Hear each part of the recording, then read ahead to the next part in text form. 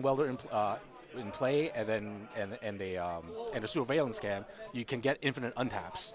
Okay. Welder. Right. And okay. then so you have to pair it up with something else. So what the decks are doing now is they're playing extra Mox Opals, because extra Mox Opals give you, you get the chance to get infinite mana. Yes, that right? too. Okay. Yes. And then now they're also playing with this space at the Edge from Eternities. Okay. There's a card called, I think, Melded Moxite. Yep, that sounds about right. Where if it comes into play, you can choose to discard a card, and if you do, then you draw 2 cards. Okay. So that means with the Surveillance Can, you get infinite card draw, provided that you have a card in hand to begin with.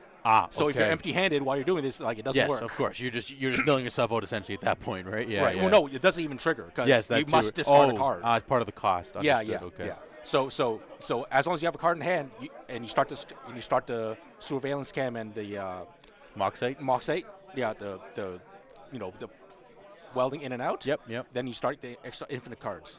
And then the third one is Legion Extruder, where that one sounds familiar. It's a 2-mana artifact, and it's in the Outlaw set. It's from the big score sheet. Okay. And then basically it's a 2-mana artifact, comes into play, deal 2 damage to any target. I believe it's to any target. Okay. But I'm not too sure. But basically it's infinite damage. Gotcha. So okay, with that Surveillance Cam, with Welder, so Painter now it's there's actually 2 combos within the Painter deck. So one's with Painter Servant and Grindstone, and then now you have a Welder, Surveillance Cam plus something else. Yes. Right? Obviously, the Surveillance Cam makes it more convoluted. Yes. Because you need a third piece. Yes, makes sense. Yeah. So it's a 3-card combo now, in this case, let's say. Right. But then, for all the guys who are like, oh no, Goblin, I'm gonna slam No Rod and he can't do anything. Yes. Well, I mean, this bypasses that because Welder is an artifact. Yeah. Okay, not bad. Okay, so at least No Rod kind of loses a tad bit of equity against this deck, right? Of course, it still gets the Grindstone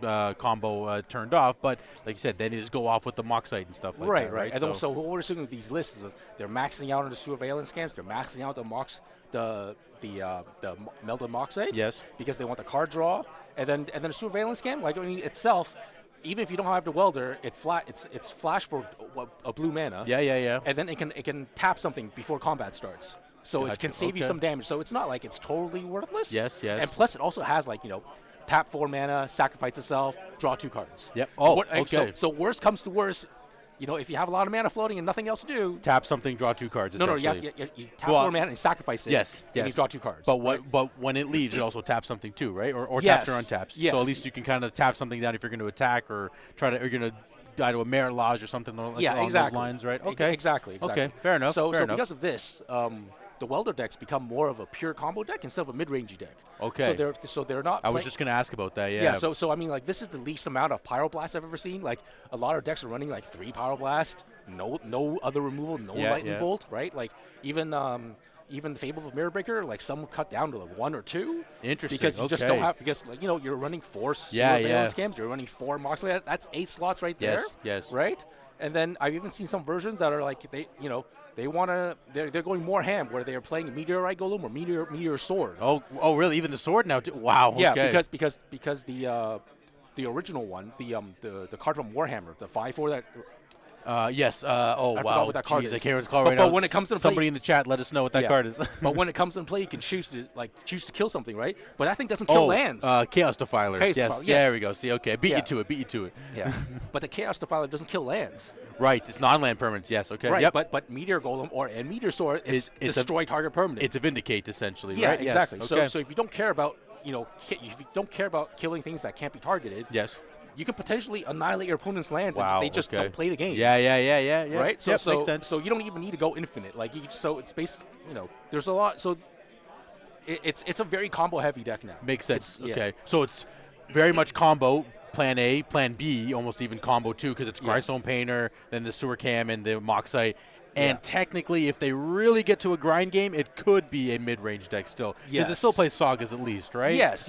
But then, there's no but no Furies, Fable, no Fury. Very little Fables. All the creatures that you actually play, they're all 1 power. Yes. So if you're actually thinking of beating down for a win, it could get a little bit more difficult. Okay. But I mean, the Legion Extruder, you can pay 3 mana and sacrifice it to make a 3/3 Golem. Right. Yes. That guy too. So if you do have Goblin Engineer and you keep welding it in via Goblin Engineer, you could get an army of 3/3s really slowly. Okay, yeah, but I mean, you could get there if you're somehow locked out for in some reason somehow, right? You could you could try your best to make a board to at least attack in or something, right? So okay, fair enough. Yes. So do we now on that front? Do you think and do you expect a lot of painter in the room today? Hearing all this new fancy stuff happening within the painter realm. I know that we do have some dedicated painter players. So I'm not. I mean, it's not the most. It's not the most intuitive deck to play. Yes, so it's not something that you can be like, oh, I've never played it before. I'm gonna come pick it up and I'm gonna wreck house with it. Right? Yes. Because you still have the problem of like, okay, if you have an opening hand, you don't have welder, you only have a Goblin Engineer. What do you tutor for? Yeah. What do you? Yeah, fair enough. No, that's fair. Like that's the hardest part. It's still gonna happen, right? Like, yes. What are you tutoring with the engineers? So it is still relatively like decision heavy deck to play.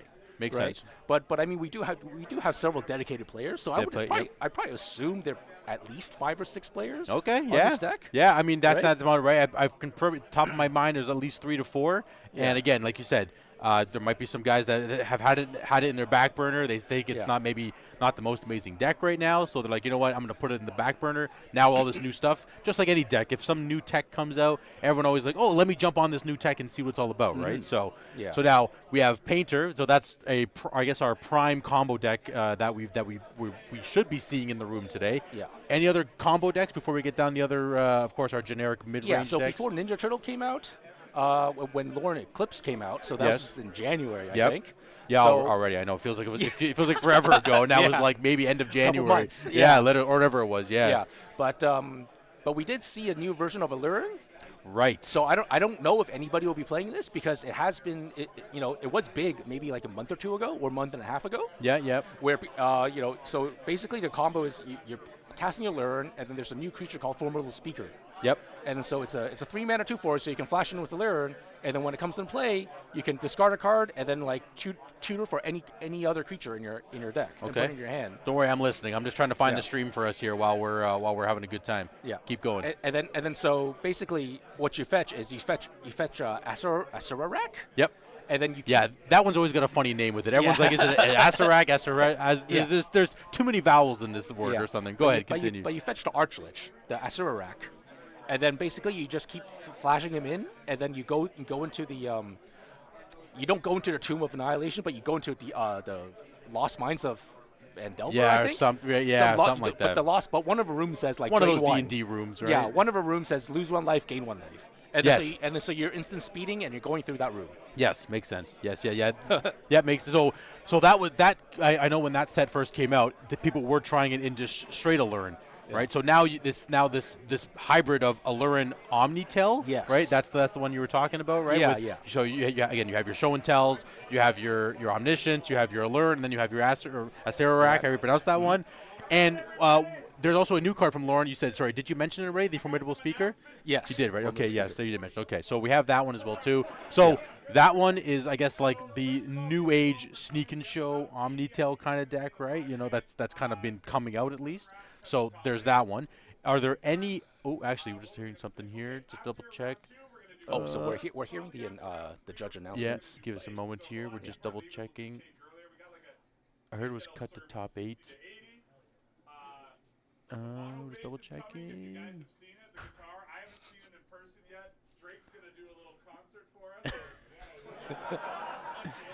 Yeah, our again, the gentleman whose birthday it is today, he has a custom base built that looks like a Grim Monolith. So again, he's mentioning that one of the players here does play bass, so he's gonna pick it up and have a little concert for us here. Jam. So we're gonna be graciously shown with that. I didn't hear how many rounds it was, but I'm gonna guess it was 6. No, it's more. It's got to be around 7 because it's 80 people. Yeah, that's right. Good point. Yes. Okay. Yeah. We're just again, Jim is just going through some of the new things that are happening with the Legacy of the North League that we have here in the Greater Toronto area. It's again, Legacy of the North. If you haven't heard about us or them or anything like that, it's a community-ran Legacy league where again, players play in your locals. As you play in those locals, you, of course, earn your points, like 9, 6, or 3 points, or 0, depending on what your record is for that day, the day, right? And, of course, each local that we have here is 3 to 4 rounds, depending on how many players come and what the store's like and whatnot. And, again, we started only in, like, the true GTA, like Toronto, Hamilton, Mississauga, like, kind of like, I mean, is Hamilton even considered GTA anymore? I don't know. I'm calling it GTA. But basically, again, all the locals were coming together, were playing. But now we've expanded to, like, I think there's some players in Ottawa. There's some players North Bay, Kitchener, Sudbury. Like, we're, like, all over the place now, right? St. Catharines. Yeah, St. Catharines, Niagara region, yes. Yeah. So, again, the community went from, I don't even know, like maybe a couple hundred people to now we're at, like, almost 300-400 possibly. Yeah. Like, again, just the amount of players we have. And right? I think Jim just made an announcement regarding this. Yes, exactly. Yeah, he's saying that before, at the end of the season, we would choose a top 32. Yes. And I think he just said that they're going to make it so that anybody with 70 points. Yes, that's the cut. Sure. Correct. Yeah, so there used to be a soft cutoff at like 69, 71, something around those kind of that number. But now we're making a hard, the community is making a hard cut at 70. So as long as you make 70 points, which means, again, you can play a bunch of locals, you can spike a 1K or a 5K, make your points throughout the months. As long as you make 70 points, you qualify, right? So that expands it to a larger range because it was usually actually at 32 people. Yeah. Now it might be, who knows, it could be 40, it could be 48 people, it could be almost 50 people. It depends, right? So, yeah, again, we have a super healthy legacy community here in the GTA and broader Ontario region now at this point, it feels like, right? So we came from basically grassroots to almost nothingness to, oh my God, wow, we have so many people here, right? It's great. Like, we have people coming out of the woodworks that were maybe modern players that we got switched over to legacy players and stuff like that, right? So I mean, it's a great increase from where we were just, like, again, we'd play like 8 people locals back 10 years ago, right? But over the last 5-6 years now, for this community's been built up. It's great, right? Anything crazy happening over there? I know you've been listening to me, but have you heard anything? I think he's just talking about entry fees and all that, maybe possibly like what's happening with the league.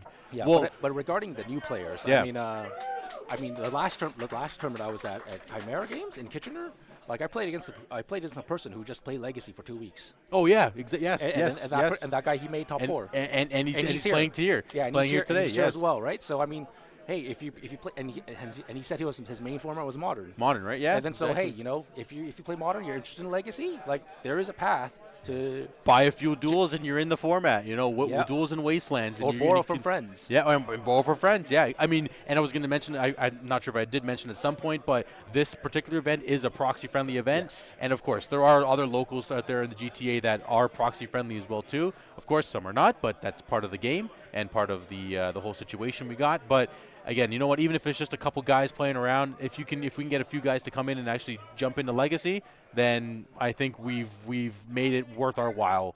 And again, as we can see here, we're at 80+ people today. We'll try to get a final count for everybody as well too to see what's going on. But again, we have super great community, and we're here. So with all that there, we talked about Painter, we talked about Alluren and Omni-tell. What else is popping? I do have one in the back burner, but I want to see if you if you remember. I have seen a bunch of new things, or people try to experiment with Moonshadow. Okay. Yes. Yeah. Actually, that wasn't what I was thinking about. Okay. But good point. Good point. Yeah. So there's been I've seen some brews of the Moonshadow aggro deck, and there's a lot of different versions of this where it's like mono black or black red. Yes.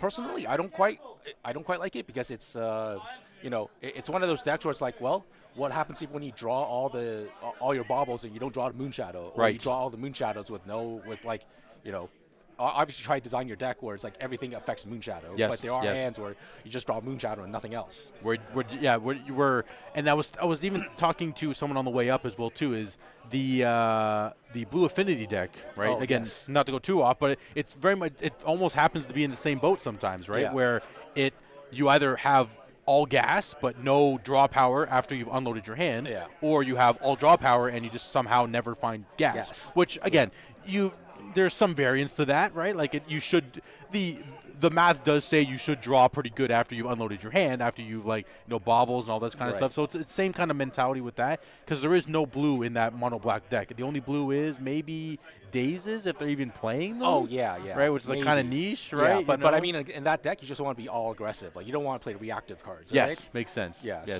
So I mean, like I have seen like some people do fairly well even locally. Yes. Colorado was trying that deck for a week or so. Okay, fair enough. We were talking, we were talking over just DMs, just what about the deck, but I felt it was just a tad all in. That's fair. Yeah, which is fair.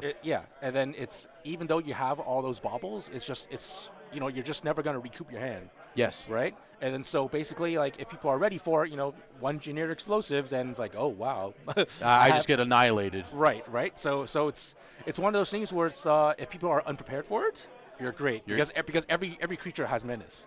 Every creature has menace. Okay. But yes. yes. They either fly or have menace. Yes, makes sense. Yeah, so they have some sort of evasion at this point. Right. So menace or fear? What's your take on that? Oh, menace for sure. Okay, that was easy. Sure. Didn't even have to ask any more of the questions. Well, here's the thing, right? Go ahead. Yes. All the fear creatures are super expensive. That's fair. Yes, right. That is fair. And so you don't have cheap or intimidate.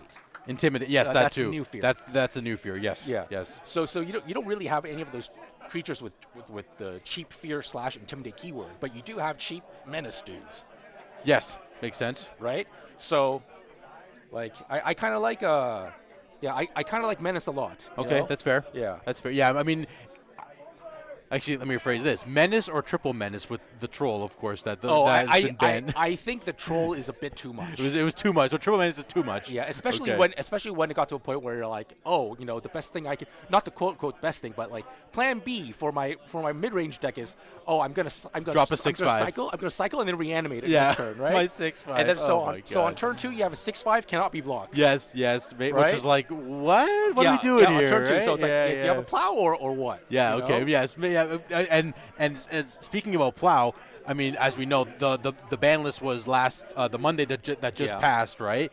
And their biggest comment they kept saying was, or that they mentioned was, plow is back in the format. Plow has equity again, essentially, right? Like, I mean, plow has always, of course, been there. I mean, again, if you play Legacy for X number of years, plow being Swords of Plowshares in this case, it's been here forever. It's just it wasn't ever too good because there was always so much fast combo and there's no pure creature decks. But now that we're seeing the Mardu cat deck, we're seeing this mono black deck, blue black tempo, of course, right? Just plowing a Murktide is still a very valuable play. So plow's always had equity, right? It's just now more decks are now be able to play it because the format slowed down a little bit. That's also what people are saying, right? And with the D&T, of course, coming out and stuff like that, right? So there is that. Yeah. I mean, with blue black tempo being good, that's what made D&T come back. Yes, exactly. Right? Yeah, it makes sense. Because D&T just preys on those Delver, those fair mid-range. You kind of yes. The tempo decks, because they just outgrow them. Yeah, right? Makes sense. Yeah, makes sense. Yeah, again, they just make a board, right? I was thinking even too is there seems to be a lot of equity for Torpor Orb coming around the last few months. Yes, right. But then I feel like because everybody's playing with, like, both players are playing with come and play creatures or come and play effects, that it's hard to use Torpor Orb effectively. Yes, because you are also using them yourself.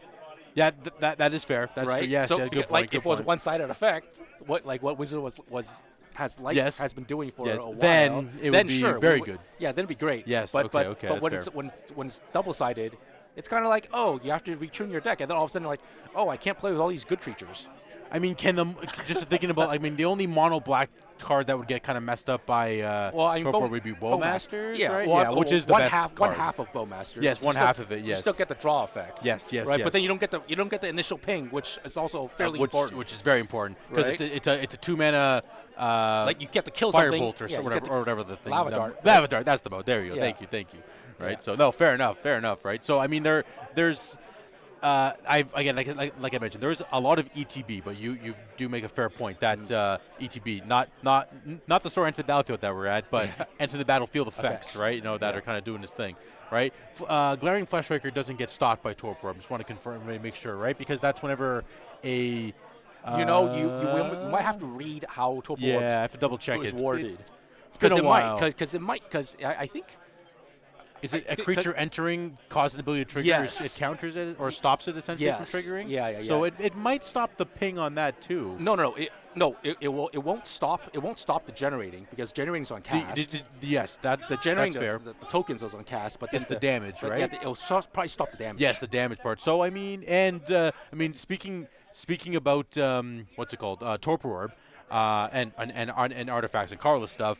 Mystic Forge has kind of been in this weird gray spot right now. It feels like, right? Okay. Where like people were playing it like crazy, and then they kind of fell off the radar, kind of thing, right? Now we saw. I mean, again, of course, when it comes to online and paper, two different metas completely, right? But I know there was an uptick over the last few weeks of Mystic Forge coming back up in the rankings, or at least sneaking into some wins here and there, right? So I think there might be a couple of Mystic Forge players that are like diehard Mystic Forge players here. Okay. Also, some of our known players within the league and within the community that you would never think that they would pick up a Mystic Forge deck, but there are two people here today that I'm pretty sure are playing Mystic Forge. Okay. So we'll see when that pans out later today, because they're usually the ones that like to play the spiky kind of deck. Yeah, the attacking kind of decks. Yeah, that's exactly right. Yeah. So for them to play Forge, it's kind of like, what are they? What's their mentality? What's their thought process? I think it's probably like, okay, there's a lot less blue-red running around. Yes. And then hands down. And then if there's no red, then there's no meltdown. Yes, that is true. Right? Good point. Yep. So all you got to worry about is what? Consign, no rod. Yeah. Exactly. Right? Is there anything else beyond that? That's the only thing you think of, right? Right? Well, I mean, no rod is fairly huge. Yes. And if you are playing Mystic Forge, the deck that you don't want to play against is also another, like the mirror. The mirror, yes. Because, if your opponent lays down the Karn creator first. What do you do? Yeah, you're really dead. Yeah, speaking of that, there's really no removal in the Mystic Forge deck for Planeswalkers. There's nothing. Unless the only thing you can do is Perilous Snare, but good luck carning for that unless you actually have 4 actual lands. And I mean, I guess which the Forge deck can do, right? Like again with Urza's Tower and the Planar Nexus. So it is possible to land a Karn, get your own Perilous Snare, but at that point, I mean, you're probably so far behind at that point. Yeah. But also, if you both have Karns, it's like, okay, now who's doing what? You have to have a board state. I think what might end up being evolved is that because you can wish for the card with Karn, right? Yes. So you Karn and you get a Meteorite Golem or Meteor Sword. Yes, even that too. Yeah. Right, and then so you will have 7 mana or 7 colorless mana at some later. point. Yes. So you're gonna you should be able to kill your opponent's Karn and then go to town. Yeah, that's fair too. Yes, that's right. Fair point. Yes, yeah, fair enough. So I mean, like, worst comes to worst, you can run more than one of these things in your main deck and have one in your sideboard. Or your sideboard too. Yeah. If you are that worried about this particular matchup. Yes. Right? Do you remember the days of Colossal Forge Master? Remember those days in the mud deck? Oh, yeah. See, like that. That's where we have to go back to of all this tutoring stuff. But even that dies to no rod. That's the Karn too. Yeah. It's an artifact itself, right? So, but yes, makes sense. Yeah, right? I did see. I did see this. Who's that? Rodrigo Togoras on his YouTube. Yes. He was playing that the Urza Tron deck with the four with 4 candelabras. Yeah, let's talk about that a little bit. And then he was. It's kind of funny because he just kept losing to Karn. Yeah. And then so that's what made me think about it, like, because he's playing his own card, and he's like, I have no way of dealing with this. Yeah, so I think sooner or later you're either gonna have to get something like Meteorite Golem or Meteor Sword. What's the CMC on Sword? They're both 7. Oh, they're both 7s. Okay. Yeah, they're both 7. But then I mean, like in that deck, what's 7? Tower, Planar Nexus. Yeah, 7. Yeah, exactly. Or actually the Urza Tron lands themselves. That too, and they hence also why add up to 7. Yeah. So if you haven't seen this deck, it's a 4 Candelabra of Tano's deck, which if you know how much those cards are in paper, again, we're up in Canada, so that's about $12,000 in Canadian for 4 candles. So good luck paying for that deck in Canada. But we might see it here today because it's proxy friendly. Correct. Yes, exactly. So I mean, yeah, like it's again, like Steven said, it has the Urza lands, like all the Tower Mine power plant, 4 candles. Does it play anything but Emrakul as a 1 creature? I think. I know it kind of mixes around, right? I think it plays like 2 Eldrazi, so it plays like the Ulamog and an okay. But then it plays like more Ugins. It plays like the new 7-mana Ugin. Oh, right. The one when it comes into play, you get to exile. Yes, when you cast triggers. Yeah. Okay. Yeah. Fair enough. Yeah. So I mean, it's got. Oh, we're getting our announcement. Just check in to make sure. Yeah, we should be starting soon. I mean, the tournament was supposed to start at 11, but... yeah, actually, speaking of that, because while we were sitting here watching, there were a couple of the Rochester Royals that walked in the room here. So we got people from Rochester, New York, coming all the way up to Newmarket, Ontario. That's like... that's got to be at least a 3-hour drive, or maybe 2 and a 2. It's part. No, really? Is it 4 hours? Yeah. Wow, geez. Okay, so there you go. Well, because it's 2 hours from New York to from Niagara Falls to Toronto. It's that's true. Hours. Yeah, it's about these days, and then it's plus about 2 hours from. Yeah, plus the Newmarket Drive, right? Yeah. Okay, fair enough. Yeah. So I mean, they again they made the trek because they're here to crush and hopefully take some glory. I mean, one of their players came in on our last 3K. Before before Eternal Weekend last year. Yeah, I remember that too. Right? Yeah. And one of the players top 8. Yeah. And actually, even because we had Toronto Comic-Con last week as well too, on the Friday. Face-to-face games being another local store that hosts F&M Legacy. Someone from, I think it was from the Rochester Royals as well too, or at least maybe the Rochester area. He came up for Comic-Con, but also, he's like, oh, I'll bring my Legacy deck because I know Legacy's here. Yeah. And again, of course, we had like 20-plus people at the store playing Legacy that day on the Friday of Comic-Con, right? So no matter what, we are, again, as we've probably mentioned at some point too, we are super lucky that we have a great community and all these stores that host Legacy, proxy or no proxy, whatever it is, but we still have so much Legacy available for us. It is just it's great, right? Like we have so much. So we're not strictly aligned to whatever's happening on Moto or something like that, because our paper meta is so diverse as well too, right? Yeah, so for sure. So we talked about Painter, we talked about the Affinity deck, talked about Alluren and Omni-tell, Mystic Forge, Mono Black. What else are we missing? Well, you said you had something on radar. So what did you have? Actually, I can't remember what the hell. Oh, it was actually Mystic Forge. Yes, it was. Okay, sorry. Okay, I was like, wait a second here. What was it again? Yes, it was Mystic Forge. Now, there is another Swords to Plowshares deck that has come out of the woodworks over the last, it's always been there since, 2 years ago of MH3, but it's the Mardu Cat deck. Okay, right? Yeah. I have seen this deck do pretty well online. Like if you check like MTG top 8, yep. You always see it somewhere in top 8. Yes. But the thing is that, I guess I don't go to that many locals or that many top 8s, but whenever I go, I never see this deck around. Fair. But then in our private group chats, one of our one person in our private group chat, he really, really hates this deck. I know he hates it with the bad. And it's funny because he plays it. Yeah, and it feels like he sees it everywhere. Yes. No. Right. No. So I'm like, how do we have two so different play experiences? Yeah, exactly. That he sees it everywhere, but I never see it. Well, I will say a few weeks back, we had a back-to-back 1K situation here in the GTA, and even then we had about, I think like again, I'm gonna probably lump them together. D&T and the Cat deck, we probably had about 10 players combined. It was a good chunk of players that were playing D&T, Mardu Cats, Boros Cat. Small white creatures. Yeah, small white creature decks, right? So. There's been a lot of talk about you have to have your Deluge in the board. You got to have your Massacre in the board. You got to have your EE in the board. There was another one people were talking about too, but Virtuous Ruin, right? I know that one. It's like Virtuous Ruin. That's a vintage card for Mono White Initiative, right? Like I can't believe we're bringing that card into Legacy. That's how powerful it is, right? Well, before when Death and Tax was a big thing, you would have Virtuous Ruin against that too. Yes, Dread of Night, of course. I know that was the other option. But apparently Dread of Night's bad because it doesn't kill Johnny, so it kills the cat and then it flips Johnny immediately. So you do not want to Dread of Night against this deck. Give them the instant die and then triggers. Oh my God, that's actually so funny, right? Yeah. So go ahead, continue. Yeah, but yeah. So hopefully we'll see some Mardu energy or Boros energy, whichever version of it. I think Boros. We'll see one here. Yeah. Personally, I don't think we're actually going to see that many of this deck here today. I think, especially when you're allowing proxies. Yes, right. I agree. But I do want to see how good it is. Yeah, fair enough. Because the thing is, I try to I don't play that often anymore, so I try to see what's available online. Yes. But I don't see that many the streamers or playing it. Yep. Play this particular deck, even though it's doing very well. I was going to say, I think online you really have to. I think the players that do play it, they have to be pretty dedicated to the deck, as you mentioned, right? Or they want to actually run with it. But in paper, I think because it's a great gateway, because just like we mentioned too, like that modern players are jumping into Legacy. Mm-hmm. It's a great gateway because basically you need the Ocelot Prize, you need the Guide of Souls. Well, it's pretty much all the creatures. It's all the creatures in modern, MH3 and then that are modern based. Plus you add 1 to 2 plateaus, wastelands, Swords to Plowshares over Path to Exile if that card's even being played right now, right? So it's a pretty good gateway into the Legacy format. Yes. And it's a strong deck that if no one, again, that's why people aren't expecting it. Correct. You can get them, right? Exactly, 100%. But and the thing I think people are maybe like a month ago, the red-white version was Yep. more popular. Yep. But I think now because people are like, oh, we need to have more hate. We need to have more hate. Yes. Yes. You know, Yes. Probably the black like the Mardu version is more popular now because now you're like, okay, I know you're saving your hand for for mass removal. Yep. I'm either gonna cast a Thoughtseize, rip it out of your hand, or I'm gonna flip into it with the Raptor.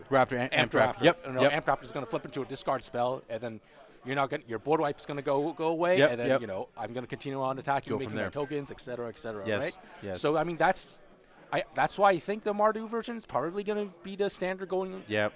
Going forward, if people are gonna, especially like if people on your local meta is like, okay, they're trying to, they have hate for you ready, so you have to evolve the deck that way. To be less explosive, but more interactive. I will say, so again, like I said, that 2 weeks ago when we had that back-to-back 1K, there is some footage of a Mardu version of the cat deck that was playing, and it feels like if it can't get its colors, but I mean that's any 3-card deck, if it can't get its colors fully aligned, of course Wasteland is still in the format. So if it does get Wastelanded out, it's a little tough for it to kind of continue doing its thing. Oh yeah, right? I have.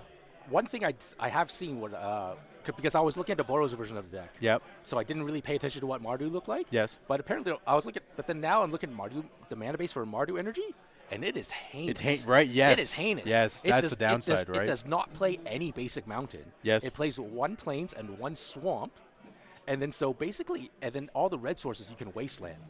Okay, yeah, exactly. So and then what, right? Yeah, and then so basically, if your opponent wastelands all your red sources and your entire hand's all amped raptors or like goblin bombardments, then good luck. Yeah, exactly. Yeah, so you just get completely.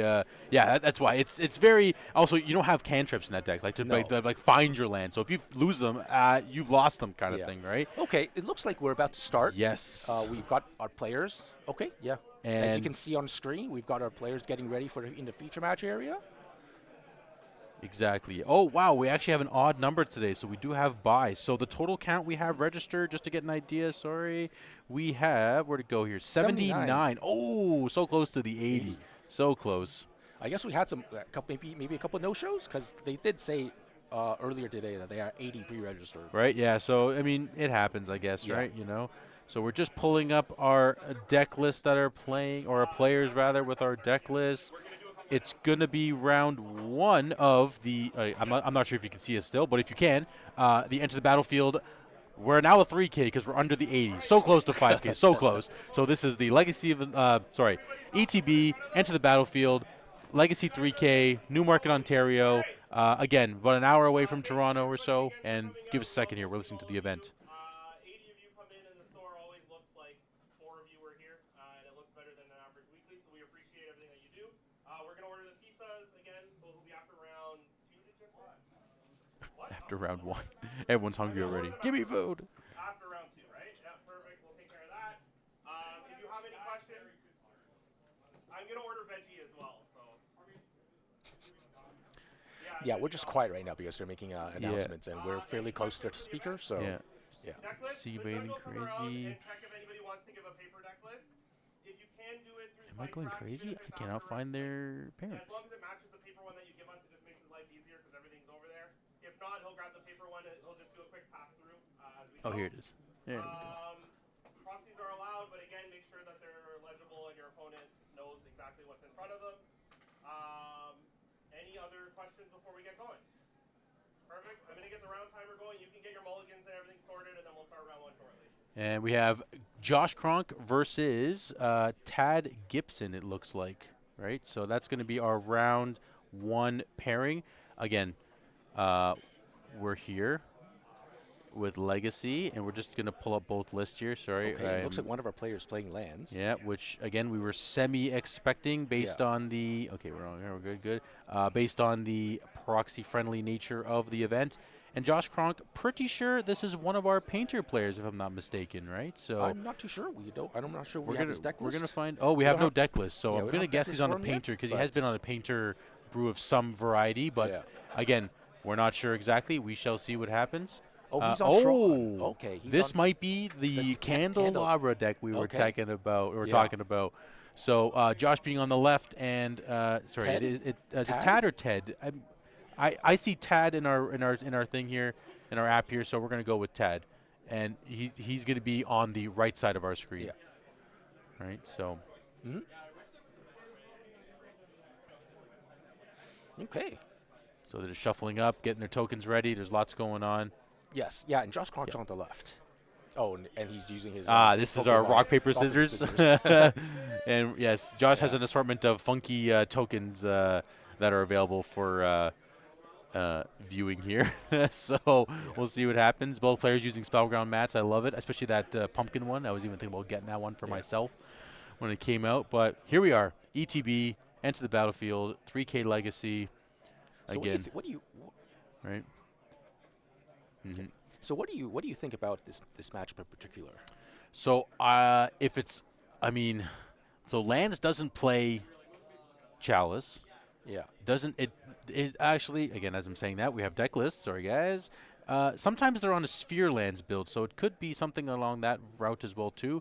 Most of the time they are not, but from what it looks like, we are not. Yeah. We're on a less traditional version on that front, but I don't even see any kind of hate piece in the main other than, I lied. There are two disruptor flutes in this case, but right? It's hard to name when you don't know what your opponent is on. I think you want to use Beseiju a lot, and as I'm saying that, I see Beseiju in the hand. I don't know if that's a valid proxy because he's got a Mox Sapphire in hand. No, but this is seriously. Yes. I don't think it's actually legal to play like a card like that, even though it's. I know. It's definitely not the best play because it is technically a real Magic card in this front. But looks like Tad's on the play with a Yavimaya Exploration into a Dark Depths. Okay, so fast 2020. This is a good way to try to beat him. Off to a good start here. And he can still make mana. Oh no, he can't. Oh, and the Grafdigger's Cage he as can well make mana too. because Yavimaya. That's yes. right. Okay. Actually, looking pretty good on that front there. Yeah. Okay. And then so can't really see what's in his hand. Yeah. But hey, Mr. Producer, can we move the chat box a little bit to the top left of the screen if possible? That'd be awesome sauce. And let's see what Josh has got in his hand here. Oh, we have so this is the mine? Is that a power plant? Or power plant? Yeah, I think don't it's power recognize plant. the old arts. Okay, so this is going to be interesting because... That's Candelabra of Tawnos. Okay. So the workshop is Candelabra of Tawnos. Good to know. Good to know. I'm not the biggest fan of this type of proxy. Yeah, it's going to throw us off a little bit here. But you know what? It's part of the fun. We'll see what happens. I do see a flute in Tad's hand here. Okay, so we're going for a rumble. Yeah, this card is mill 4, return a permanent into your hand and make a 0/1 spawn token. Right, yeah. Oh, so this is actually kind of quite poor, but at least he has the Life from the Loam in graveyard. Yep, that's always a good place for it to be. So unfortunately, he didn't find a land that that he can play without killing one of his own lands. Yep. Okay. So Mox Diamond at least. Which is fine. And then so I don't think he can. Yeah, he can't play the Life from the Loam right now, but he can play. Okay, he does have a flute. Oh yeah, he has a flute. Probably want to flute that Candelabra. Yeah, I think you know what you've seen if you haven't seen this deck being played, and I actually haven't seen it been played, but I've heard it's just insane how crazy it. I'd probably do this during upkeep before he's able to play the Planar Nexus because as soon as he does it, then he can't play it. The land can already make make 2 mana. Yep, I agree. So this is 2 mana if I'm not mistaken. Yeah, because that's a mine and a power plant. And we're playing a Mox Sapphire, which is we'll have to find out here. What is this?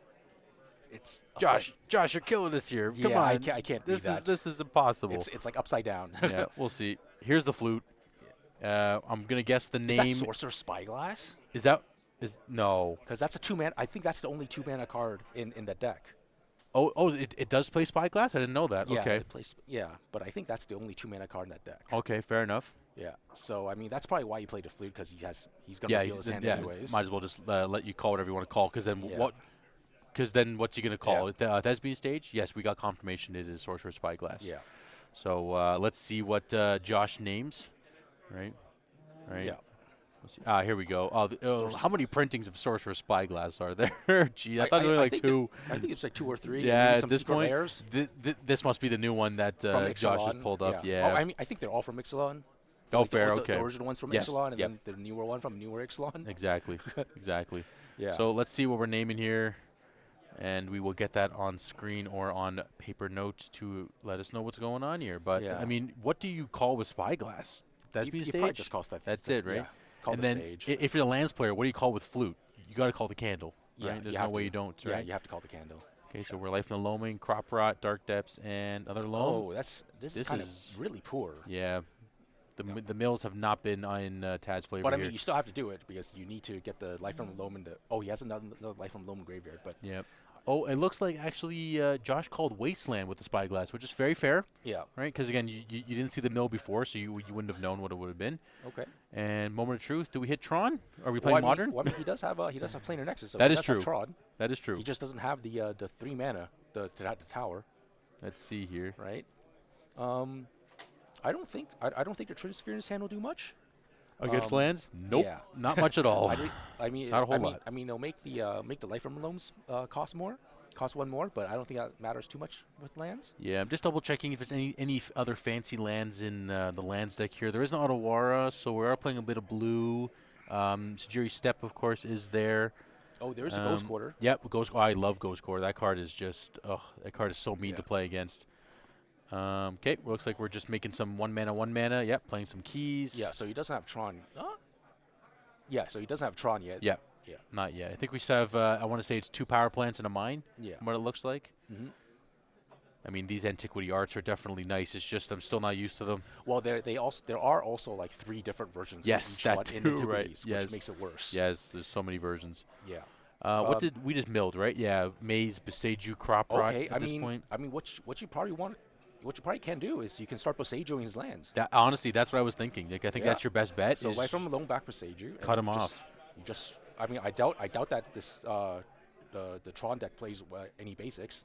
Plays like wasteland. Yeah, maybe a ways. We're not 100% sure. So I think it's a good idea to just start killing land destruction for 2. Yeah, and again, if Spyglass is on wasteland at this point, you're going to just use the Beseiju just be your wasteland. Yeah.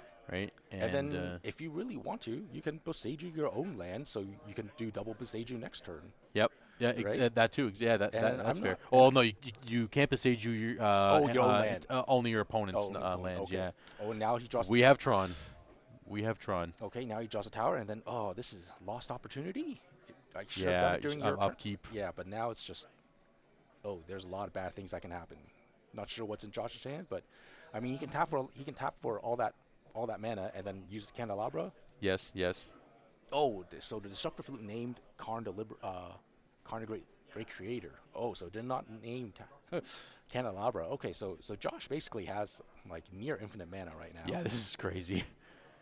I mean, he probably has 20 now we're mana Beseijuing a response. Okay, I mean, not the best thing in the world, but the damage is already done. Yeah. But yeah. I mean, yeah. Let's see if Josh has basics. Nope. No basics of any sort. He has the next best thing. He does have he does have ginormous Kolaghan's Command. Yes, that is pretty good. Yeah, and I mean, untap your lands now because of Candle. Yeah, and I don't think you want to play Transfer because it's just not the greatest. Yeah, sure. I mean, it turns off your K command now, or in the fact that you have to pay 3 minimum, right? Well, I mean, it's always going to be. So X is always going to be 1 essentially, right? Yeah. Oh, and he just let it go. Yeah. Okay. I thought he had way more mana than that. Yeah. Why? I guess because the sphere slows down the loam essentially. No, right? But then he should have made. Boatload of mana, right? Yeah. Right. It would have been a lot better. Yeah, I'm not sure why what the only play was the. I guess he wants to get more value from the Kolaghan's. Yeah, that's fair. Okay. Oh, he probably wants to target a land or something in the graveyard. Oh, he doesn't do that either. Okay. So yeah, he does. This is interesting. So Life from Loam resolve. So I'm wondering. Not quite sure what Josh wants to do with the Kolaghan's Command. But I mean, this is what the land player wants, right? Yeah, just slow build up. Yeah, just slow build up. Yeah, and then he should still be Life from Loam, and then just killing Josh's lands, and you should be do this during his upkeep or on your turn. Yeah, I'd be and he's going after the Candle. Okay. Okay, I mean it's not a horrible idea, but again he still has all that mana. Nope, deciding. Yep. Okay, Candle it is. Fair enough. And we're still at 2020. We have no damage has been dealt so far. This is That I mean, yeah, Legend Rule is fine. That's not end of the world, sure. Yep. Well, I mean, it is extra mana, so if he wants to Passeju again, he can. Yeah, I would. Okay, so I he's mean, left from Loaming. Yep. And then you got to pass anyways, which is fine. No problem. Okay, and your go.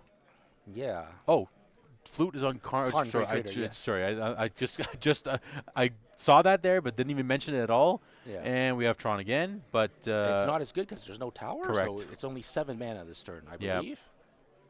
Yeah. So, I mean, he could. So if it's 7 mana, K command goes for 5. It's still pretty decent, and then he can, you know. Not sure if you wanted to wait until like to hit the Passeju, so you still have your lands, but.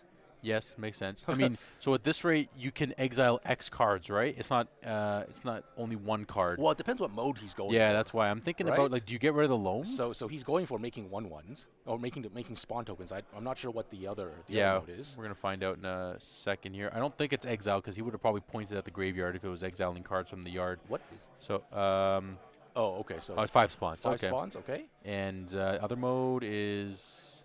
Okay. So he's scrying and then draw 1. So he figures, you know what? Let me try to build up, I guess. And I don't think he found anything decent. I mean, he does have Metalcraft, so the workshop could be nice for next turn.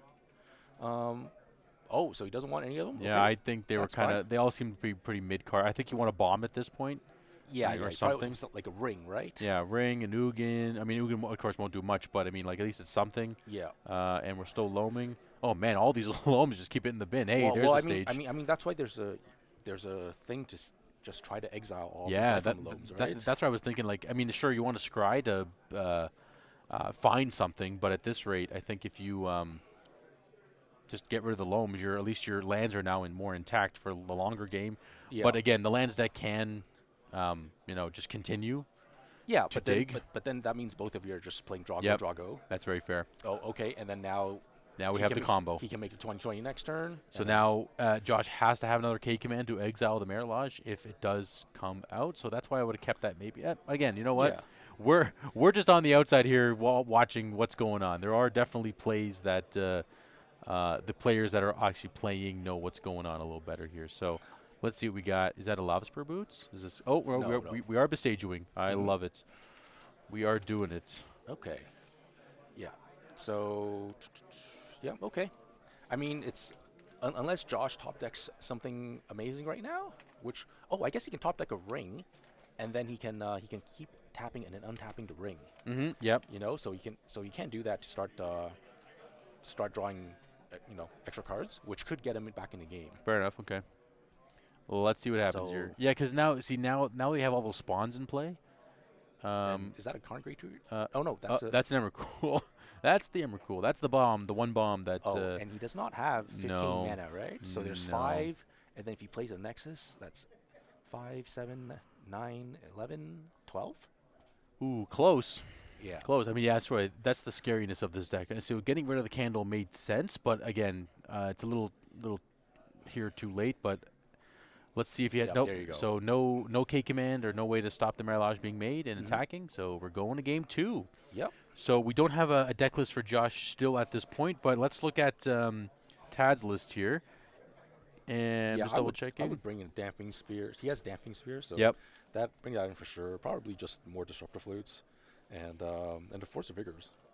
Force Vigors are a banger, for sure. Do you bring a Needle for anything? Yeah, and the Needle for sure. Yeah, because the Saga. Right? Yeah, that's fair as well too. Yeah, the Saga plan. Yeah, and then you can just board out like a Bajuka Bog, probably a Tabernacle. Tad 1 in game 1 here. Yeah. So we're just going to sideboards at this point. Yeah, and then I guess what he can board out. Is there anything? He can probably board out the Cage because there's nothing. Yep, Grafdigger's Cage will probably come out. Yeah, I can probably skateboard. board out the Security Step as well because everything Josh does is colorless. Yes, so it doesn't stop the Colgan's command. 100%. Right. Yeah. Besageju seems like a great card to keep in. Besageju's great. Do you need Ancient Tomb for anything again? Yeah, I mean pumping out a Sphere might not be bad. Torn Sphere is pretty good. Right. Or actually, I guess Dampening Sphere is a banger against this deck because if you try to make 10 mana, you go, no, make 4. you know, or whatever the math would be when it comes down to that. So that is pretty good. And even Ugin doesn't stop that because it's a colorless. Correct. So if you cast Ugin, there's can't target Damping Sphere. Yep. So do you bring in the Elvish Reclaimers for any reason when you're the lands player? I don't think. I'm not sure if this is the deck for it. Yeah, that's fair. Yeah, because your main thing is you want to try to stop the lands I would say that he should be the control deck in this matchup, right? Yes, very much so. Yep. Right. So Josh is the combo, lands is the control. Yeah. So he needs to find his Sages, his hate cards to slow Josh down. Yep. And then as long as he's slowed down, then he can also be that's the pace of game. That's the pace that he wants to be playing. Yep. Yeah, that's fair. Oh, yeah, especially as we know, lands is the very unconventional control deck in the Legacy format because it doesn't use Force of Will or anything like that. It's just hate pieces and then it, of course, has the combo finish. And lands. Lands are one of the hardest card types to get to interact with. It is, yes. I mean, the only thing is wasteland. That's pay your best bet, right? I mean, with Wizards saying they make cards that all the time that say non-land, right? Yes, exactly. Right, so it makes a deck like lands. Not so much just destroy target permanent like Vindicate back in the day, right? Yeah. And even Sinkhole was Sinkhole, Strip Mine. So, nonetheless, Josh is going to be on the play for Game 2 here. Let's see what the players are going to keep. I do see a Mock Sapphire. No, I'm kidding. I think that's the candle. That is No, that's a Spyglass. Sorry, that was a Spyglass. That's what it was. Sorry, yes. Yeah. What was the candle? Workshop was the candle. And he does have a Pithing Needle. Right, okay. So, Power, yep. Pithing Needle. What do you call? Not sure what he names. Probably Wasteland again. Yeah. That's the main thing I would call, too. That's the first thing that comes to mind. Yeah. And I mean, also if... Tad could also put out some wastelands because if he thinks that. Oh, Force of Vigor, pitching Crop Rot. Wow, he wants to wasteland him. Okay. Yeah, it's because I was going to say you better fire off that wasteland, Tad. Yeah. Good man. Okay, let's do it. And we're back to turn 1. Okay. With nothing happening. All right, that should be a power plant. Yep. Let's see another wasteland. No. Okay, now we're going to actually play the game. Needle? So Needle can call Candle, right? It's not a mana ability? Okay, it is an activated ability. It's an untapped. It is an okay, yes. Just making lands. sure. Just wanted to make sure. So Needle can be named. Oh, we're still naming Karn. Okay, which is fair. Again, Karn gets, I don't know, bridge, like a snaring bridge, lattice. There's a bunch of stuff in the board that, again, we don't have the true deck list of Josh here, but there definitely is something. We're spyglassing. Let's see. Okay. Do you just name Urza Saga? Because your hand is so dependent on it. Yeah, you probably name Urza Saga. I mean, hopefully you're able to name lands with Spyglass. I haven't played with the card in so long. That's a good point. We are going to confirm here. I haven't played with the card in so long, but you should be able to name Urza Saga and hit the token making ability. Yeah, I feel like it does hit any card. It is a needle. It is a pithing needle. Unless they're mana abilities. Yeah, okay, so you can still make mana with there's a Saga, yep. But Josh still names Wasteland. Okay, that's fair. Yeah, so we're going to see Constructs coming out real soon. Oh, but he did draw a Planar Nexus, so he does have 5 mana this turn? Yes, that would be 5. Yeah. Even a Workshop, which just doesn't get turned on yet because we know we're close to Metalcraft. Yeah. But, okay, so we will have 5 mana. Not quite sure what exactly he's going to be. So that's 2? Yeah, because there's no Flush Rakers in this deck, right? Yeah. Okay. Flute's fine. Flute's fair. You can name Urza Saga with that. Yep. Right? So now he can't make Constructs, but he can still make mana. So I think probably. They haven't written anything down yet, but hopefully it's we're assuming Saga? It's Saga. Yeah, we're going to assume it's yeah. I mean, looking at the only other true land that can make mana would have been the Urza Saga, so he's gonna be self-wastelanding himself the next couple of turns here. Yeah. Right? From these lower counters, Saga counters going away. Yeah. But I mean, next turn he can get a Mox Diamond and then pitch the Dark Depths in his hand so he can get green mana. Yep. And so once he gets the green mana, his crop rotation gets turned on, and then he can get rid of this go from there, crop rotation away the Saga. I think this might be a big turn. I see a Candelabra, and we're going to have Metalcraft, and we're going to have Tron. Okay. And I do see an Emrakul, so this might be a pretty quick turn if Josh sequences everything correctly. But so Workshop now makes 3 mana, right? Workshop now makes 4 mana. 4 mana, yep. And then the other Tron lands make 2, so he has a total of 8 so far. So his 8. And then 7/6/5/4 to untap. 4 lands. And then he can make a total of 9 mana. So okay. right? Yeah, we're not just there yet. Yep. Oh, so he's not so he's not untapping that. So he's got 5. He's got 5 mana floating. Interesting. Okay. Because it only makes 1. Yeah, right? that's fair. The Planar Nexus only makes right, 1. yeah, so it's not worth untapping it. Yeah, that's fair. Oh, okay, we're just going through the math here to make sure that the calculation. Yep, we're explaining the breakdown. Let's see, yeah, he's writing it down. Okay, untap. Let's see what kind of mana we got. And the candle should be tapped. Yep, candle's tapped. Okay. So he should have 5 mana floating right now. And it looks like he only has a K command, which it's still. Oh no, there's an Emrakul. Yeah, there is an Emrakul. If you can get to 15 here, again, it's definitely easier when you're actually like tapping the cards, so you know how much mana they're making. But yeah. So it's 5, and then he makes another 8. Yeah. So he'll do it. He can do it next turn. Yep, that's fair. All right. So this is for 6. This is for 6. Yeah. K command for 6 here. What? 11? Do we do math wrong? That much? Do we math wrong? Wait, he had 5 mana, and then he made another 8. Oh, so 13. Sorry. Oh, yeah, 13. It's 13. Okay. 13. Okay, we're good. So X is 11 in this case. Yeah. Okay, so next turn is gonna. Yeah. Damn. So we're looking at 11 cards. I mean, like, you really can't say no to looking at 11 cards. That's like. I mean, you Blue wish they had. Look at 13 cards. Yeah. I mean, you probably just take another K command and move on with your life. Yeah. Yeah. Just cycle through your K commands. Yeah. Draw what you want to draw. Yeah. You know, are you now at this point? You don't see green, so I'm assuming you are not too scared of Beseiju. No. Taking another candle wouldn't be worth your while unless. It might be right now. Oh, like he wants to try to cast it right now? Yeah, like have another candle and then try to untap your lands. Or actually, sorry, he has Manifold Key and Voltaic Key. So if he can do that, he can just play the key, untap the candle, make a boatload more mana, and have Emrakul? There's no way he can't have Emrakul at that rate with all that mana. Okay, so let's figure that out. So if he plays the key, he'll be down to 10, and then he has to tap that to untap 3 lands, so he'll be down to 7, and then 7 he has 8 mana, so 7 plus 15. 15 on the dot. So if Josh's math is the same as us, so if he does the play the key, then there's the key for 1. Okay, we're at 10. So there we go, 10. And then we go to 9 to untap the candle. No. Well, we spend 3, so we go to 7 to untap it. No, it's 1 to untap. 3 is for the unblockable. No. I forgot the 1 to untap. Yeah, that's what I mean too, right? Untap the candle up, so he doesn't have enough. So he has 14. A little short. He has 14. No. It's 7, right? God, he's too fast. But I think he. Ooh, they should have just double check the math there. Yeah, because I think he was. Okay, so he had 8. Yes. It's 1 to cast, and then 1 to untap. So now he's down to 6. No, so sorry. So he's down to 9. Yes. And then he has to spend 3 to untap to untap the land, so it goes to 6.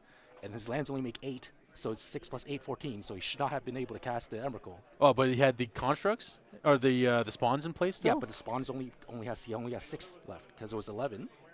So it's because it's 11. Yes. 1 to cast. 10. And then 9 to untap. And then 3 to activate to untap the 3 lands. Okay, might have been. Yeah. Again, sadly, his opponent conceded, so we're going to game 3 here. So but again, if you're playing, have your opponent count the math, count the numbers. Because as soon as if you're gonna die, the game's it's gonna be over. So take the time to make sure that your opponents have the mana. Yeah, it's just good magic. Of course, yeah, just to make sure that you're not missing out on something there. So yeah, but the opponent did concede the game. So yep, I mean. I think Josh had to Josh's try. word. Yeah, of course. Yeah, you have to try, right?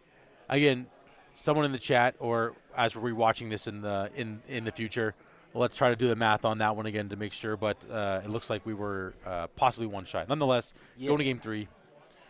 We're round 1 of the Enter the Battlefield Legacy 3K up in Newmarket, Ontario. We have 79 players, so close to 80. If it was 80 plus, it would have been a 5K. But again.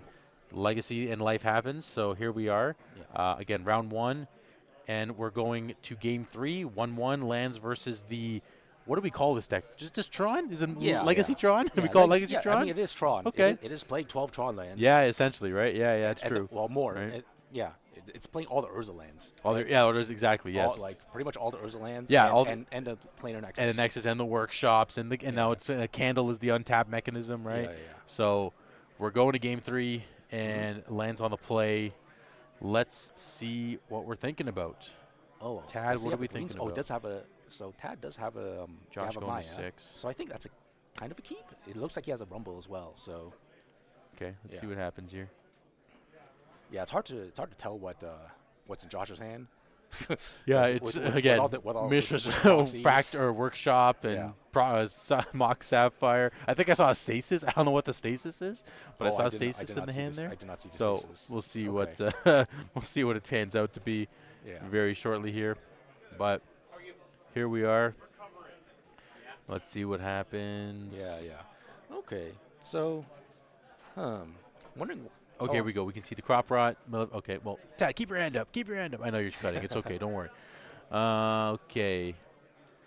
I know I saw crop rot. I saw rumble. Ooh, like, I guess you still want crop rot because you want to have access to the early combo. I saw flute in the hand. Okay, I mean, Josh's hand looks good.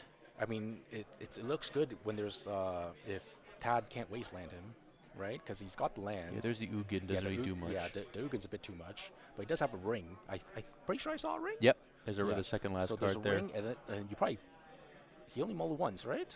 Yeah, so I think this is his 6. Yeah, so I think this is a pretty good keep. That's a pretty good 6. Yeah, and then you probably just I mean, I think the hard part is what land do you start off? Well, like which land do you dislike the most? Yeah. Yeah, that's gonna get wastelanded. And he's got an exploration start. Okay. Uh-oh. This is I mean it's good for Tad at this point, but again, technically you could crop rot your Saga to go get a wasteland. Yeah. To really cut them off if he's okay. Which is fine. We're keeping the lands in play. I think that's a very fair plan. Because again, you can always get the needle off of this Saga on Chapter 3 here for the because that is a candle in play. Yep. Yeah. Okay, I mean, this is the downside of playing this Urza Tron deck, where your turns 1 and like your turn 1, turn 2 cards are kind of mid. Yep. But I think that's a Ghost Quarter. That's a Ghost Quarter, yeah. Sorry, that took a while to look for. I was like, what the heck art is this? I think it's some secret layer art. Here's a Rumble. Oh, and these are really bad choices. At least there is a life from Loam in the yard from that, right? Yeah, so at least it's a good start. All right, but he can play another land, and he's... I think you Ghost Quarter. Yeah, I think you have to, like, you've seen the power of this deck that has lands. You have to do something about it.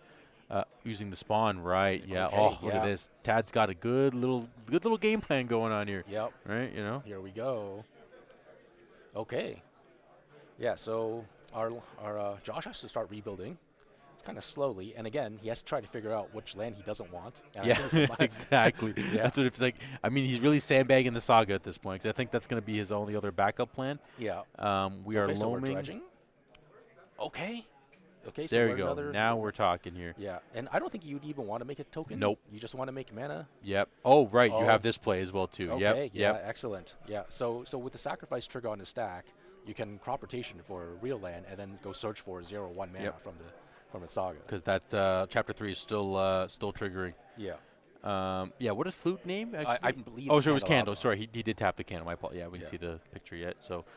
But, that's I think you're in a real command in and search for 1. Oh, yeah, and he has life from Alone, so it's just any exploration. Okay, this is just a wasteland lock. Yeah. Now, this like rate, I'm pretty sure Josh just does not have a play left.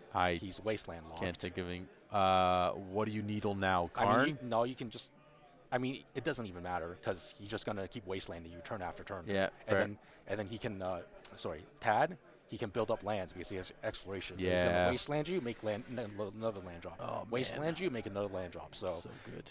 It feels like this game should be over. Yeah, this is looking pretty. Unless there's a way for Josh to like exile something in his grave, something in Tad's graveyard. Yeah, to get rid of the lock at least, right? Yeah. Boop. Here's the waste. We got a loam using the colorless. You play that. You play another land for turn. Just keep on. Yeah, I mean, like this is like, oh man. Yeah, there you go. So this is pretty much a hard lock. He can play another land this turn. Sorry, guys. I was thinking about he played 3 lands, but we're good. We're in the clear. Yeah. No, because he Saga'd the crop rotation for the wasteland. That was the land I was thinking about. That guy. Yep. Just waste. Yeah. Okay, so I guess Josh is going to force I was just going to say force Tad to kill him. Yes, we do need a win con, right? Yeah, I mean the win con is there to Saga tokens, so that's sooner now or later the next it'll way. Get there. Yep. But I mean, if Josh doesn't play lands, he can just have the wasteland ready, and then it'll just sit there. Yeah, and then because he can life from a loam, get back more lands, and then just have the wasteland there, and then if he doesn't play a land, use the wasteland to pay for the activation of Urza Saga, and we're all good to go. Yeah. I mean, this is the death knell, and what is it? Sure, Saga. The token's going to be a 3/3, and then a 4/4 on the next turn. So and then a 5/5 as well too, because he's going to get another token, right? Yeah. 1, 2, 3. Oh, sorry. If he makes 2 tokens too, yeah. Be a 5/5, yeah. So this is pretty much so Josh is just gonna sandbag and just say you have to kill me. Yeah, exactly. But this game's pretty much over. Make a guy. Yeah, exactly. So he's gonna make a construct. You stole Dredge here. Yeah. I mean, because you want to find dark depths now at this point, and no, it doesn't. It doesn't even matter. You just do it because it's just the right thing to do. Yeah, just the right thing to do. That is the most optimal play. Yeah, exactly. Oh, we staged on Saga.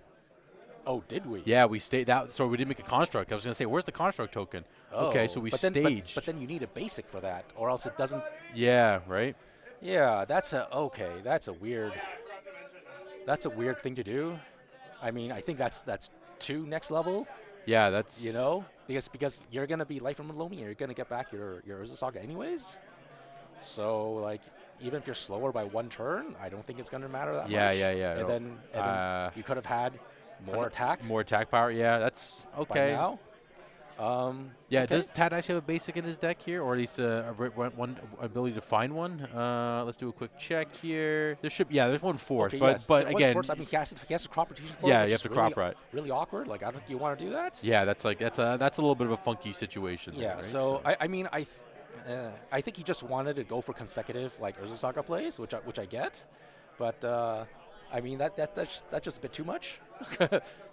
Yeah, that's a tad bit win more, but we. Yeah, I mean, if he really wants to, he could have life from he get life from a loam, get what is that? Get the Boseiju, because he does have it, and just Boseiju away to Candelabra to make sure Josh has 0 permanence. Yeah, he has nothing. Flawless victory, right? Do a flawless. I mean, he can still do that. He can loam it back, but yeah, okay. Nonetheless, we'll see a couple turns. If he's doing all this, yeah, right? What are we doing, right? He might as well, right? So. Yeah. I mean, Wasteland, as we say, sometimes this game does become a Wasteland format or a Wasteland game. Yeah. So. Yeah, this is probably the deck that Josh wants to avoid at all costs. Yes, the Wasteland, dot deck, the recurring Wasteland dot deck. Yeah. This is definitely a painful matchup at this point. Yeah. I mean, what more do you? Yeah, you just make him kill you. Yeah. Okay. Which is fair. Again, this is a 3K, so you want to make sure your opponent makes the most optimal play. Yeah. No loam in the yard. So the construct's a 1, 2, 3, 4, 5. It's a plus because it has a bonus too, right? Yes. The +1, +0. Yeah. So it should be a 6 power right now. So I mean, the game should be over in like 2-3 turns. Yep. Again, he's just making him go through the motions here. There is no crop. Yeah, there's no crop rod in the hand. I was gonna say if there's a crop rod to like get the basic forest to do that loop we were talking about. Yeah. But I don't think I see it there. So I think we're just gonna. So there is a Yavimai, so he's not taking damage from that. Okay. And he could be giving haste. What do we got here? 1, 2, 3, 4, 5, 6. So it's a 7 and a 6. So that's 13. So Josh is probably at 1 life. Or he's at 1 or 2 life? Yeah, something like that at this rate. Yeah, I think life total doesn't matter too much, but it is done. Lands gets there. Tad gets there in 3. Game 3. Round 1 is in the books for these 2 players. Yeah, Lands showing the power of Lands. It's not just a quick 20-20. That's it. Not just quick 20-20. It still has the Wasteland lockout strategy that we all know and love with this game, right? Yeah, so and Josh really had to dodge. He had to dodge exploration into Wasteland. Yeah, every time, right? Yeah, yeah. That's true. I mean, again, it's part of the fun. That's just the way it goes. But even with flutes and needles to cut off the Wastelands, it just wasn't enough. I mean, yeah. I mean, I think the hand he mulliganed into was actually pretty good. Yeah, no, it looks fine, but again, he just had to dodge like the Wasteland. Yes. And he did not. And he didn't, sadly, right? Yeah. and he wasn't able to. So like it is what it is. Yeah, like we're just doing a quick look at their sideboard like kind of map here. I mean, like flute and needles. Yeah. Spheres come out from Josh, and the flutes come in. Yeah, which again makes. I mean, like if you're afraid of crop rots, then like the Trinisphere, right? Yeah, the Trinispheres aren't bad. That's fine. But the thing is, and the Trinisphere also stops like Force of Vigors. Yes, but that's the big thing the problem with Trinispheres in Josh's deck is that the earliest you can get them out is like turn 2 with like a mine and a planar nexus. Yes, right? exactly. Yep. Which I don't. It might be too slow by then. and then again, Force of Vigor still, or sorry, Beseju still turns you off, right? That's the big thing, right? Mm-hmm. So. Okay, and we've got about 15 minutes. 15 minutes left in the round. Okay, fair enough. I mean, that's pretty good. What are we at now? 12? Okay, yeah. Not too bad. Yeah. Not too bad. Right? Yeah, and they're discussing about, like, the sideboarding and all that stuff. But, yeah. So, I mean, that was pretty enjoyable matchup. No, that was, again, that's classic Legacy. You try to do big mana things, but Wasteland ruins your day. There's still a deck that plays 4 Wastelands in a Ghost Quarter and can loam it back every turn. And Beseju. And Beseju actually being a mana destruction as well too is great on that front, right? So. Yeah. We have another paper deck list. Okay, we're good. We're just getting more deck lists as we go here. So again, we have about 14 minutes left in the round. We're going to take a brief break. We'll be back here to watch round 2, talk about what's going on. Again, Enter the Battlefield, Legacy 3K, Newmarket, Ontario. Round 1 in the books. 50 minutes left for the rest of the players, and we will see you quite soon. Thanks. The Legacy of the North Invitational Series is only possible because of our main sponsor, Enter the Battlefield, the premier local game store for all of your gaming needs in the northern Greater Toronto area. Check out their website at enterthebattlefield.ca to buy cards, sleeves, deck boxes, miniatures, dice, and other gaming accessories. See the latest releases for a ton of different card games, or find the recent bestsellers and staff picks. If you're a GTA local and Enter the Battlefield has what you need in stock, but not everything is at one location, then my favorite part is that when you choose delivery, it will be all in one convenient package. And if you don't want to wait for delivery, you can also choose to pick it up at your preferred location. Check them out at enterthebattlefield.ca. Big thanks to them for hosting Legacy of the North Invitational Series and other large-scale Legacy events.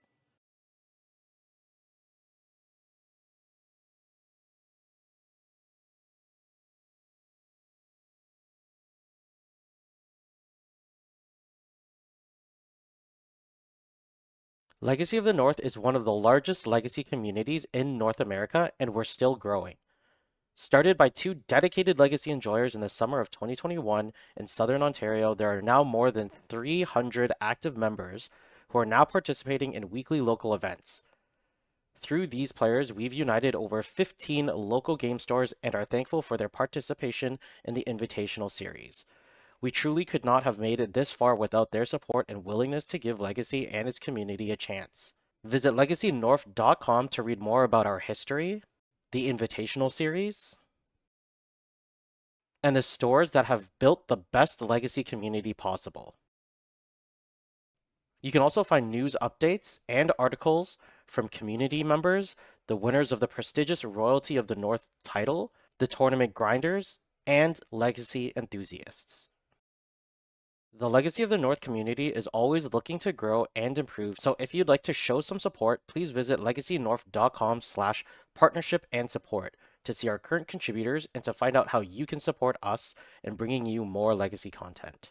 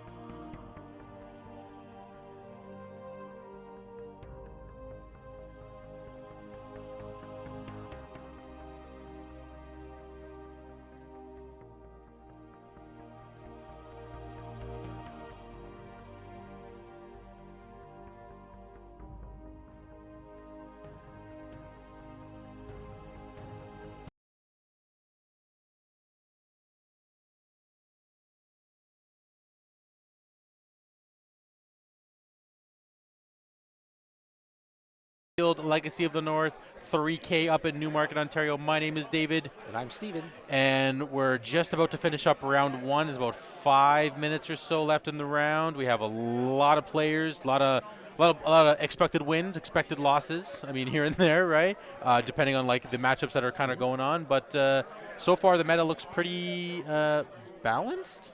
Yeah, I mean, there's a lot of slow decks. Yes, yes. Yeah, we did.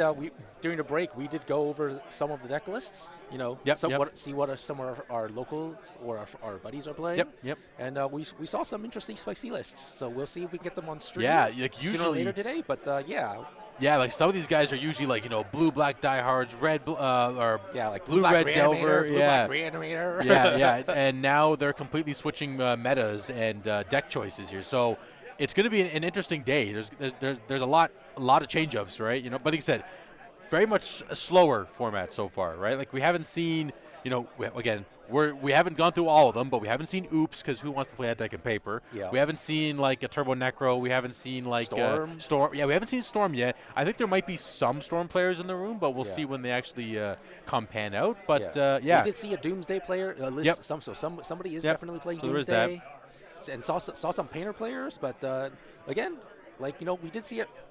There's a Painters list that we saw that does not run any of the new cards. Oh right, yes, we saw that. Yeah, this player decided that hey, I don't want to splash blue. Yes. Don't want to make my mana base awful. Yes. Don't want to play more awful cards. Okay. And then just go on the mid-range grind. That's it. Yeah. Go back to the good old days of Painter. Yeah. And then we also saw a list where there's they only play one Surveillance Cam.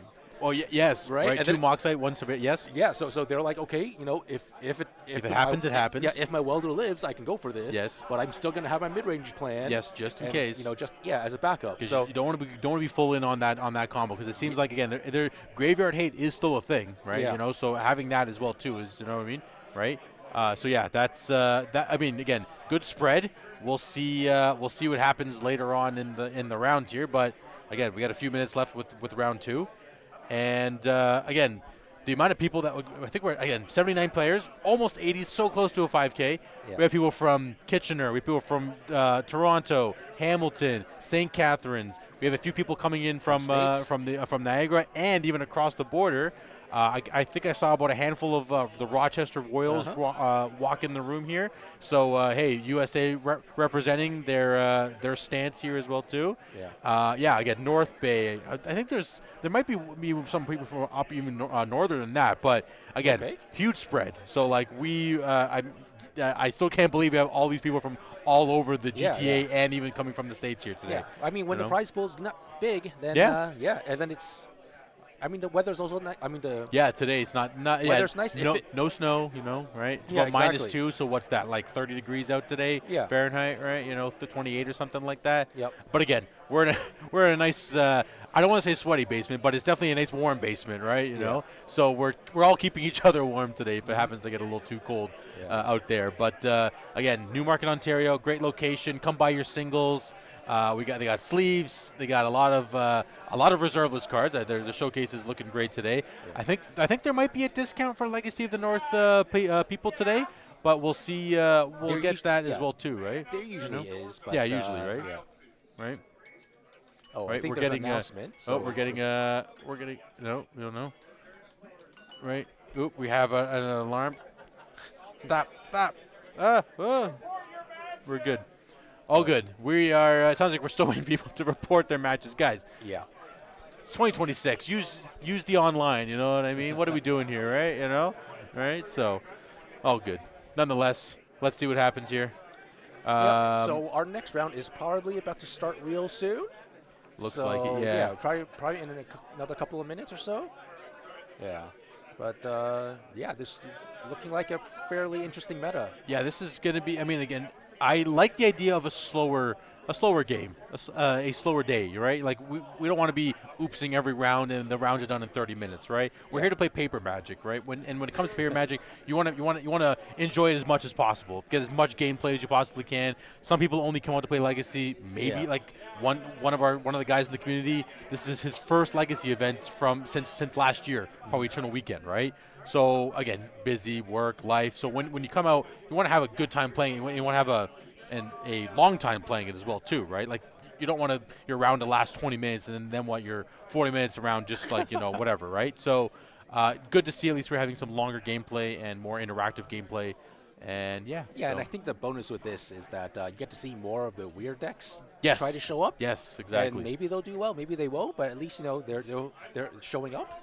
Yeah, exactly. Whereas in the previous meta, where it's like, oh, the format's too fast for any of those decks to even be registered. Yeah, not even, yes, and like control was completely out of its league, because there was just, why would you want to play control if you have to sandbank a Force of Will and they just stop your Force of Will play, right? Yeah. You know what I mean? So like with the oops all spells kind of decks or whatnot. So yeah, makes sense. Again, like we talked about, Swords to Plowshares back in business. Leyland Binding is in the room today.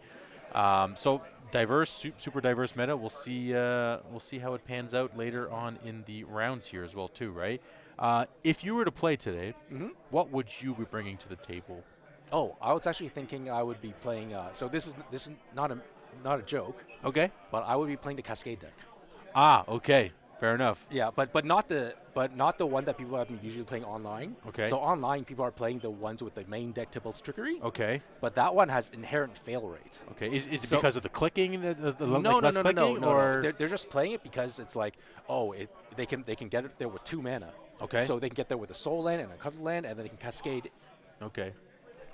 Yeah. So they can cascade into use a 3-drop. Yes. Like Violent Outburst. Yep. And then they cascade into Tybalt's Trickery faster. Okay. But then the problem with that is, like, if you Tybalt's Trickery into a Tybalt's Trickery, your combo's done. So the deck that people play online, there's a built-in fail rate, but I don't want to play that deck. Okay. So my deck is what'd be the difference? I don't main deck Tybalt's Trickery. You only want Tybalt's Trickery when you're playing against fast decks, where it's like you have no choice but to go for it and then pray that you don't fail. Fair, okay. Right? So I'm playing the old version with Creative Technique, where every single cascade of mine goes into Creative Technique. So no matter what, you're always going to hit Creative Technique. I'm always going to combo. Yes, that makes sense. Right? That makes sense. And because the format's slower, I'm okay to survive Wastelands because my deck has 40 lands. Gotcha.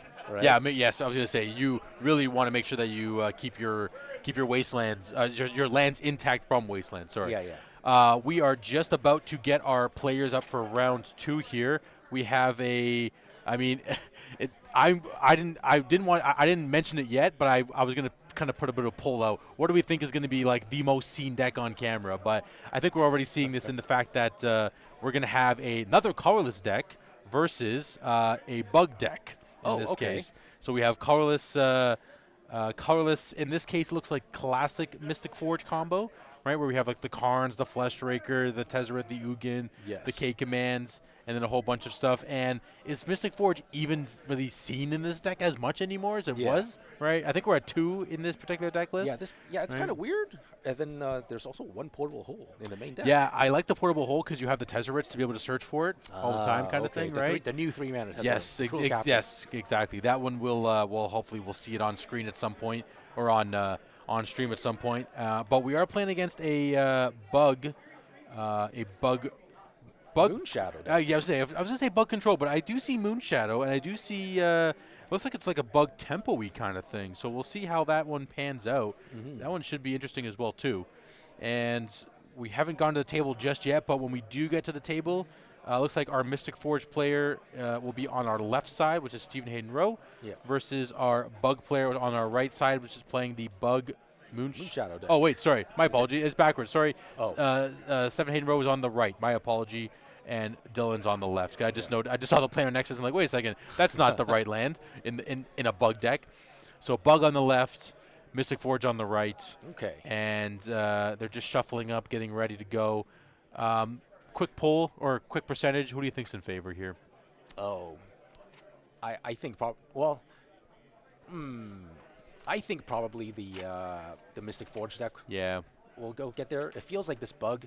I haven't exactly taken a deep look at the deck list for our bug player, but it seems like it might be a bit hard to grow the Moonshadows. Yeah, I mean, I don't see. Right, he's playing a lot of spells and not a lot of permanents. Yeah, I was gonna say I don't see like Bobble of any sort, or so it'd be just Wasteland and fetch lands. Yeah, because Moonshadow is only your permanents that make it trigger, right? Yes. Not whereas that Super Shredder card from TMNT is any permanent, right? Yeah. Yes. So it's gonna be a little bit tougher. But we will see what happens here. It looks like Actually, I didn't see the first roll, but we're going to find out who goes first. Again, Bug on the left, Mystic Forge on the right, round 2, Legacy 3K. Let's do it. Okay. What do we got? Ooh. Okay. I mean, we can turn 2 ring. Maybe? That's already a keep, you know what I mean? Like, you gotta. I think we can turn 2 ring. It looks like, yeah, I see an Nexus. Yeah. I saw the ring. Do we see, was there a tower? Well, I saw a monolith. Okay. So there's a, I don't think there was a soul land, but yeah. Bug going first with a Thoughtseize. Okay, so we'll see. Oh, so there's an Ugin, 2 rings. Oh, so we can't turn 2 ring. Dylan will be at 18 after this Thoughtseize resolves. What are you taking? Probably the monolith. Yep, that sounds about right. What's the, is that a, oh, it's an Ugin. Yeah, it's an Ugin. The second last card there, yeah. Yeah. So Dylan will be at 18 after this, but yeah. So, okay, so he's, so Stefan's hoping for a, Stefan's hoping for, to just draw a soul land? Yeah. Or tower. You know. Or tower. Yeah, tower, yeah, essentially, that's your take. I mean, you have the Force of Will, so you can counter any the spells that do come up. Oh, and he does get the tower. Oh, wow, what a draw.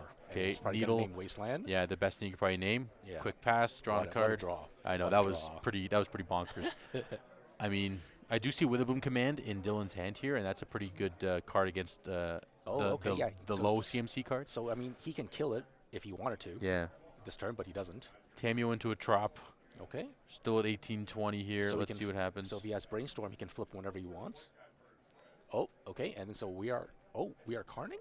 Wow, and just banger four drops. Carning. And and it's resolved. Not even a. Oh, is no the blue card in Dilla's hand? Maybe there wasn't. I guess he played a Tameo instead. Tameo instead, yeah. Edict. Ooh. Oh, I mean, he does have the Edict, so he can Edict the Karn away, but still, you're.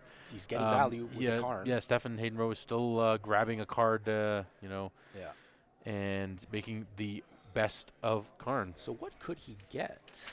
Let's see what we got here. Oh, so he has a Mystic Forge in the sideboard. But and the liquid meta coating. I mean, that's a pretty generic pick to get because you don't know exactly what you're playing against, but you do see Bug. Yeah. Stifle. I mean, there's the blue card Force of Will. I think that's probably the best it's going to be used for. I don't think there's much stifling. You could stifle the Karn activation, sure, but. Yeah, it's probably not worth it. You're probably just gonna. There's no way to flip Tameo either. No, there's no extra draw. Yeah, it's kind of unfortunate, but. I feel like you Edict the Karn, or actually, maybe you could command the Needle. Yeah, that's fair. Oh, and I think he's hoping for a Wasteland. Yeah, that's the best thing you can do at this point. Taiga. No, that's a Tameo.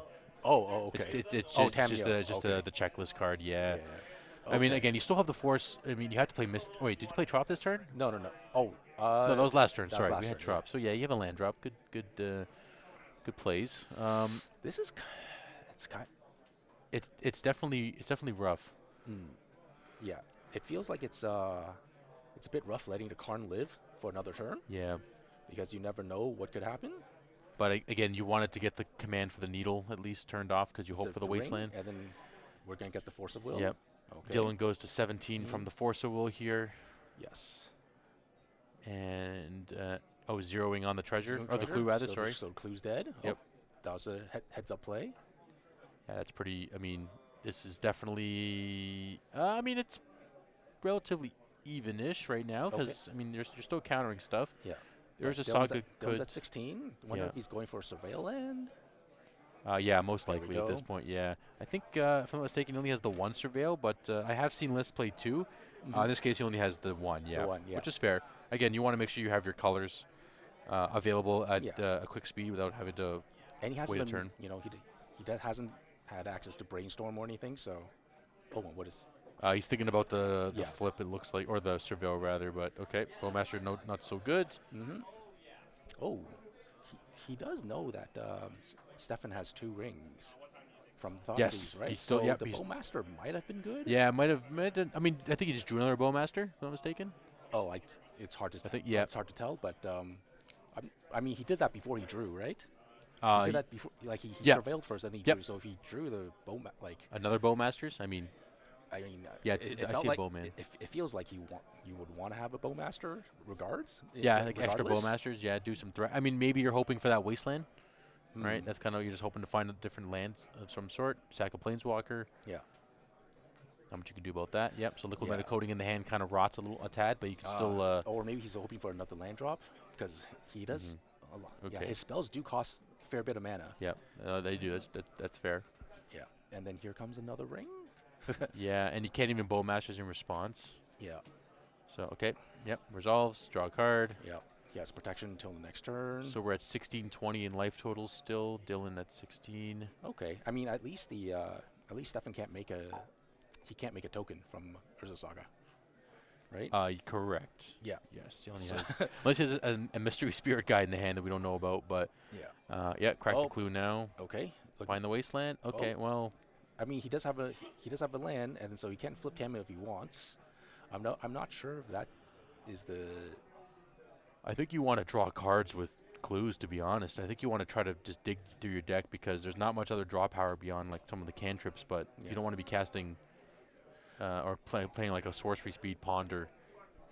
I think you just hold it up and then wait for Stefan to activate the ring and then just try to get it with the Bowmaster, right? Going right into the search here, not even making a token, which is fair. I guess you want to because you can draw more cards with the ring. Yeah. But now Stefan doesn't have protection, so if Dylan does have that Bowmasters in hand that we thought we saw, he can flash it in response to some draws here. So let's see what happens. Should be at 19 right now, so it should be 19-16. Yes. Yeah. And he does not flash into Bowmaster. I wonder if he forgot. Is there? It is a Bowmasters, right? Yeah. I'm pretty sure we did see Bowmasters in his hand there. Yeah. I don't think it was another edict, but nonetheless, let's see what happens. He's waiting for him to untap with the ring and then get him on the third on the maybe so bigger activation. Ooh, jeez Louise. So that gets exiled. And you stifle the trigger. Oh no, so stifle's gone. Sorry. Oh, okay, yeah, Brad, that's a fair play because at least it doesn't get exiled. But yeah, it should be a Bowmaster, right? Yeah, okay. I think maybe just he wanted to keep up the Tamiyo brainstorm in case this did happen. But yeah, okay. I mean, I guess you can also Ugin the Bowmaster, Orcish Bowmasters as well. So okay, that fizzles, it resolves. What do you got? We plussing, we minusing. Okay. Well, I mean, no matter what, this is now a bad times. And then now he's jeez. Every spell he casts is going to exile something. Yeah. So, yeah, this one looks, and he's untapping. Yep. Okay. Yeah, this is why I thought that he might have wanted to keep the extra Bowmaster so this stuff doesn't happen. Yeah. So you can, at least you can flash in a bunch of Bowmasters and deal a bunch of damage. Yeah, exactly. But I think this one should be kind of in the books when Ugin's gonna. Well, I mean, he can basically play anything right now, right? Yeah, he can unload his hand. Is that? Oh, that's Portable Hole. Okay, yeah, so we drew the hole. Tezzeret's at. I mean, Tezzeret does have game because he can play a bunch of artifacts to make. Okay, we are minusing though. I thought we didn't we untap the Monolith with? Oh, I think we did untap the Monolith. I'm not sure we can search. Just wanted to confirm that we searched or untap Monolith, but searched. Two here. This may have to call a judge on that one there just to ensure that. I mean, we're kind of moving forward.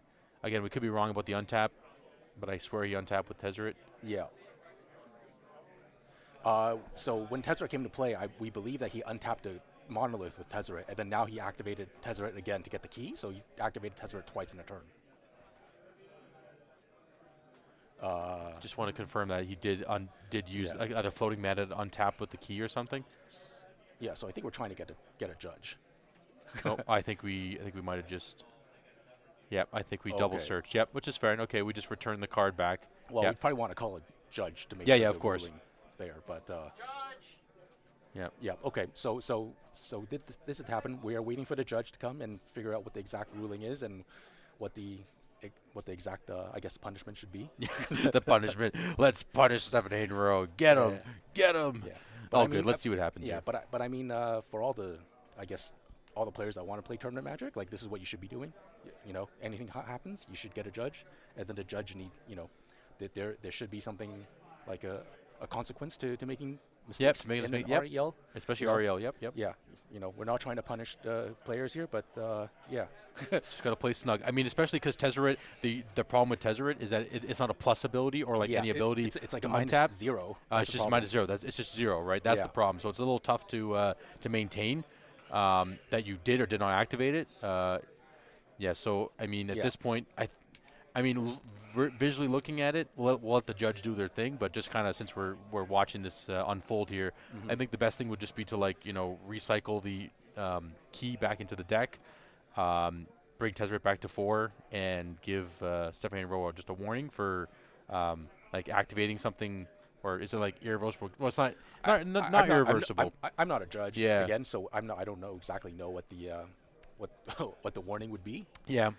You never know because it could be something severe that we just not aware of. Yeah, yeah. Right? I mean, yeah. There's probably some keyword for activating something twice or doing something twice or something along those lines. But nonetheless, we're just kind of walking through the scenario. But lucky we took a little, only because I have played this Mystic Forge deck, and I know when I activate Tezzeret, I'm like, wait, did I activate him? Did I not? I'm like, I'll search again, right? Yeah. So I always make sure that. And also as the person there is also an onus on the player, on the opponent catching this as well. Yeah.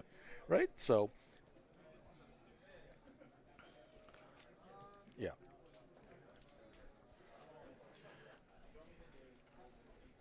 Yeah. So it's kind of what I was mentioning. It seems like the judge ruled it in that fact that just return the key, untap the monolith, return Tezzeret back to 4, and game rule violation for Stefan Hayden-Rowe. But nonetheless, we proceed. Yeah.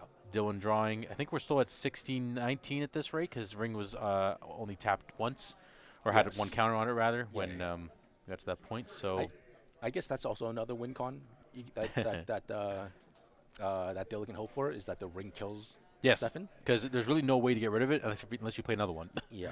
Right. But I believe Ugin can gain some life, right? Plus is draw a card, gain 3 life. Correct. Yes, that is correct. Yeah. So so Stefan's gonna lose 3 life here during upkeep. So we should be 16 all. Yep, 16 all at this point. I mean, and actually, I guess this is the segue I was getting into, is the Tezzeret does have some game against Bug, because if for some reason you get cut off, here's the Bowmasters finally. Okay, which is fair. Go. Yeah. So Bowmaster's coming into play here, but unfortunately, it's after Stefan has untapped. Yeah. And drawn during his drawing for his draw step. So he did get a. Cosmic's command, and also Ugin just exiles the Bowmaster before it even. And he doesn't before even K command, right? Yes. So So K command doesn't even need to target the Bowmaster. It doesn't. No. It looks like Dylan's just like, this is way too much advantage at this point. We're just gonna go to the next game. I mean, he can't ping him for 1 because Bowmaster has to resolve first. Yes. So it does ping for 1. But for 1. Yeah. Yeah. And also if.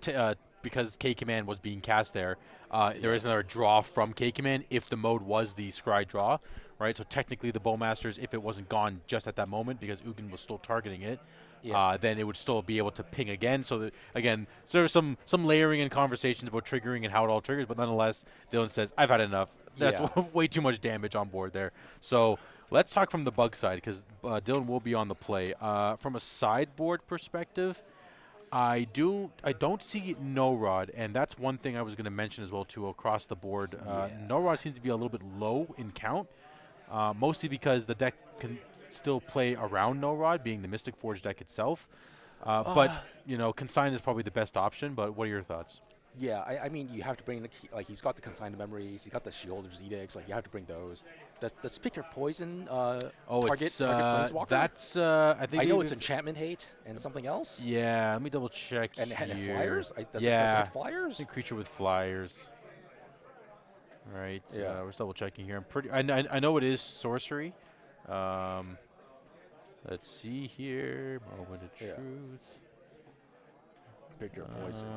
So I mean, if it hits Planeswalkers, then sure. No, it only hits Artifact. Okay, I mean it's enchantment or I wouldn't board that in because they'll just sacrifice something irrelevant. Yeah, they'll sack a Needle or a Mox Opal or something I would bring like that. The Abrupt Decays. And he has 1 Harbinger of Seas. Oh yeah, that's coming in for sure. You got to bring that in because it cuts off a good if not all their lands. Yeah, right.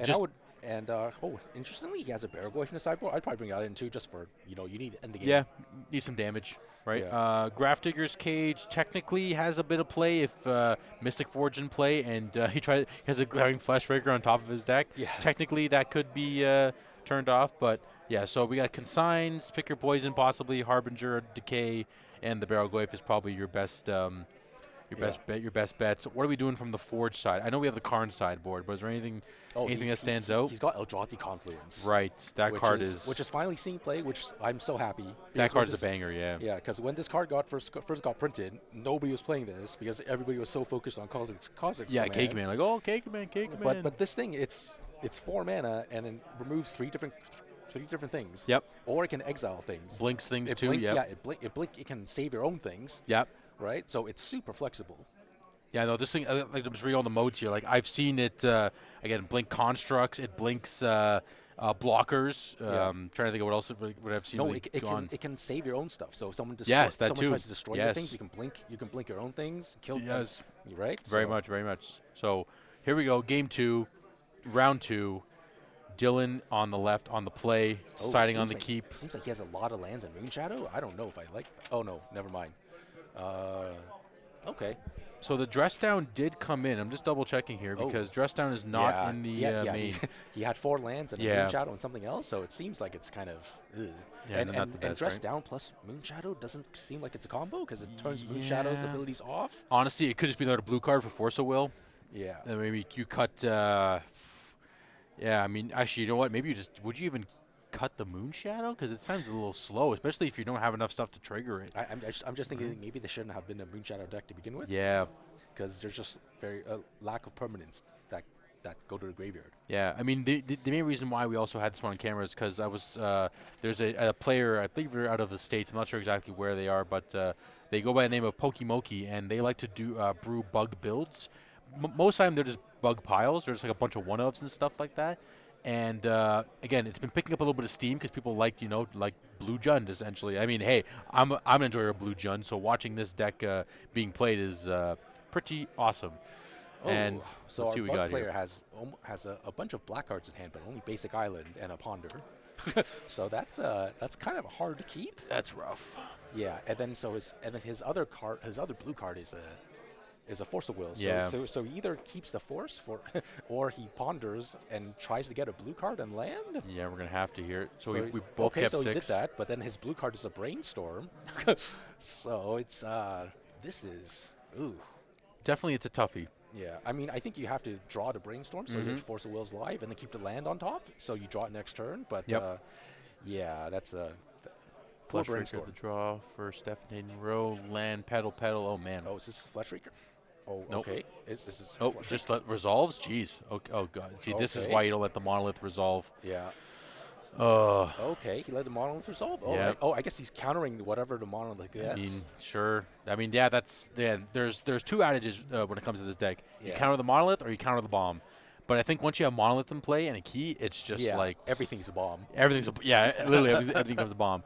I do see Bowmasters in the hand of Dylan here, so he might just have to. Oh, I guess because he countered a ring, so like now holding out for Bowmaster is not relevant. Now you can hold up. Yeah, now you can keep it back. It's not like immediate. Is that a Thoughtseize in his hand? Or is that a Moonshadow? Is Moonshadow 1 or 2 mana? 1. That's 1, right? Okay, I just couldn't remember. Yeah, but the art seems kind of similar. Yeah. Because it's the Thoughtseize, yes, yep. It's he did not get an underground sea. Okay. I guess he doesn't care for the double blue just yet, but he also needs the green and black. I know that Witherbloom Command, lucky he shuffled it away. It was kind of not the best. Oh, so this is a Thoughtseize? Okay. What do we got? 1 card left. I'm surprised. I'm surprised he did not go with the Flesh Raker. Initially, right? Yeah, instead of the ring. That's fair. Dylan is at 16, by the way, for everyone watching. Yes. And another Monolith? Okay. Yeah, you're right. He should have went Flesh Raker, then ring, right? Yeah. Okay. Well, I mean, you've got a Moonshadow and Ponder here, or Ponder in the Moonshadow. Yeah, any order. Yeah, that's fine. He's like, yep, Ponder's good. Land. Oh, all lands? Yeah, all lands. Oh, jeez. Yeah, so this has got to be a shuffle. Yeah. Oh, he capped. I mean, you know what? Maybe you are behind on land a little bit. Oh, okay. So what he can do is Moonshadow, play the land, fetch, and then trigger Moonshadow again, so he doesn't draw the other lands. Yep, there we go. And then he can get a Surveil. He can get a Surveil land, so he can hope to, put a permanent in the graveyard. Yes. Yeah. Exactly. Right? So we're. Oh, so it's from anywhere. The permanent. Yes. Okay. Again, I was still trying to figure out that part of it. Okay. Yeah, so it's like Descend. It's like Descend. Okay. Yeah. Gotcha. Yeah, it's from anywhere. So that's what Surveil lands are really good. Yeah. With So maybe you want a second Surveil in this if you're playing Moonshadow because you want to trigger the Moonshadow like as much as possible, right? Yeah. But, okay, let's see what we got. Surveil. There we go. Now it's only if he throws it away. So let's see. Dylan, Yes. how much do you love this card on top of your deck? We're going to find out. Well, it also could be like a good spell. That's not a That's the permanent, thing, right? Yeah. So Let's see. Yeah. So Okay, this might not be a good. This might not be the best showcase of a Moonshadow deck. Yeah. Well, we'll see. I think if it was a land, it would have just gone Yeah, and been right away. instant- So it's instant probably bin. so it's probably not a land. I think it might be. It could be a consign, but I mean, because he's or maybe not. What else blows up artifacts in this Above bug decay? deck? Is there? Yeah, he only It's has not the above one decays? decay, right? Yeah, one decay. Not even a force of vigor. Oh, Okay, so it is wasteland. the wasteland. Yeah. Okay. I think he found. He's like, you know what? You have too much mana. Yeah. No point in wastelanding you at this point. I mean, I could see wastelanding the planar nexus. Oh, okay. So he tops that to okay, another land. land. Okay, so this. I mean, it grows the Moonshadow, so at Yeah. least he can attack for like what 4 now? Yeah, it's a 4/4, right? Yeah. Yeah, but unfortunately, there's no more surveillance, so that's it. And do you remember what his last card in hand is? I Bowmaster? believe it was a Bowmasters. Yeah. Okay. I mean, that's not bad, but he has the, Dylan at 6/15. Stefan has the mana to play like any of his big spells Yep. right now, so it's yeah, it's got to be something good. Okay, so okay. Attack. That's for 4. So Stefan should be Hedro at should be at 16. 16. Yep. 16, 15. Now going to be 15 all. yeah. 15 across the board. Okay. Well, I mean, he's got to pray that Stefan just keeps blanking on draws. Yeah. Just keeps drawing monoliths or keeps drawing lands, right? Yeah. Exactly. Taking 5 or 6. 6. So Taking down 6. to 9. Yeah. If he takes it, he's deciding. Is there a way for He him to took not it. take it? He took it. Yeah. Oh, okay. So there we go. He blanked again. Yep. Here we go. Take another 6. Go to 3. Yep. Okay. Looking good for when you just draw blanks. Yeah, and it looks like Dylan might have just have reactive spells in hand, which is Let's good right see now. what Stefan's thinking here. Yeah. So it's got to be something you can cast. Just It's K it's command possibly. Eldrazi Confluence. Right. Maybe we might see it. Yeah, but I think if you were to do it, you probably want to do it before Dylan draws, because if he does have Force of Will, then I mean like then he has like one right extra now, card. Right now, there's more chance of Force of Will. Yep. But I mean like On the upkeep, you do it right. Yeah, it Yeah. makes sense. Which makes sense. So does that consign? So okay, we so don't know I if we don't know, but we don't know if he he drew it. Yeah. Right. So I mean, Stefan should have played a little tighter on that front, but nonetheless, let's try to command. Okay, that's fair. I mean, you just flip the mana and yeah. Float, mill. Okay, so mill permanent. Oh, Nope. all spells. Darn. You tried. Okay, well, get a wasteland. Play the wasteland. Okay, this is good because he's growing Yep. Moonshadow. I mean, it's Trigger. Yeah, Response. I You're mean, going to K command. Here we go. Moment of truth. Nope, just floating. Okay. yeah. You just keep waiting until until what Combat. is that? Yeah, combat. It Oh, it is the Confluence. confluence. And consign. 1 mana Yeah. answer. Going to game 3. Yeah. Okay. I mean, a decent showing of Moonshadow there, Yes, right? yes. Wasn't the quickest lowering of it, but we did get a good number of turns of it, going from 7 to 2 there. Yeah. Right. Sorry, 6 to 2. Yes, Right, because yes. 6 counters get put on it, right? Yeah. So let's see what we got. Yeah. I mean, I guess my expectations for Moonshadow is just whenever I see the deck, it's super explosive. Yes, that's true. Right. Yes. And then so we don't know if it's. I don't want to say worth playing or not, Yeah, that's fair. but if you're doing this on a slower, like on a slower route, right? Yes, it's like, can we get there a little quicker? Right? Yeah, So yeah. no, makes sense. Yeah, and he is also playing against a deck that doesn't have opposing creatures. Yep. And doesn't have much removal, so a slower Moonshadow is still good. Can still get there. Yep. No, Yeah. that makes sense. Yeah. Okay. Is there any changes? I wonder if the dress down is Yeah, I just an would- extra blue card. To be honest, that might. I mean, like there's an edict that could bring in for the creature, like for the planeswalkers. Yeah, I would- because 1 in the main, right? No, 2 in the main. Yeah. Oh wow, 2 in the main, 1 on the side. A lot of edicts. Decay, Harbinger. I mean, yeah. I mean, that was a decent display. We didn't see. The only card we saw was the dress down, but even that got shuffled away, I think. Yeah. At some point, so it was fine. So we're going to game 3. Players have 24 minutes. I don't think this round's going to go 24 minutes, but we'll see what happens here. I see some smiles. They're having a good time. You know what? Yeah. As long as That's the big thing when it comes to Legacy.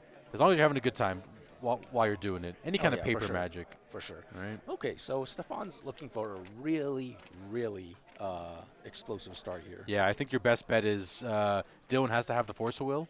Yeah. And Stefan has to go turn 1 Ancient Tomb. Sorry, Ancient Tomb, Grim Monolith, and like a 4-drop. Yeah, exactly. That's the best thing you can do here. 4 drops there.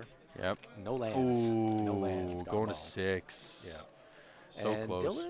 Dylan, I think has pretty decent hand. He's got enough lands. Oh, there's a Force blue card. I think because you're on the draw. I think he has a Bowmaster. Oh, is one there too? Okay, yeah. Then you know what? That's probably it's probably your best bet then. Yeah. Okay. Stefan going to 6. Yeah. I mean, the Mystic Forge deck does mulligan fairly well. Yeah.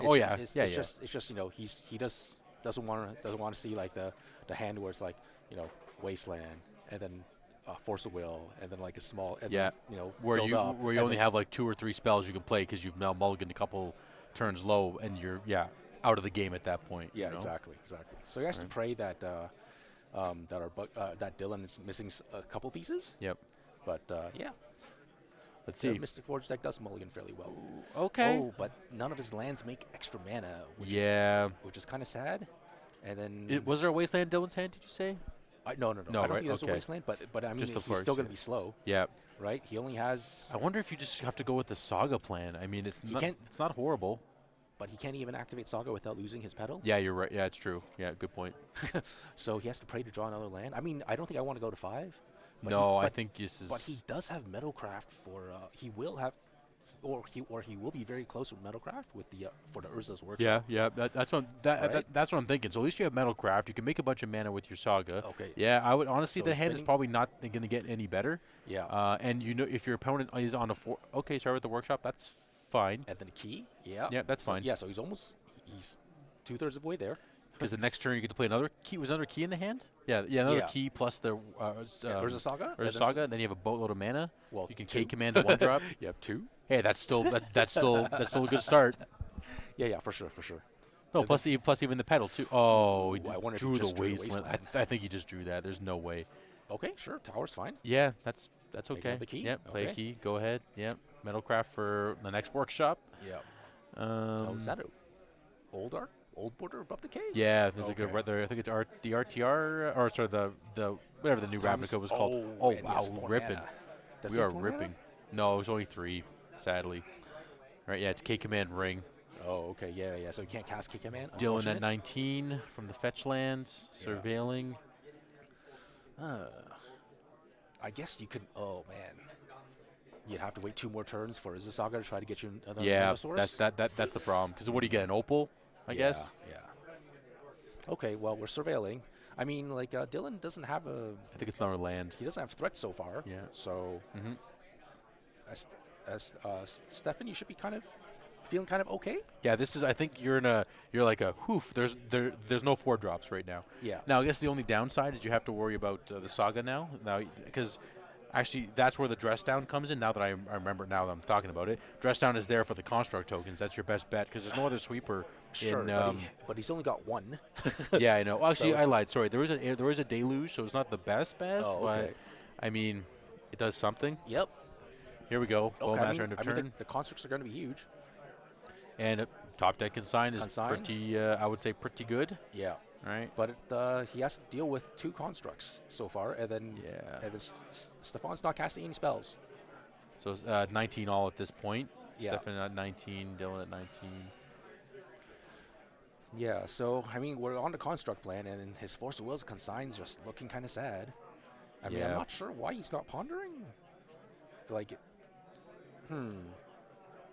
keep up consign? Oh, no, maybe it's a blue card for Force of Will. Could be that, too. Dylan goes to 18 from the Delta. Yeah.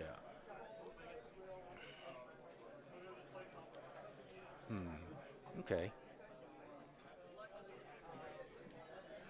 Yeah. Okay, so he's passing a turn, and we're making a construct. So, yeah, no attack, which makes sense. So the construct's currently a 4/4. Okay. Now it's going to be... Oh, we'll see if he wants to pump mana, or... I feel like you have to assume your opponent has consign or Force of Will. So why cast spells? Yeah. Right now, just make a board. Yes. And also also, deal with it, right? Yeah, make him deal with it. And the key makes the construct unblockable as well too. So if he does want to just like really dig in there, with the damage, it is. Well, right now I don't think you want to even make it unblockable because you probably want to make him block with the Bowmaster. That's fair. Yep, that's very fair as well. So he is tap. Tap your lands. Yep. Okay. They used to have it. And okay, yeah, call wastelands. Oh, okay. That's not what I would expect him to get. I mean, you could get an opal. Does he have opal in his list? Yeah, there's definitely an opal somewhere in the list here. Pretty sure there is. Yeah, there's no way. Yeah, most lists at least have one. Okay, there's one opal, but I feel like Needles though is fine because you are a little light on mana now. Unless does he have another land in play? Oh, he has. No, okay, never mind. We're good. Never mind. He has a workshop that makes 3 mana. We're good. We got tons of mana at this point. Yeah. So wasteland. I mean, but really, against the bug deck, there really isn't much you want to call. I don't think you can cut after your opponent gives your deck back, but yeah. Oh, interesting. I didn't. Okay, or maybe he just said tapped it. I don't know. Nonetheless. No, I mean he cut his own deck after his opponent gave. Oh, really? Oh, yeah, okay. Yeah. I mean, you're probably not supposed to do that, but what? Yeah, that's okay. Yeah. I mean, it's technically still shuffled, but yeah, I mean, you could have cut it into a stack. Yeah. Okay. Oh, we are doing unblockable plan. I was thinking about it. Yeah. Okay. There's a decay. Oof, that's like the investment of mana on that was. Yeah. I mean, yeah. I mean, just play around your opponent's. You're forcing him to have an answer, right? Yeah, which is fine. Again, your opponent's hand's kind of rotting with Force of Wills and stuff like that, but now you only have the one construct, so. Which is fine. I mean, the construct's still a 5/5. Yeah. Is it? It's 5/5. 1, 2, 3, 4, 5. Yeah. It's still 5/5. Yeah. So he still has to find an answer for it. Yeah, that's fair. Right. And then every time he's pondering, he's losing a blue card for Force of Will. Yep. Right. I'm pretty sure Stefan's aware of that. Yeah, exactly. He's like, come on, I need something. Yeah. Either he's aware or he's just like, I'm not going to play into your counter spells. Right. Yeah. That's the best thing I can do. Until he has to. Yeah. Or what you can do is you can force him to spend mana on counter spells, and then that way he won't have mana to kill the construct. That too. So let's see here. We're pondering. This is a pretty in the tank. What was the ponder again? Sorry, I did not see. Oh, it never. Oh, it's a Thoughtseize. Thoughtseize on top. Something. Or on the bottom rather. Lands. Oh, so he wants Thoughtseize. Okay, he kept them all. So let's see what it is. Oh, he's kept the land. Land. Go to combat. Attack. Stefan taking 2, going to 17 possibly. Is the Toxic Deluge incoming? Could be. No, he's blocking the construct. Okay. Yeah, so he's blocking. Stefan takes 1 in this case. Actually at 18. Is there a Murktide incoming? Does he want stuff in his graveyard? Yeah, I don't know. Why would he sacrifice the Bowmaster this way? Or maybe that was a mistake? Oh, maybe he was repping Kaito possibly. He's like, I may have a Kaito. You have to block something, but if you don't block, the other one gets through. So let's see though. Go for attack. Dylan and he's going to sack your sack token. Yep, which is fine. No damage dealt. Would you play the ring or kick him? Okay. I think you know what. You maybe make him have it. Dylan goes to 17 from the fetch and consigns the ring. Okay. Would you have gone for a kick command instead of a ring or? I mean, consign gets both. Force gets both. Right. But it's just a matter of you to get mana, fair. I mean, in this situation, would you rather have the ring or play the K command? I mean, you may actually want to keep up the K command, because then you want your opponent to use their consign on their turn. Okay. Right, so they have less mana. Yeah. Right, like maybe even on the upkeep, you could K command. Right, to dig as well too, because now you're just hanging out. Yeah. Stefan takes 1 from the Orc army. I might have done that. Keep up the K command. That's actually a very, very valid, fair point on that front. Yeah, and I think he has a Murktide, so Murktide should be kind of big. Okay. Barrelgoyf. Oh, okay. Sure. Also a good threat. Yeah. I guess it can mill more instants and sorceries for the Murktide. Yep, that is true. Yeah, first you attack in with the Barrelgoyf, then you slam a Murktide after. Yeah. Right, that's very fair. Okay, and then now, I guess, for him to actually kill the Barrelgoyf, he needs to sack. Oh no, he needs 5 mana, right? So he has 5. Okay, never mind. We're good. Yeah, I thought he needed to sacrifice his petal. No, I think we're okay. Yeah. Let's see here. Yeah, we just. We're just doing the count of how many each type there is. Oh, yeah. It's a 6/7. Yeah, because there's a saga. Yeah. So there's enchantments. Yeah. Enchantment land artifact. There will never. Oh well, there are planeswalkers. There's just no kindred. No. Oh no, there will be Kindred. Oh right, yeah, with the K command, yeah. But it looks like we're gonna K command for 3 here. Yeah. So pretty sure you're gonna force will that. This 6/7 is gonna go to the wayside unless is he gonna force? Pretty sure He's thinking. Forced yeah. it. Dylan goes to 16 off the force. Okay. That's on the blue card. That's why he was on the fence about it, right? Because he needs another threat. But so now Barrel Goyf is a 7. Yeah. 7/8. Yeah. Barrel Goyf should be a 7/8. Hopefully they recognize that. So should be a 7/8. Yeah. 2, 3, 4, 5, 6. Okay, so they did not recognize that. No. Okay, so technically it should be. Is it just to confirm? It is a 7/8 before we call a judge, right? Right. Or just tell the floor producer there. We're just double checking here. Because there's Kindred from K command. Yep, there's the Kindred, I think, unless we're good. Yep, so we get another damage. So. Yeah. Okay, so it is a 7/8. 22 to 9 life total. It's a 6. It's a 7/8. It was so close to being a 6/7 still. That's okay. So again, for all of you players, wait, getting wasteland off of the Barrel Goyf? you can only get creatures. Only get creatures. Yeah. Put that wasteland back in the yard.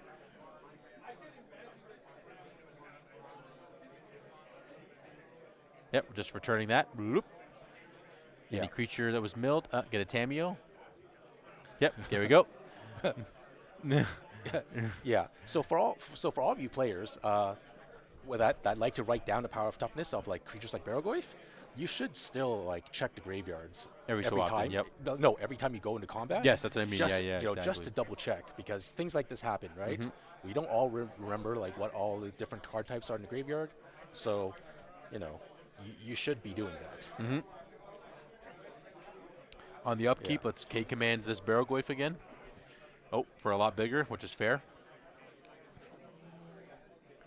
Because we all know Dylan's hand, right? It's pretty sure it's pretty empty with like action. Well, I mean, we don't know anymore, right? Yeah. Because we know there's I think, did he get back a Moonshadow? Oh, he got back a Tameo. Which he cast? Yeah, he cast Tameo. Tameo was in play. Okay. Just shifting it over so there. he got 5 tokens. Okay, because the tokens can block the Goyf and the sacrifice without gaining life. Okay. I mean, does he have 7 mana? He doesn't have 7 mana, right? He does with the tokens. So 5, 6. So you have to get. No, he only has a Lotus Petal. So No. But the workshop makes 3, 4, 5, and then he has the tokens to make 7. So you probably want to draw the Ugin. So you exile something right away. Well, no. This is this is Dylan's upkeep. Oh. Okay. Yeah. Now we're going to draw. Yeah, that was Dylan's upkeep. Ooh. That's okay, right. So hopefully the Ugin is the next card on top, so he can exile something. Yeah, I was going to say, I don't think you want to put Ugin in the hand because you are worried of your opponent having Thoughtseize, right? Yeah. Especially because he is a Thoughtseize deck. So we're on the fence now about what direction we're going to go. Okay. 23 to 9. Let's see what. I mean, you can always attack with.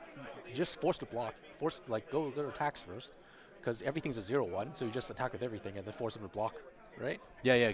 Of course, yes. Turn him sideways. Yeah, force him turn him sideways. Yeah, even the 1/1, even the 1/1 should get there. Yeah, you just block sack. Yep. Yeah. No life gain. Okay. He didn't attack with 1/1, which is fine. Draws another card. So this is a second draw for turn. Yep. And we draw another Tameo.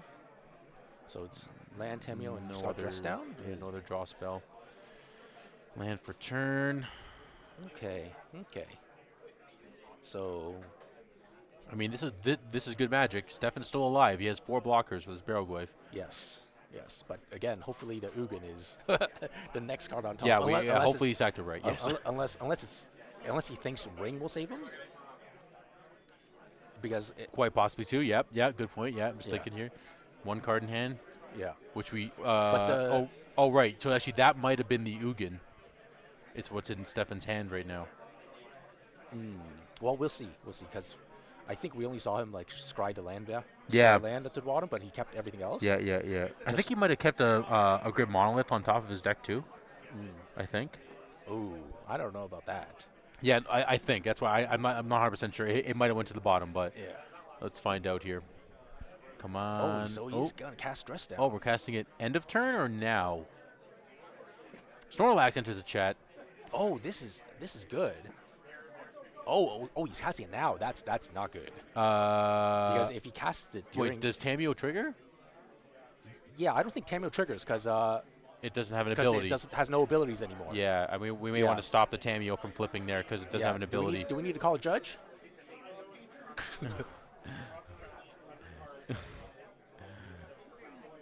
This has been. This has been super awkward. I mean, you can draw the card from Dress Down. You just won't flip a Tamiyo.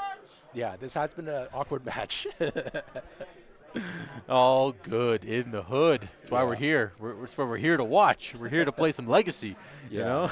Yeah. Hey, you know what? At least the players are smiling. They're having a good time watching all this too. Yeah. You know? Yeah. So the Tamiyo probably shouldn't flip because as soon as Dress Down resolves, then Tamiyo has no text and he draws a card, and because Tamiyo has no text, it doesn't flip. So in the end, it just won't flip. That's all. It should not flip, but then he might get another game rules violation for this. But, Gotta love this. Isn't this fun? Yeah. Don't we love rulings? Yeah. So I think it's just a straightforward reversal game rule violation call today. Hopefully, but we'll see. We'll see what happens. Because the draw still happens, so we're not. There's no information is like found out from this other than a flip Tamiyo, because the draw was happen no matter what. Yeah. So that part's okay. It's just board state we gotta fix. Yeah, that's all. So, I mean, again, 7 minutes in the round left. We're doing pretty good for time. And they should have some extra time for judge calls. Yeah, a couple maybe a few seconds here and there, or even a minute or two, depending on what the threshold is. I can't remember what the math is on that. So we're just walking through the scenario, explaining what's happening here. But again, well, we saw that Dylan top deck Thoughtseize, right? So hopefully, that is the Ugin, or Stefan didn't put the Ugin in his hand. Yeah, did not put the Ugin in his hand. It's for Dylan. Hopefully, Ugin's in his hand. Yeah. For Stefan, Ugin is probably on top of his deck. That's what we're aiming here. So this is a very crucial moment here. Yeah. See what happens. Again, just return it. Everything is fine. Put Tamiyo back on the board. Right. Well, I mean, we'll see. What could have been more interesting is that if Dylan cast the Dress Down during his end step. That's what I was just going to say. Because then all the 0/1 tokens don't make mana. Yes, that's what I thought we were. Yes. I thought we were in the end step, because that's usually when you cast this kind of Dress Down effects, right? Is to turn off your opponent's turn. Yeah. But then again, I think we were kind of like, oh, I can flip my Tamiyo with this, right? We tried. I mean, you could have still tried to flip your Tamiyo at the end step, because it'll flip. It's still during his turn. Yes, so his turn, but again, Dress Down would have turned off the ability, right? That's the problem. So, okay. So I think we've the we judge fixed it. Oh, the Nexus. Steven was right. It is not there. Moment of truth is the top deck.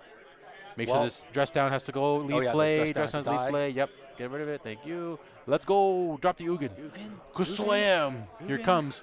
1, 2, 3. Boom. Okay. Yeah. And I think this is gonna hurt. Yeah. Get rid of the Barrel Goyf. Yeah, and then you'd gain 3 life and draw a card, right? I think so. Because I think you go stack to 12. Yeah. And there's the yeah. Yeah. Okay. One ring. So Stefan's at 12. Exiles the Tamiyo. Oh, that's dirty. Yeah, it's very that's dirty. That's dirty. And you can cast another spell to exile the token. Yeah. Get rid of the token. Oh man, this is not looking good. Okay. Yeah. Unfortunate. So Dylan at 23, Stefan at 12. Yeah. And let's draw some cards. Yes. And then he passes his turn. Yep, which is fair. Yeah, this is not looking good for Dylan all of a sudden. Wow, that was fast. That was that completely turned from a possible flip Tamiyo to your board's gone. Yeah, that was crazy. Oh man. Yeah. So you know what? So would Dress Down on the end step mattered? Yes. Right. Okay. Would it matter? Oh no, we wouldn't. It wouldn't have really mattered, right? Yeah. We still have 1 token anyway. So it would. I mean, he wouldn't have been able to cast the Monolith and the ring. It would have just been the Ugin. Yeah. Well, quite possibly. I mean, the Ugin would have been enough. That's what I mean, right? Yeah, Ugin was enough. Oh, Edict on the Ugin. Okay. We still have a game. Still painful, but we still have a game. Yeah. Here's Tamiyo. Okay. This is good. 4 minutes left in the round. But now he's going to draw 5? Stefan's going to go to 10? Yeah, he's going to go 10. And then he's going to draw a card for his turn. And he's going to draw 3. Ooh, flush. Jeez. 1, 2, 3. This deck is just brutal. And then he's going to ring. Go draw 4. And 2, 3, 4. And then, yeah, I'll probably just play the other workshop, because I think workshop's like 5 mana right now. Yeah. Stefan's at 10 right now. I mean, you just go off, I think. Oh, he's drawing 5. Yeah, okay. just draw your cards. But I mean, like, I don't think he has a good way of killing something really fast, right? No, again, he's just going to build a board. Yeah, okay. Oh, Fleshraker. Yeah. Okay, there we go. Yeah. There we go. Build a board. I mean, again, does he have because another Fleshraker, Dylan's or? at 23, and there's 3 minutes left. Dylan's Okay. at 22. So he's got to ping for 1. This is got to be... Right? Okay. Oh, Okay. they'd have 6 minutes. Ah, okay, because the judge calls. Yeah, so we have a few minutes extra. So Dylan's at 22. Let's keep track of all the... Oh, Dylan's like, okay, I'm done. No, I don't want to play anymore. Well, no, I mean... yeah, he just shows him. Okay. He also has Mystic Forge mana. Yeah. So it's, okay, that's fair. That's fair. And I mean, it was pretty entertaining. But, no, that was good. But as you can see, Ugin is indeed a card. Ugin is and I've seen some lists that don't play Ugin right now. You know, I'm like, I think you need at least some. I think you need 1. No, you need at least 1. Minimum 2. You think 2, eh? Yeah, that's why. No, in the Forge deck. Yeah, in the Forge deck. Minimum 2, but in like the Cloud Post and the Tron decks, it's 4 of them. Oh, yes, you're right, yes. In that version of the deck, 100%, yeah, for sure, right? I mean, like, yeah, so we've seen a colorless deck get wrecked by Wasteland, and we've seen a colorless deck get Wastelanded once this game or twice? Yeah, or well, something I mean, like that. the thing with Dylan's deck, he cannot recur his Wastelands. Yes. Whereas our lands players in round 1 had Life from the Loam to keep recurring Wastelands. I was just going to say, yeah, because I have seen some bug lists play 1 Life in the Loam. Like, that's the one I was, that's one list I was playing that had 1 Life in the Loam. Yeah. But yeah, nonetheless, it's the only recursion is Witherbloom Command in this point, or in this case. Yeah. And it's a one-shot recursion, so it's not really even. Yeah, like, exactly. No, I hear you. And especially, like, you don't have explorations, like, make that Wasteland continually just go off, right? Right, exactly. You know, so, so again, 1 colorless deck falls by the wayside, but another one is 2-0. I believe Stefan won his round 2. I can't remember, actually, now. I'm not sure. I have not kept track. I couldn't remember, right? Yeah, I have not kept track. Yeah. But, nonetheless, colorless gets there in this round. Yeah. This is the sleeper deck that everyone was kind of saying. That not again, when I say sleeper, it's more just like it fell out of favor. People are trying different decks out, this, that, and the other thing. And I mean, you did see that this our opponent is not prepared for the artifact deck, right? Like, there's no rods in the sideboard. Yeah, no rods. Yep, no, I know. It's just consigns. Or even Force of Vigors, like. Right. Yeah.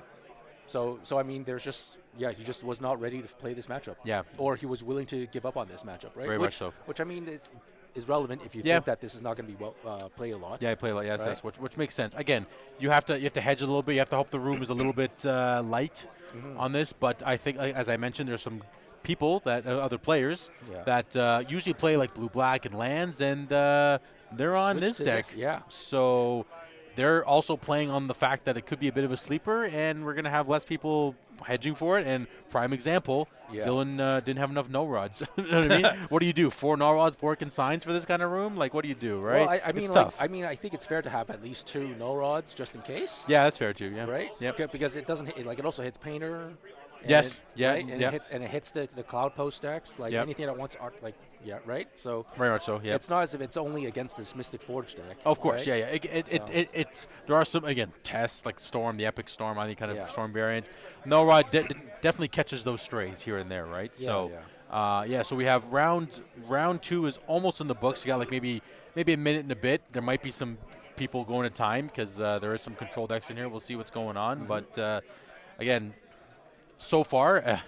We thought it was going to be diverse, but we also picked the decks that were on stream today so far. So, but I mean, it's good to see that colorless decks are out and about because, again, like I said, there are a lot of people here that like to play their colored decks. So we'll see how they do for the rest of the day here. Yeah, and we did see a relatively decent showing for Moonshadow, even without a heavy. Yeah. The game 2 was actually that was good without the deck being built around it. Yep. Right. So it still worked relatively well. Right? Yeah, very much so, right? I'm just taking a peek at all the matchups here to see. There's a couple. There's Infect versus I think Blue-Red currently ongoing. Let's see. I'm just curious to see what he's playing today. He's playing Blue-Red Delver. Nice. Okay. Sweet.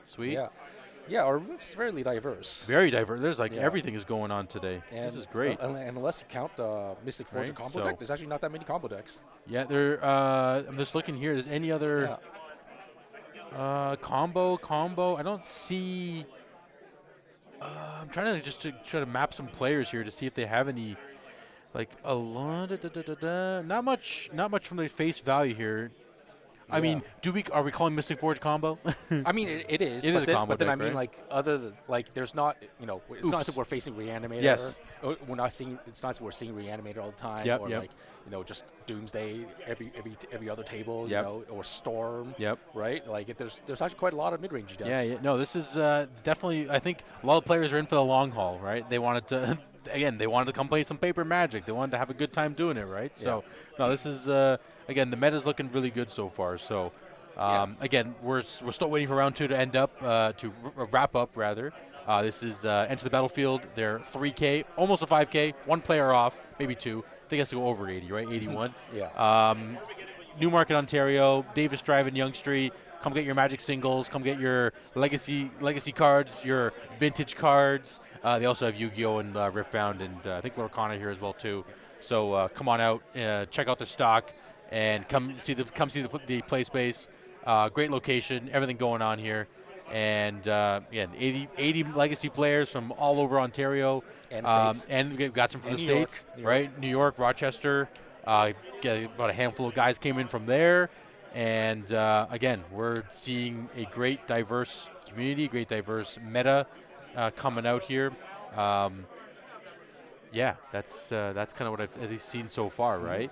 And I mean, I think one thing I'll say is, if I were to play in this event today, there was two decks I was thinking about. It either would have been Tess, like the Epic Storm, right? Because I feel like it's got some pretty good legs right now. They're on a silence build compared to a Veil build. You've seen that one, so at least how do you like that? Do you actually like that, or do you prefer the Veil?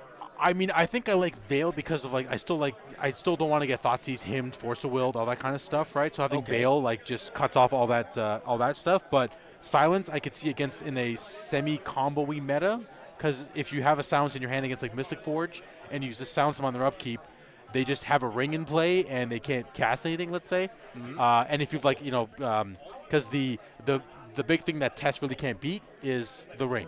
Because once in play, all the protection, you can't tender them on the same turn. So if you empty the Warrens them with a Song and Creation line or something along of that sort, you just keep a hand with a Silence. You beseech away the Song and Creation, to get empty the Warrens. Keep a hand with Silence, pass turn. On their upkeep, you just silence them. They can't play anything. Lose somebody to the ring, pass a turn, and hopefully you can swing all your goblins, right, that you've made. So that's the line that they're going with. I know there was the line of Approach to the Second Sun, Grape Shot. Well, even Grape Shot is not that good because you saw protection. What was the other one now? I Death of the Deathless or something like that? I thought initially, some people were trying Spider-Punk. Was that just not good enough? Yeah. Well, see, now they're even playing, I would say, Vexing Shusher. What's the new one again? Hexing Squelcher. Hexing Squelcher. Jeez. There we go. I went back into the archive even though this new card came out. So Vexing Shusher, of course, is the it can't be countered. Ward 2 on your creatures. No, sorry. Right? That's Hexing Squelcher. Yeah, that's me. Hexing Squelcher. Yes. Your spells can't be countered. It can't be countered. And has Ward 2. Ward 2. All your creatures get Ward 2. But yes, the only difference is that it's a 2/2. Yes, but damage still can be prevented. Right. Whereas Spider-Punk is a 2/1, similar effect on the front, but damage cannot be correct. Prevented. Right. So.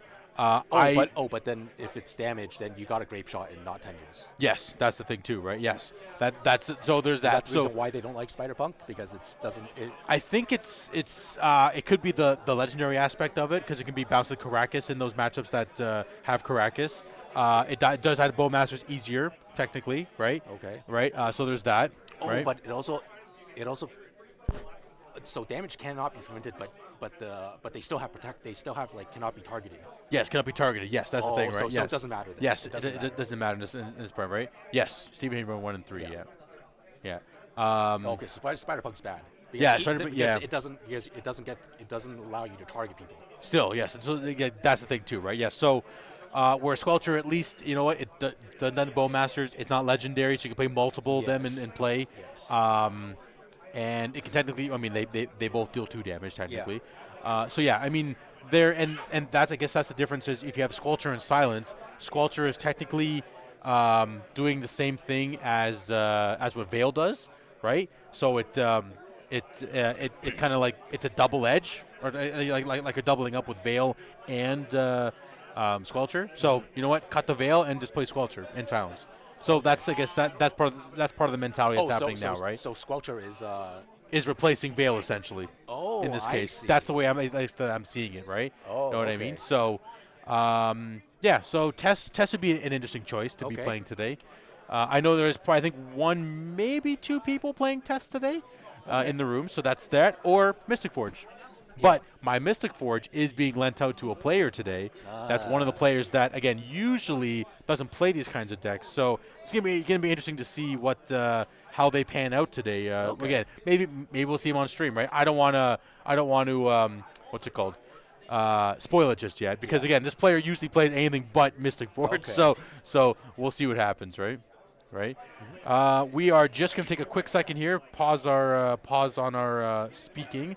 We're going to find out some players because we're going to round 3. So let's see who is. Is round 3 being posted yet? Do we know? So it's still in progress. Still in progress, right? Okay. Who do we want to see? We're not going to tell you yet, but let's see here.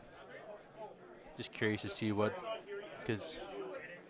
Yeah, that's fine. Perfect. Okay. Yeah. I think we found a list. Yeah. We're going to have Chris versus Fernando. So we know Fernando's on Infect. Fernando's on Infect. And Chris is on Bug Control. Oh, so Beans control deck. Yeah, we have another. Perfect. I like it. Beans. Yeah. Bug Beans-ish versus Infect. Yeah. Actually, I'm surprised we're going to round 3. I thought we were getting pizza. Oh.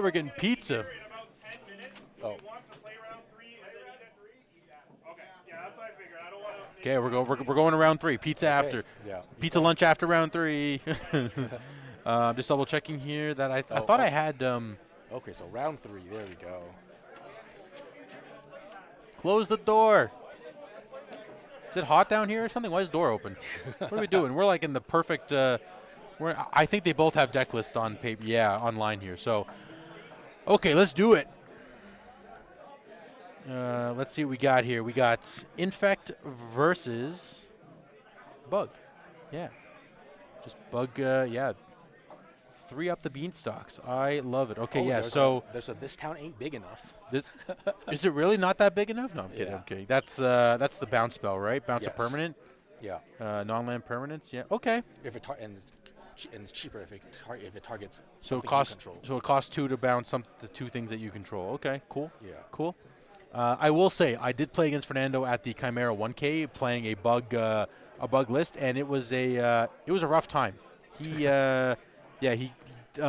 he infected me very, very quick. Yeah. So I mean, Fernando has been playing Infect ever since Infect was the thing. Yeah, exactly. So actually, even further back, he was a Manaless Dredge player for the longest time. Right, but right? I mean, but yes, I get like a real deck. Let's say, let's say that. Hey, we can throw some shade. We know Fernando. It's all good. Right? But yeah, he's been playing Infect for quite a while. Yeah, definitely. So he knows the ins and outs. 100%. Hands down, he does. Right. So yeah. And Chris usually is a combo player, but usually he is. These days he does not like combo. Right. So he's been trying out this beans list for quite a while now. Yeah, I think it's some sort of variety of beans. Yeah, exactly. Either just like bug or beans, like a bug beans. Again, like I said, because Pokimoki, he has this like brew situation going on all the time. People like to like grab his list and kind of tweak it a little bit here and there to their play styles. But so this is like a list starting for Pokimoki? I didn't know that. Sort of. So Pokimoki, he was like when Beans was like the big thing and Bug Beans was like the deck to be playing. Yeah. He was the one that basically set the stage for Bug Beans. Okay. But again, at this point, he's now fallen off of up the beanstalk. He's more on like Uro, Tamio, Bowmasters, Barrel Glaive. Yeah, going a little bigger and carrying less on the draw power and more just on like the card quality, right? Card quality, exactly. Every card matters. Exactly. Yeah. And it looks like Chris will be on the play, which will be on our right side of the screen. They're just going to their first hands. Yeah. Fernando playing on the left side, playing Infects. Round 3 is up. The timer is started, and here we go. Let's see what we got. Let's see what kind of hands we got here. Okay, so it looks like Fernando's got a keepable one. I think I see a Glistener Elf. I see a boatload of land. Yeah. Like I see a lot of land. I mean, he does have an Infect Dork. Yeah. Okay. Yeah, I think that's worth a shuffle. Yeah, probably no Brainstorms or Ponders. No, I didn't see any. Yeah. I think we may want to just tell Fernando to ensure his deck and graveyard are on the main play mat. It looks like we're going to be bleeding off the mat there a bit. Oh, yeah. Just to make sure that we can see what's going on here. Yeah. And I'm wondering if Chris is keeping or he's waiting for Fernando to announce his. Oh, no, actually, no. He should. Actually, no. Chris on the play, so right. he would have had to have kept. Okay. Right. Yeah. Oh, yeah. Yeah. Fernando's stuff's on the other. Yeah. There we go. Yeah, Beautiful. Thank you. Thank you very much. Yeah. Okay. Okay. Let's see here. What do we got? It's hard to see. Yeah. Yeah, I can't really tell. But while he's looking at his hand there, is there anything special in the deck that kind of... I know there used to be... Tifa. Oh, he's always on the Tifa. Oh, and... Okay. Yeah. And stock up as well. Interesting. But the thing with Tifa is, I don't think he has a way for Tifa to get infect. No, it's just more just like play land, make it big, berserk, kill you. That's basically what he kind of goes with. Oh, right. Okay. He's explained the lines before. Okay. I haven't. I can't remember exactly 100%, but basically, because it's landfall doubles the power, right? Yes. Yeah. So basically, you just double it a whole bunch, then you berserk and vigor, or basically pump it enough like you would your infect creature and deal enough damage, right? So it's like okay, it's not bad. Okay.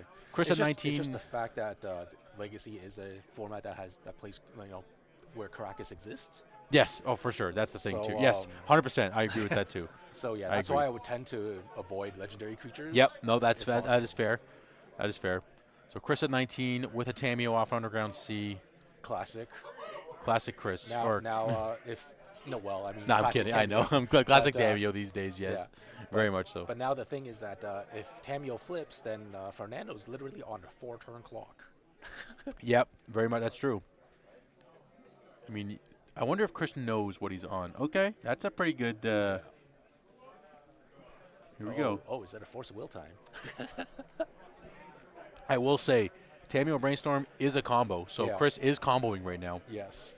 Oh, okay. And he's like, "Yep, triggering." So it's gonna be a 4-turn clock. Yep. And Tamiyo's plus is not irrelevant. No, it does slow down the infect a little bit. Yeah, because it does reduce the power of the creatures that are attacking. Yep. Clue and Tamiyo, Wasteland up. Yeah, now I don't know if playing the Wasteland was a sign of weakness or if you just want a day's proof. No, I think it could be a bit of that, or it could also be, hey, put your Ink Moth Nexus out there if he knows what he's playing against, and I'm going to snag it. Yeah. We're going to 6. We're pondering. Yep. Yeah, actually, it could be a sign of weakness because I don't see any other lands, right? Yeah. Oh, it looks like he wants to keep. Yeah. So ponder's good. We'll see what happens. Okay. We're not fetching. Okay. Yeah, that's fine. Let's see. Fernando goes to 19 off of Misty Rainforest. Yeah. I'm probably getting Surveil land here. Yeah. I think he has one Hedge Maze. Yes, one Hedge Maze. And what's the green-white one? Oh, that's going to... Lush Portico. There we go. Good. There we go. Magic Knowledge. Lauren. Oh, we're just getting a forest. Interesting. Okay. Is there something that he wants to do? Yeah. What's instant speed? Forest? He doesn't play Crop Rot. I mean, okay. I mean, it is something for Invigorate because Invigorate needs a forest, right? Or is it Invigorate just needs life? No, if you control a forest. Yeah. But again, Hedge Maze does. Because he has a Wasteland. Yeah. He has a Wasteland. Steven, there's a Wasteland to play. What are we doing here? Yeah. That's why we that's why we get basic forest. Well, I mean, he could also bait it. He could also bait out the Wasteland by playing the Hedge Maze. Right. Because that's true. So the Hedge Maze gets wasted instead of the Ink Moth Nexus, right? Yeah. That's fair. And here's Nexus. So now Ink Moth gets hit. Yeah. Right. So that's fair. Yeah, and he gets a Surveil. Might be something decent. Yeah, if his hand was bad. And it looks relatively stacked. Oh, and he has a Tifa? He has a Tifa? I guess you could just run the Tifa out, but Tifa's also... I mean, I think if it's a threat, you just have to run it out, right? I think so, too. Yeah, because you have no other... Do you have, like, a Glistener or a Blighted Agent?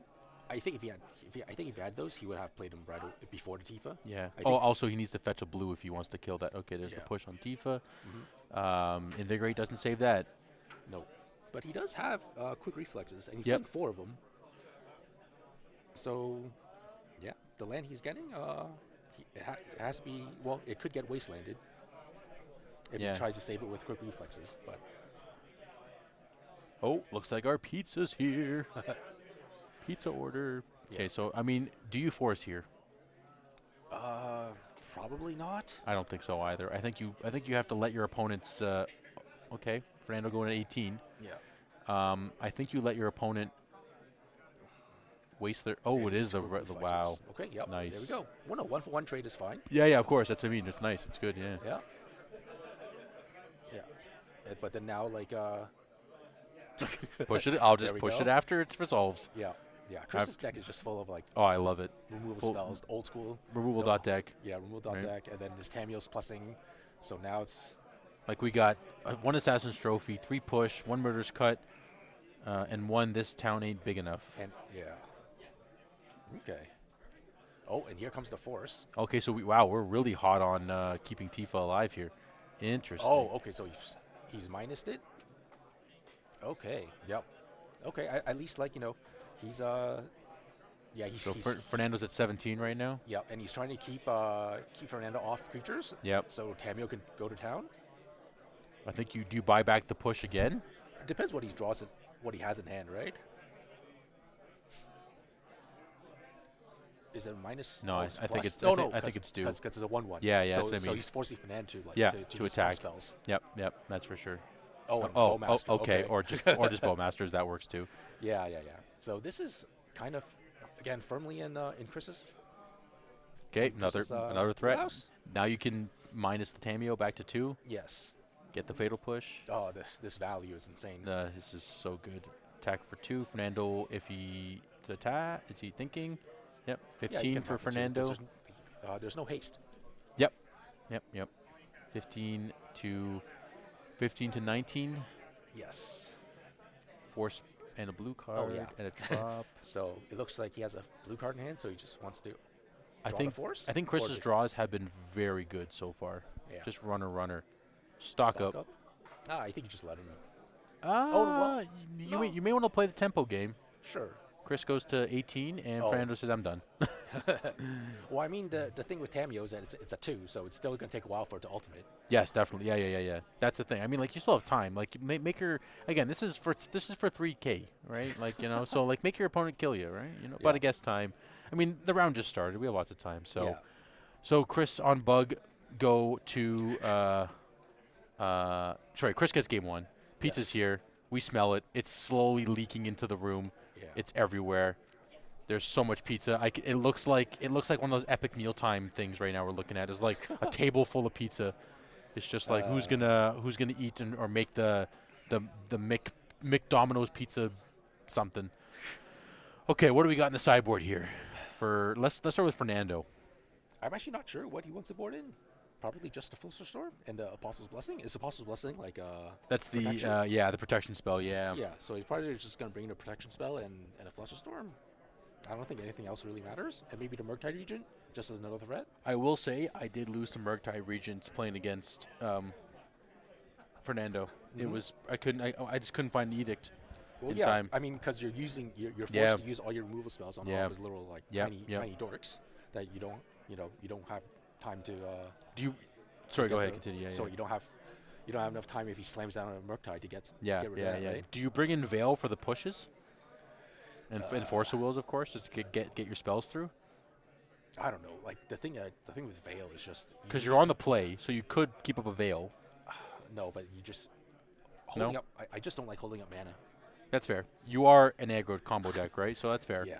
I just don't like holding up mana, especially in this kind of matchup. No, that is true. Okay, so we're thinking the Apostle's Blessing and the Fluster Storms, and possibly the Murktide is another threat, but we'll see. Murktide, right? What is this Embiggen? Embiggen? This is one of those new. Super type. Yeah.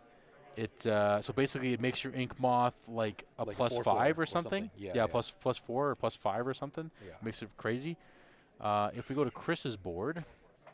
Ooh, spicy Ashiok. That was the first thing that caught my mind. Yeah. Ashiok, Barrowglaive, Carpet, Consigns, Dampening Spheres, Force Negations, Force of Vigor, Hydroblast, Deed, Edict, Deluge. What are your thoughts? Yeah, I'd probably bring the Deed, the Edict, the Deluges, and then the 1 Carpet. Deed eats lands too, right? Sorry? Like Deed will eat it'll eat the man land. Yeah, so I can see Deed coming in as a Force of Vigor. Of course, is good too. Blow up your lands. And I think does Dampening Sphere turn off man lands? No, it doesn't. No, it just turns off the double producing lands. Yeah. Okay. Yeah. So I mean, I would probably bring in Carpet of Flowers too. Yep. I was thinking Carpet. I could see that.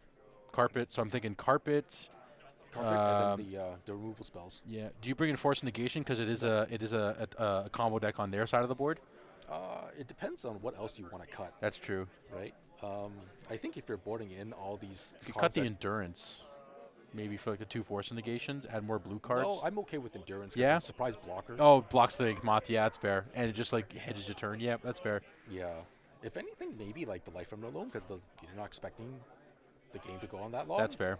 Yeah, I could see Loam getting cut too. Yeah. And then maybe like a Witherbloom Commanders because you don't want sorcery speed. There's not much you can really. All you can kill is that sorcery speed removal. Yep. Yeah. And all you can really kill is the Ink Moth or Blink Moth. But then again, they just Legolas's quick reflexes. Yeah. And again, like if you're boarding in a lot of like cheap spells, like maybe some up the beanstalks get cut. Yeah, yeah. Oh yeah. Because it's just you don't have time to be up the beanstalking, right? Yeah, and you're just not getting enough value from it. Yeah. But, we'll see what happens. Well, okay. So Fernando on the play for game 2, taking a mulligan to 6 already. I guess there wasn't enough lands because I did see an infect creature. So, it looks like Chris is good with his hand. I saw a wasteland, so he's probably like, "Yep, I'm golden," right? Especially again, like you don't know he has Murktide in the board, but like having double blue, you know. Oh, Fernando dropping cards, he's trying to stack his deck. I like having I like how Fernando has the Murktide in the sideboard because it's a nice juke. Honestly, it was like playing against it. I was like, I gotta find my edict. But even if I edict, he's activated his Inkmoth Nexus. Yeah. And he sacked that instead. I'm like, yep, okay, I'm cooked. Yeah. Right. Does Chris have Murderous Cut? Yeah, it does one Murderous Cut. Yeah, that's the one card I was missing 2 weeks ago. Mm-hmm.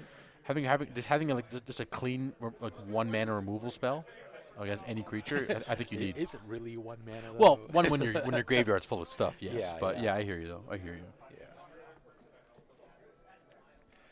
Yeah. I'm kind of surprised that Chris is only playing 3 Tamios, but I guess this deck just has too much stuff. Yeah, it feels like it's a 4 if you're playing 4 Brainstorms. True, I guess you draw with Up the Beanstalk, you draw with Uro. Well, it's not even a draw. It's just the fact that it's like, it flips and then you're on 4-turn clock. Yeah, that's what I mean, right? Yeah. Right, like it's. No, I hear you. I hear you. I mean, maybe again, you're hedging on drawing more of them, so you don't want to draw dead late game. Makes right? sense. I mean, 3 is probably not a bad call. 4, yeah. I mean, I think if you're blue-black, I think you're on 4. Yeah. Right. So. Okay. Okay, so Fernando, I mean, it looks like his hand's kind of okay. Maybe he doesn't have forest, or doesn't. Oh no, he has a dual land, so it looks like he can cast everything. Yeah, trop land. What are we bottoming? Oh, days. Okay, you're on the play. Maybe he has an extra days. Maybe, yeah, fair enough. Okay, this is a nice start. So now he has mana. Chris at 19. Fatal push. Oh, Thoughtseize. Good enough. See if you dazed, you kept your hand safe. Right. Oh, it doesn't have another days. Oh, yeah. It's just quick reflexes. Okay. So what was he trying to do? Oh, it has Berserk. I probably would have gotten rid of the Berserk, right? I was going to say the Brainstorm, but maybe I'm just going crazy too, because you have no fetch. So why keep a Brainstorm? Of course, you draw a fetch. I think you're just praying that Brainstorm gives you something. Gives you something? Yeah. Okay. Because then, if you don't have maybe it is Berserk. If you're bottoming Brainstorm, then you're just like a normal deck without blue cards. Yep, that's fair. Right? That's fair. Normally. Very fair. Yeah. So Chris is going to be at 17 after the Thoughtseize resolves and taking the quick reflexes. Okay. So I think the plan for Fernando right now is literally all in on the Inkmoth Nexus. Yep, you have to. But Chris does have a wasteland that we know about. Yeah. So I think you go. Would you go another Hierarch into attack with the Hierarch? No. Well, I mean, I go Hierarch for sure. Yeah, no. He's keeping up Brainstorm for some reason. But Hierarch can tap for mana too, so just tap the Trop. Because, he's not okay. Hierarch, okay. Is he trying to like rep a 3-mana spell? I'm not sure. Oh, well, I mean, he has Brainstorm and Quick Reflexes. So if no, Reflexes is gone. He only has Berserk. Oh, yeah, Berserk. Yeah, that's right. That's all he's got. So it's like, okay. I mean, I think what he wants to do is he wants to try to Brainstorm into Quick Reflexes. If something were to happen, okay, yeah. So here's the Brainstorm. In Begin, Blighted Agents. Last card is. Yeah. Veil. Oh, there's the Veil. See, he did bring in the Veils. Okay. Yeah. I feel like because now your opponent is gonna, they may play a bit slower. So just having you're gonna have turns where you're gonna have lots of land, but now you're drawing one of these cards anyways. Yeah. But I mean, like if he needs mana to do all those things, like why not play the? Well. Yeah. I'd play the high. Oh no. See, now you keep up Veil. Yeah. Now you keep up Veil, but But then now the Hierarch in hand is just sitting there. Yeah, now it should have been their last turn, right? Yeah. Yeah, it's Chris is at 16. yes. And 16, Fernando is still at 20. Yeah. And now the onus is on Chris because he's got to deal with this Blighted Agent. Yeah, because he knows of the Berserk. Yeah, he knows of the Berserk. Doesn't know about the Embiggen. Yeah. Which is so. Does Fernando have what's Embiggen? How much does the CMC of Embiggen again? I think it's 1, right? Yeah. So he needs 3 mana to Embiggen Berserk. And have now he's forcing his opponent to have Veil. He's forcing the opponent to Veil or Embiggen. Yeah. Like a pump spell, right? There's the Veil. Oh, there's the Daze. All I gotta say is, if you had Daze in your hand still, this would have looked silly too. Or if you played the Hierarch, right? Yeah. Or you're sorry, even at the Hierarch, you're right. Yes. Yes. Okay. Return the Underground Sea. Bowmasters killed the thing, so no damage I think dealt. one turn you had to have shield. You had to go shields down 1 turn to deploy the Hierarch. That's fair. Yeah. Because there's no point. Now you're behind. Yeah.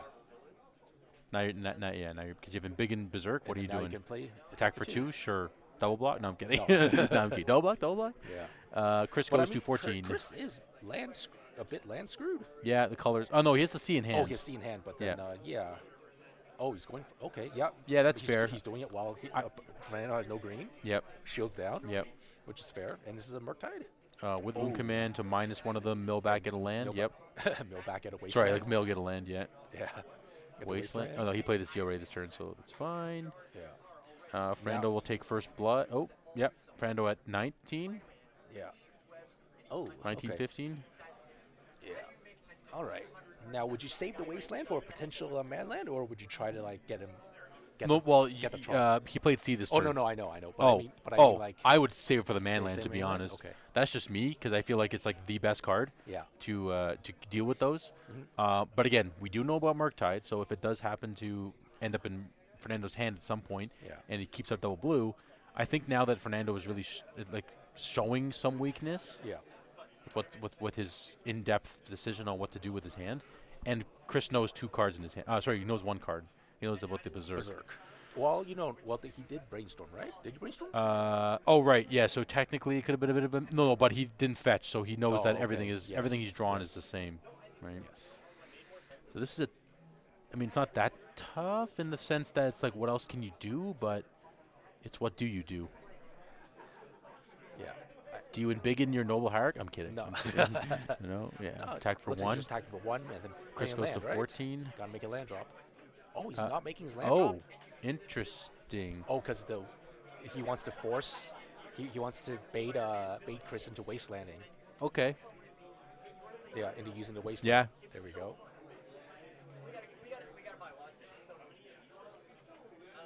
That can only be cast during combat, right? Wait, do we need to call a judge on that? Yeah. Yeah. Oh, no. Spell can... Oh, before the combat damage step. Oh, okay. But does that mean it only gets cast during the just before the combat step? Oh, not sure. Oh, I guess you can cast it any... I guess. No, I didn't. Sorry, what was the outcome of that? Yeah. I was just so it can be any time before. Okay. Okay. Interesting. So then Bowmaster does die then, right? Yeah. Oh no, if it attacked. Oh, if it attacked, Jesus, this card is funky, funky card. Yeah. Nonetheless, we're good. Yeah, another wasteland. Jeez. Yikes. Okay. Let's see. We ponder into. Things are looking dire for Fernando. What else? What does he need to get? So basically, he needs to go runner, right? Like runner, infect, and then pump spell. Like a runner. Yeah, like an infect he needs creature to draw pump spell. Pretty right? good. Yeah. No attack. Okay. Okay. And then so he has an Embiggen. Can't attack. Yeah. Unfortunately, I guess he can get a hedge maze. Maybe he should have gone a hedge maze. He probably should have gone a hedge maze to try to. Yeah, find something. Yeah. Because every one of his lands is like wastelandable, anyways. So. Yeah, there's the carpet we were talking about. There's a carpet. So free mana, move phases, make some mana. Ooh, Barrel Goyf. Okay. Yeah, this is it's getting ugly. doing a quick calc of how big it is. 17-13 for Fernando and Chris here at our Legacy 3K at Enter the Battlefield in Newmarket, Ontario. 79 players. That was close. Yeah. Fernando goes to 16. So Fernando does go for the hedge mains now, which is fine, which is fair. Yeah, he needs a lot of things to go right. Yeah, this has to be pretty good. Or he could get a if he sided into Murktide. Yeah, that's I think the best because now Wasteland is off for the turn. Yeah. If he finds the Murktide, that looks like a daze, but I could be wrong. Yeah. Yep. Yeah, I think Murktide off the top. I think if anything, you've been anything other than a threat. Yeah. Right. And been anything but Murktide. Oh, enjoy another land. Oh, jeez, we're just Enjoy like another land. we're starting to flood a little bit here. Yeah. Yep. Okay. Okay. You know what? Yeah. Show your lands. I wonder if Fernando will block the Bearwoif just to prevent the. Chris to the 12 off the fetch land here. Yeah. This is looking kind of dire. We're surveilling as well. Yeah. And Oh, okay. I was wondering why there are all these weird cards in Chris's graveyard that he didn't want, that he probably wants in his hand, but it's like, oh, he probably milled it with with a Bloom Command. With a Command, yep. With a Bloom Command and I think the one with a Boom, yeah. Yeah. Okay, what do we got here? We got Carpet. Oh. Make some mana. Carpet 3 has of some color. Mana. Okay, show some green. So we got 1 green Draw left. Draw. card. Yeah. Okay. Float away. Go to combat. Hiya. Okay, yeah, fair enough. You don't want to risk a Bowmaster like No. eating a pump spell. Yeah, like getting blocked by a Hierarch with a pump spell on it. Smart play by Curse. Yeah. Do we know if it's Cillian Biggin, right? Looks like Fernando's taking the damage, so he took 4 or 5, and then now he gets a mill 4. Yeah, so he took 5 damage. Ooh, Chris get gains. Chris gains 4. Yeah, gains 4, and then the Hierarch saves. Oh well, he might not even save it. Well, I guess if Fernando does not deploy a threat, then Bowmasters hits the Hierarch. And Yeah, then, yeah. Yep. Oh my God! Is it like all lands on an Ambiguin? Yeah. Oh, he drew another land. Unfortunate. So Chris is at 20 and Fernando is at it was 5, so now he's at 5. Fernando's now at 5, Yeah, and he's GG. like, "Yep, I got nothing." Oh wow! All the Force of Wills. And stacked. Yeah, I mean, you know what? He out removaled him Yeah. pretty hard that game. Yeah. Well, I mean, it is a Damn. deck that plays like a lot of removal spells and Force of Wills, right? Yeah, like we're just looking at it here again. We have so it's 4 Force of Wills, 1 Daze, 1 Trophy, 3 Yeah. Push, 1 Cut, 1 This Town Ain't Big Enough. Is there anything in the board for? Of course, 3 Bowmasters. Any kill spells in the board again? I think there was. Oh, Yeah. Deluge technically, another Edict. Oh, and he bordered in the Bearwoifs too. Yeah. Because not even the main. Right. Okay. Yeah. I mean, it's an extra threat. Yeah. Right. Extra threat. Extra aggro. Right. Yeah. Yeah. I mean, that's basically that's where we're at. 15. Okay. So at 15. No, yeah. Yeah. So in 10 minutes. Yeah. Well, there we go. So Bug gets there in a flawless 2-0 victory over Fernando, over I mean, Infect. it's kind of unfortunate that Fernando did not get the explosive draw that we kind of usually Yeah. expect from Infect. That's what he did against me. I'm telling you, he infected me like it wasn't even fair. It wasn't even fair. You know. Yeah, go ahead. Yeah. Sorry, what were you playing again? That I was playing the Bug deck.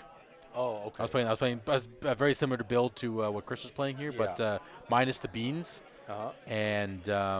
But were your removal spells like a lot? 4 push, 2 edicts, 4 push, 2 edicts. I didn't have a murderous cut, which I wish I did because that's just a general like hits everything kind of thing. Yes. Right. You know. So that kind of again it happens. Yeah. Right. You know. I'm just curious to see what's happening over here. Yeah. Yeah. We're still doing that. Okay. Yeah. So that was that's in the books there. We still have a lot of matches going on because we're at 24 minutes in the round left or so, Yeah, we right? still have 24 So minutes left in the round. So.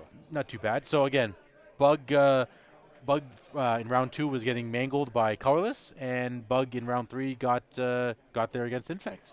Yeah, but I mean a different flavor of bug, which is nice to see. Yeah, of course. Oh, yeah, for sure. I mean, again, bug, as I've said, bug is basically blue Jund, right? You know, because it's the only big difference is that you have a few less creatures and more Force of Wills, right, compared to having like. Well, you're just playing better cards. Yes, that is true. That is true. I mean, hey, Jund has some pretty good cards here and there, you know, right? Thoughtseize, Hymn to Turok, you know, like. I mean, bug can play those two if it wanted. It could. I mean, remember when Charlotte's Bug was the deck to be playing? You know what I mean, right? Yes. So. Yeah, I mean, again, as we're seeing, super diverse meta so far. Like lots of colorless decks, which we haven't seen before in the past.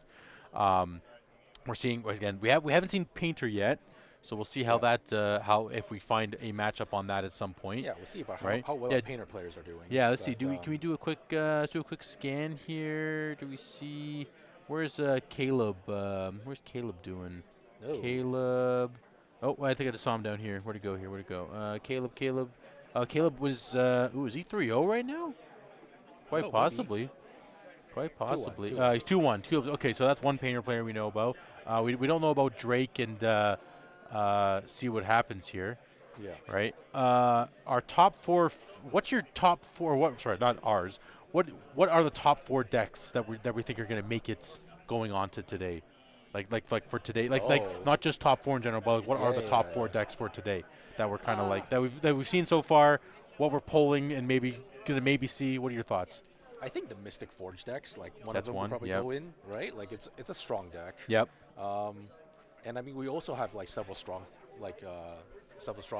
Painter players. Yep. Right. So one of those go in. You can't discount the blue-black tempo decks. Yep. Sure, people. I don't think there are a lot of people running blue-black tempo. But then the players that are they're pretty they're pretty good. Yeah, no, that's fair. Right? That's fair. I mean, I have seen like again the people that usually do play aren't playing it today, but I have seen a couple of lists that people are at least playing. I mean, would you call Bug like blue black essentially too with a splash of green, right? You know, right? You know. Well, I mean like. It's more of like a blue black with main deck Baraggoyfs and main deck Kaito. Yeah, that's, of course. Yeah, you have a different spread of creatures and stuff and threats and whatnot, right? Yeah. So more tempo-ish. Like like the threats are always different, but then the main shells you got Daze, Ponder, Brainstorm. Yes, that's fair. That's Wasteland, fair. Yeah. So we got threats. Mystic Forge, Painter, blue black. What are we thinking about? I probably expect maybe one lands person to get there. Yeah. Okay, I could see that too. Yeah. I could see that. Yeah. That'd be fair. I mean, again, we only saw the one, and they weren't playing. There weren't any proxies in that one, so that's at least a good start. That at least we know that people are actually investing in that deck or have that deck available.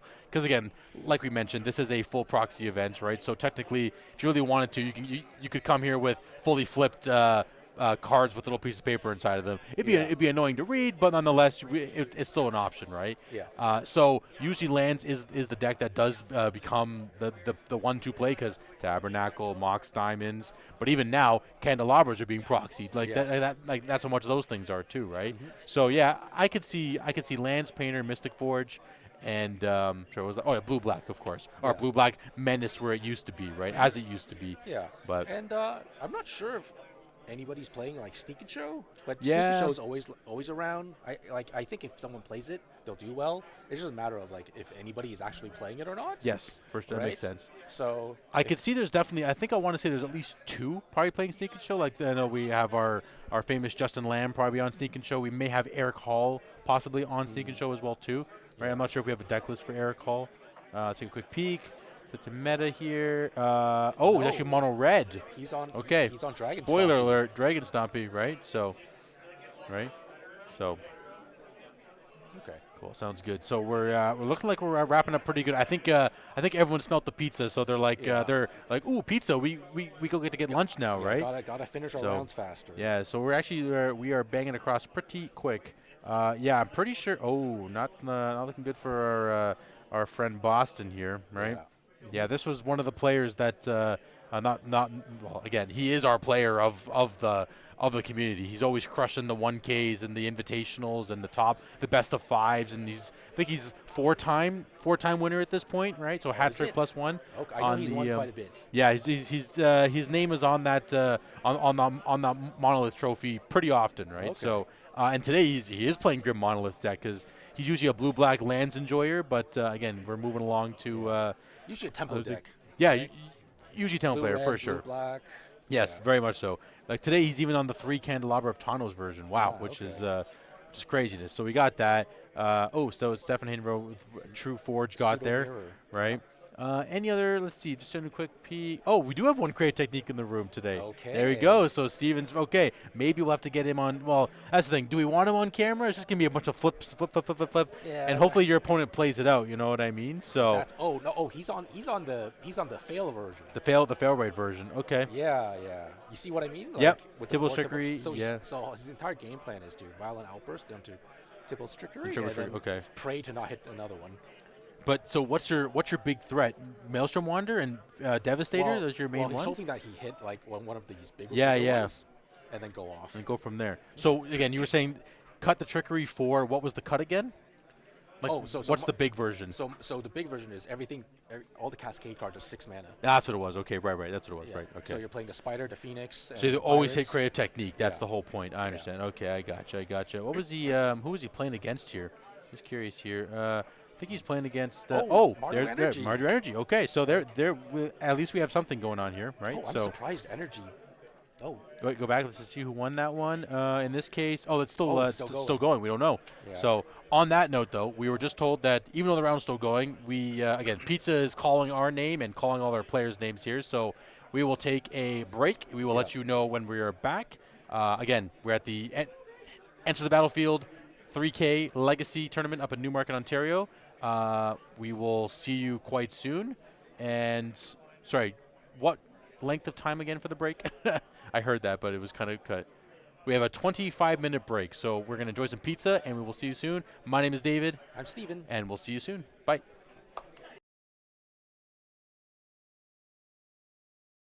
The Legacy of the North Invitational Series is only possible because of our main sponsor, Enter the Battlefield, the premier local game store for all of your gaming needs in the northern Greater Toronto area. Check out their website at enterthebattlefield.ca to buy cards, sleeves, deck boxes, miniatures, dice, and other gaming accessories. See the latest releases for a ton of different card games, or find the recent bestsellers and staff picks. If you're a GTA local and Enter the Battlefield has what you need in stock, but not everything is at one location, then my favorite part is that when you choose delivery, it will be all in one convenient package. And if you don't want to wait for delivery, you can also choose to pick it up at your preferred location. Check them out at enterthebattlefield.ca. Big thanks to them for hosting Legacy of the North Invitational Series and other large-scale Legacy events.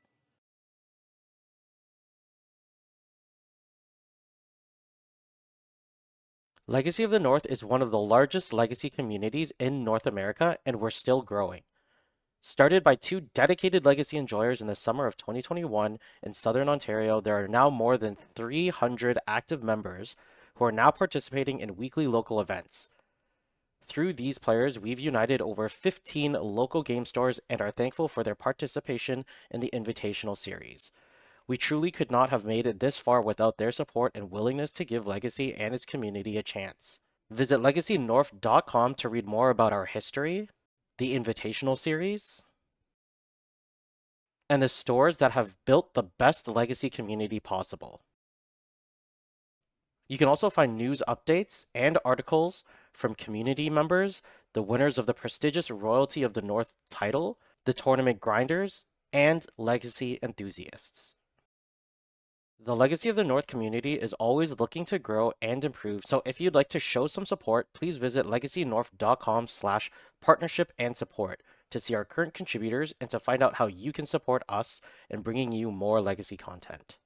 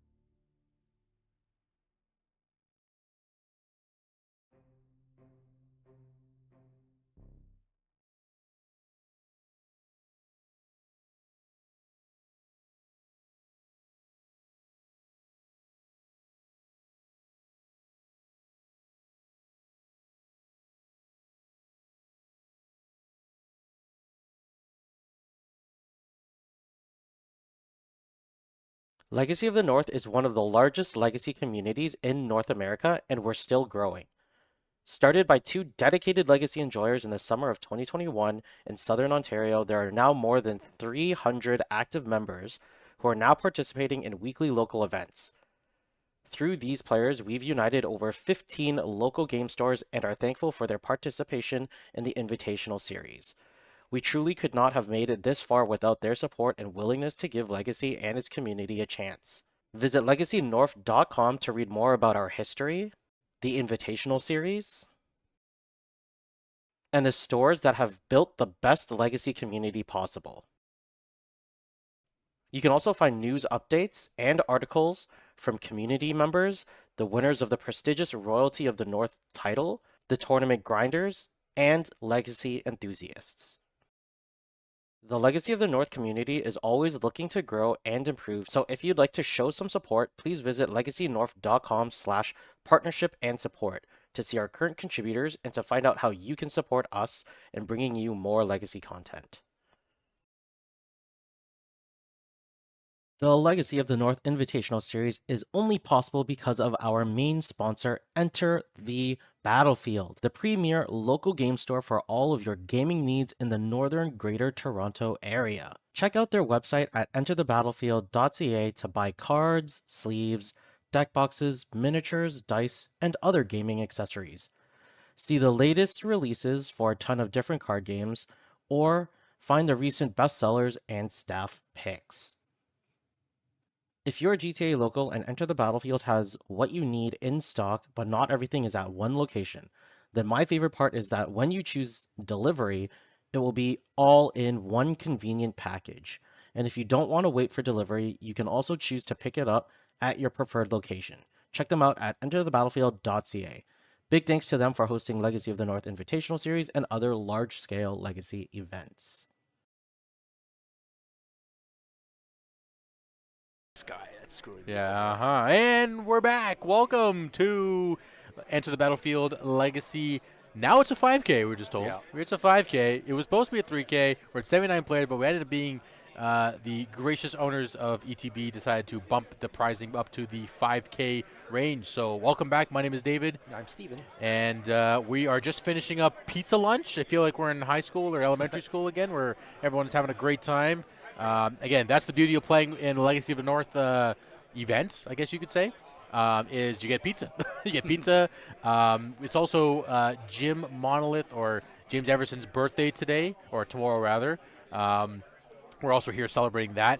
We're going to have cake at some point, hopefully. I don't know when and where that's going to come from, but that's going to be here as well. We have a Monolith base that happened to be made here as well, too. So we check out the, I'm not sure if it's on the website, but somewhere on the Facebook. And we did hear someone play it. Yeah, it is playable. So it's a Monolith-shaped bass guitar. I didn't see it from the actual side. I saw it from like the side I think I was playing it from.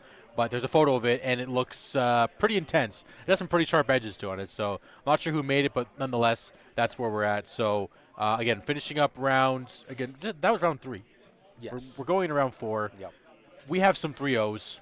Let's take a quick peek at them all and just kind of see who we see here and what's going on with them. So currently we have Ben Kostecki, Justin Glanzer, Emilio, Jim Monolith himself is on his 3-0. Yeah. Chris on Bug. Who we featured last round. Yes, correct. Zach Showers on Blue-Black, most likely. Dan Green, I believe, or Dan Verdesto, rather. He's on, I think it's on a Beans list of some sort. So we have a pretty diverse spread so far, right? Yeah, on the Riddler stuff, right? We have Alex and Connery. Yeah, the last 2 there. Not sure what they're on, but we're going to take a quick speed. Oh, we do have an oops in the 3-0. Interesting. Okay. So we do. So we know, Alex, we're very sorry, but your camera time might be cut very short. But we'll see. We do have a Delver player. Oh, we do have Delver. Okay. So pretty mixed bag. But there's one name. There's one name that I think that we want to drive home today as we're looking at this 3-0 currently is Ben Kostecki. Have you heard of Ben before? Have you heard of his name? You've seen him around, right? Yeah. So I've never played against him though. Never to play against him. Okay. I think I played against him once. He is from the St. Catharines, Niagara area. He did qualify and win the best of 5 of last season it would have been. Yeah, so it was the September to November season of 2025. Okay. He won the Invitational, I believe it was. No, sorry. He qualified via points leader. My apology. He was the points leader. And he was able to go all 5 games against Kyle Cook on Mystic Forge for the best of 5, and he was able to get it. Okay. So he, again, he was playing Painter of some variety at that moment as well, too. Yeah. And I'm pretty sure today he is also of the Painter variety. Yes. But he actually has some spicy cards in his list today. He's playing, actually, Steven, I'll let you break down what you see here. Yeah, I mean, so we did talk about this in our pre-tournament chat. Mm-hmm. So he is playing the new cards, the 4 surveillance cams, and then he's going hard in on the melted moxites as well. The thing that's surprising is that he's also playing like 3 Tezzeret Cruel Copies. Yeah, that's spicy. I don't think I've ever seen that on any other list, but that's kind of cool. He also has a Haywire Might, which might be kind of hard to activate because the only green sources are like the Lotus Petals and the Mox Opal. Yeah, I don't see like a Tiger or anything like that. Yeah, so it might be kind of hard to activate Haywire Might, but I guess it's if he's 3-0 for a reason. Yeah, yeah. So yeah, fair enough. This list looks very interesting compared to like some of the lists that we have seen where they're like all in on combo, or they have no combo at all, like no of the new surveillance cam situation going on. So I mean, this is going to be an interesting matchup. So hopefully we'll get to watch him play this one. But again, he is a very strong player. He definitely has. He knows his way around the grindstone and goblin welder situation. Yeah. So I mean, every time I've heard him do well, he's on Painter. On Painter, right? Yeah. Right. So exactly. Like, exactly. This is his pet deck. This is definitely it, right? So, I mean, definitely an eye to keep out for. We will see what happens later on in the tournament. Again, we're on round 4. We are a 7-round tournament with 80 players or 79 players. So it's going to be quite a long day of Legacy, but again, we're here for a good time, and we'll see how it kind of pans out. So yeah, that's one name that kind of comes to mind that I could see kind of laying out. We do have a couple other ones that, again, a little bit smaller on the front because we don't see them as often. We see them at some of the other like 1Ks, but there's one named Emilio Hong. Again, I believe they're from the Kitchener-Waterloo area, somewhere around there, because we only see them at Chimera. Yes. But most of the time, they're on some sort of a Affinity deck of some or sort. Or cast. Yeah. That's what it used to right? be called. So what are we looking at here for his deck list? Well, he is trying out the Crane from Teenage Mutant Ninja Turtles. It's a Crank. Sorry, so I just saw that. So it's an 8 cast. Like the casting cost is 6 and then Yu-Gi-Oh! And has affinity for artifacts. And then what happens is when Crane enters, and if you have fewer than 4 cards in hand, draw cards equal to difference. So you'll always have 4. Like when Yeah, interesting. And then Crane gets +1/+0 for each artifact you control, and it's a 1/4. So it's just a big dude that might draw you up to 4 cards. Interesting. Okay, yeah, so empty out your hand, draw 4 cards. So instead of playing like the traditional Thought Monitor or Thought Cast or anything like that, right, you just play this guy to kind of refill your hand, plus the 8 baubles you have in the deck as well too, right? Yes, so, yes. Okay. Well, I mean the deck, the current evolution of this deck is that there's just no cast, no thought cast, and no thought monitors anymore. Yes, it's all gone, right? Yeah. Yeah. It is 0 cast at this point, basically, right? Yeah, pretty much. And then it's kind of more of an affinity deck these days, like an all-in deck. Yeah. Yeah, which kind of, to tell you the truth, it kind of turns me off this deck. Okay. The reason why I liked this deck before was you could refuel. That was the whole point, right? Cast. Yeah. And then now that you can't refuel, it's like, well, do I really want to try to play all these marginal cards to just get some 1/1s? Yep, that's fair. And then hopefully get paid off by a Capo Cannoneer that might get dazed or might, it's just like the problem I have with Capo Cannoneer is that it's hard to cast. Like, it's not as easy to cast as you think it. Yes, that's fair. Would be. Yeah, because right? you need a lot of artifacts in play to make this guy castable. Yeah. Right, as well too, right? And it's improvised, so you need to tap all those artifacts. That's the thing too. So it's not as if it's affinity for artifacts, right? Yeah. Like this actually has like quote unquote downside. Yeah, because then your baubles you can't crack them for value anymore. Yeah, you have to crack them. You have to tap them for this guy. Yeah, right. So, exactly. Okay, fair enough. Yeah. So I mean that's another name that again. It's definitely he's more on the Kitchener-Waterloo scene where we haven't seen him too much outside of that. But again, but he also does. We'll see what happens. Whenever he plays, he has good results. The results, exactly. Yeah, he's always top baited. Yeah. I think he even actually won. I think one of the Chimeras one time, if not mistaken. Okay. Right. So I mean, you know what? Hey, more power to him, right? Yeah. And let's go with one more. I think what we're seeing is, of course, our birthday boy Jim Monolith. right? He actually is 3-0 with his Affinity Stompy deck. Yeah. We used to call it Mud, right? Because he had Forge Masters and all that jazz. But he's been playing Grim Monolith for as long as I've ever known him, kind of thing, right? You know. So what are we looking at here while we're waiting for the round 4 to spin up here? Yeah, I mean he's always been tuning the deck Yep. around. So like there's always a lot of weird things going on with this. Oh, this it's deck. the numbers and the cards. Like, what does this card do? I mean, before he was playing a lot of Tangle Wires, and now he's not even playing a Tangle Wire. Oh, shit, that's weird. Yeah.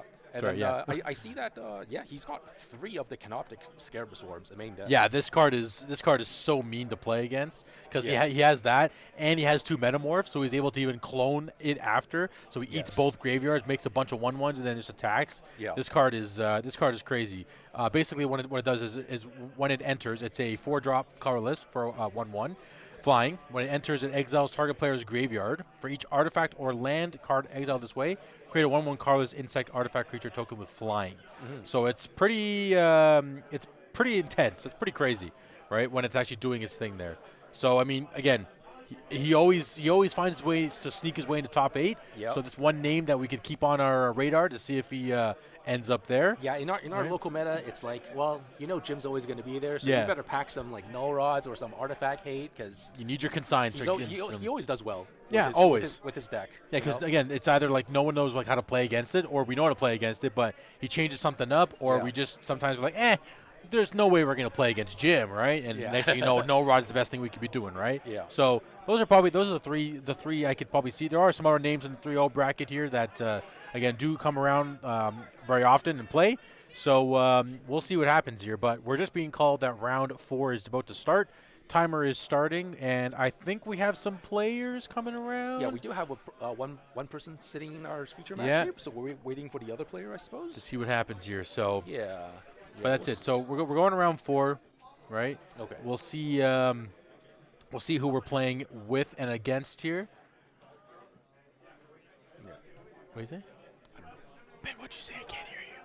Our producer's voice is like a little bug in her ear. It's beautiful, but sometimes just can't hear him. Yeah, so while we're waiting for... Oh, okay, that's why. Okay. Go ahead. Sorry, you were saying? No, I'm just like, Is there anybody else you want to kind of any other people that you could see making it all the way to top 8? Oh, well, I mean, it's... I know it's tough to say. We're it's on always round a toss 4. Up, right? We're on round 4. We still got 3 more rounds to go, and then anything can happen, right? Like, yes. Someone who can go 3-0, all of a sudden you can just go, you lose 2 rounds and you're not on top 8 anymore. Yeah, makes... Right? Oh, and it might be Jim? Oh, it might be Jim versus Ben? I guess we should check the pairing. That actually would make sense. Pairings. Round 4. Yep. Okay, Oh, wow, look at that. Jim versus Perfect. Ben. Look at that. That was perfect. Okay, so we are having the Birthday Boy versus Painter. So we're going to have Mud versus Painter. Yeah. Or, sorry, Patchwork Stompy, as he likes to call Yes. it, right? So this is going to be interesting because, as we talked about, even when I remember when I was playing against a Painter deck, and I'm pretty sure it was Ben himself,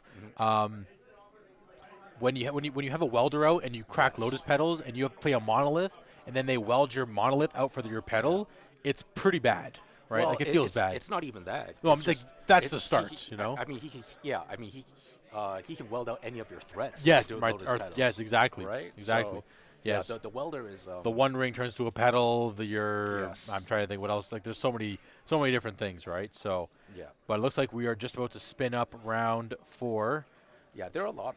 Well, I mean, it just makes the welder that much more impactful in this particular matchup. Yes. Yeah. Yeah, I'm not sure if Jim's aware of what The super valence stuff, what Benjamin's playing, but there's no they way. might There's be. no way he doesn't. Like, he's gotta have some idea that he's playing against the Painter master of our time, right? Yeah. You know. So Yeah, and I'm actually not quite sure who's favored in this because I don't really see this matchup that often. I'm assuming Painter's probably better because it just goes faster, Yeah. and it looks like the version that Jim's running. Sure, it has a lot of graveyard hate, but then it's also high mana. It's like 4 mana. and right? Jim hates playing against combos because 4 Mind Break traps in the board. Yeah. He's like, And nope. 4 ley lines. And 4 Land of the Void, yeah. So he's like, nope. Wow, and he has one cost like Butcher of Truth in his sideboard. Okay. Oh, for the Painter matchup. That's basically all it's there for. That's all it's there for. Oh, and I guess if it's 10 mana, he can pseudo cast. Technically, he it, can cast it. Yeah, I mean, he has Yeah. key and monolith, so I mean, like, it is not impossible. right? So, But I figure if Ben gets a fast hand, Jim might be at a yeah, disadvantage. exactly. So players are just shuffling up here, And let's see what we got going on. Didn't see who won the die roll, but just for reference, the right will be Jim Monlith himself.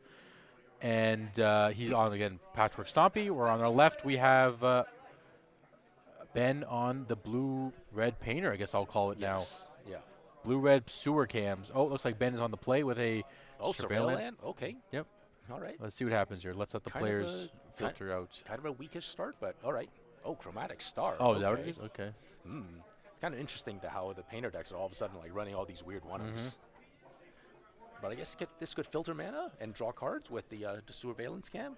Right, because it's whenever it enters the graveyard, you get to draw. Yes, exactly. So I mean, like sacking in response and stuff like that. So, Phyrexian? Okay, thank you, Jim. Yep. Hey, Yeah. I think that's how you spell Phyrexian, but it's good enough. Good enough. Yeah. Let's see what we got. What's your turn one play? A Mox Opal, a key, a needle. Oh, I see a Soul Guide Lantern. Yeah. Let's see what Jim's got here. That's a Mox Opal. Yep. Being bent. Love it. Here's. Probably the soul guy just to want to. Oh no. Nope. Oh. Are we allowed to take backsies? Okay. Are we allowed to take Are we allowed backsies? to take backsies in this? You took your finger off the piece. You have to, the move is the move stays. Yeah. I mean, hey, in the end, you gave your opponent free information. As long as you didn't pass phases and then put the opal back in your hand, it was technically still his main phase. So you know what? I guess so. It's your choice if you if you don't want to take it. Here we go. We've got a Tezzeret, the cruel captain, and our. He is so cruel. Yeah, he's like what is this? What is this proxy situation here? Yeah. And so Ben's at 18. I wonder what he's going to search for though. Needle possibly or opal. Okay, so he is searching. Because he can search for anything that's one or less. So it can be. What do you get? Oh, you got an opal. Okay, fair. Because technically he could get like Surveillance Cam. He could get Grindstone. Could get. What the heck is Boogie Bomb? Oh, it's Pirate's Power. Right. These arts. Okay, yeah. So he could get stuff that is. And he's playing it, but he doesn't have Metalcraft. Yeah, I get. Well, because you plus the Tezzeret with it, technically the Tezzeret gets bigger. Yes. So it's not insanely bad, but. Yeah, makes sense. Again, your opponent's not going to blow up your artifacts like he's a Karn deck, if anything. Yeah. Right? If even that. Okay, a Monolith.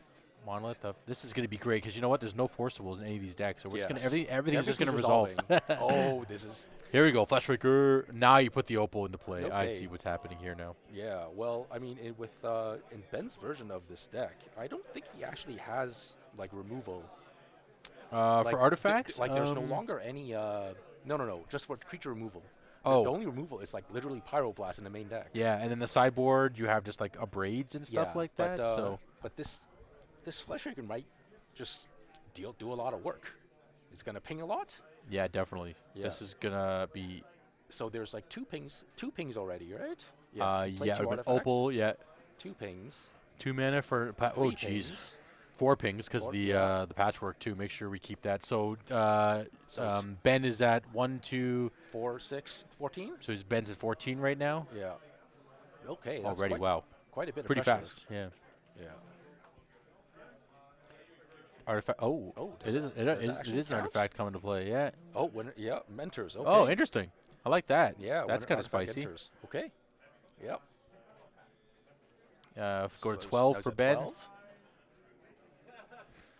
And a Haywire Mite. Oh, here's the Haywire Mite you're talking about. Oh, but he does have Metalcraft, and he has green with the Mox Opal. So do you exile the Monolith? Oh, no, we're still searching. Okay. Yeah. That's just fine. You can still do that. Yeah, he's minus the Tezzeret. So, he's got the Pirate Spellbomb. Yeah, which is, I don't know if that's a secret lair art or something, but if he plays that... He's like, what is this card? Oh, it's Pirate Spellbomb. Yeah. Is it... It goes to hand. Yeah, I think he's just confirming. Yeah, it goes to hand. So if he plays that, then he gets to... Oh, okay, that's his only way of killing... so there you go. Yeah, so there's Spellbomb too. Yeah. Okay, so you're going to play it? Well, Tezzeret's very... it's doing a lot already. No, I like it. He has to pay mana. He has to pay another mana to play... make sure you pay the mana for the cost to put it into play. Let's make sure that... come on, Ben. Tap another mana. Yeah. Hopefully... He's got to make sure you pay the mana for the spell bump. Oh, Tomb. Oh, okay. Okay, we're good. Clear. We cleared it. Didn't see that happening. Yeah. We're good. Oh, because you used it for the Haywire Mite too. That's what it was. Okay. We're good. Thanks for catching that, Ben. Okay. And we're off. And then Jim, he's got a.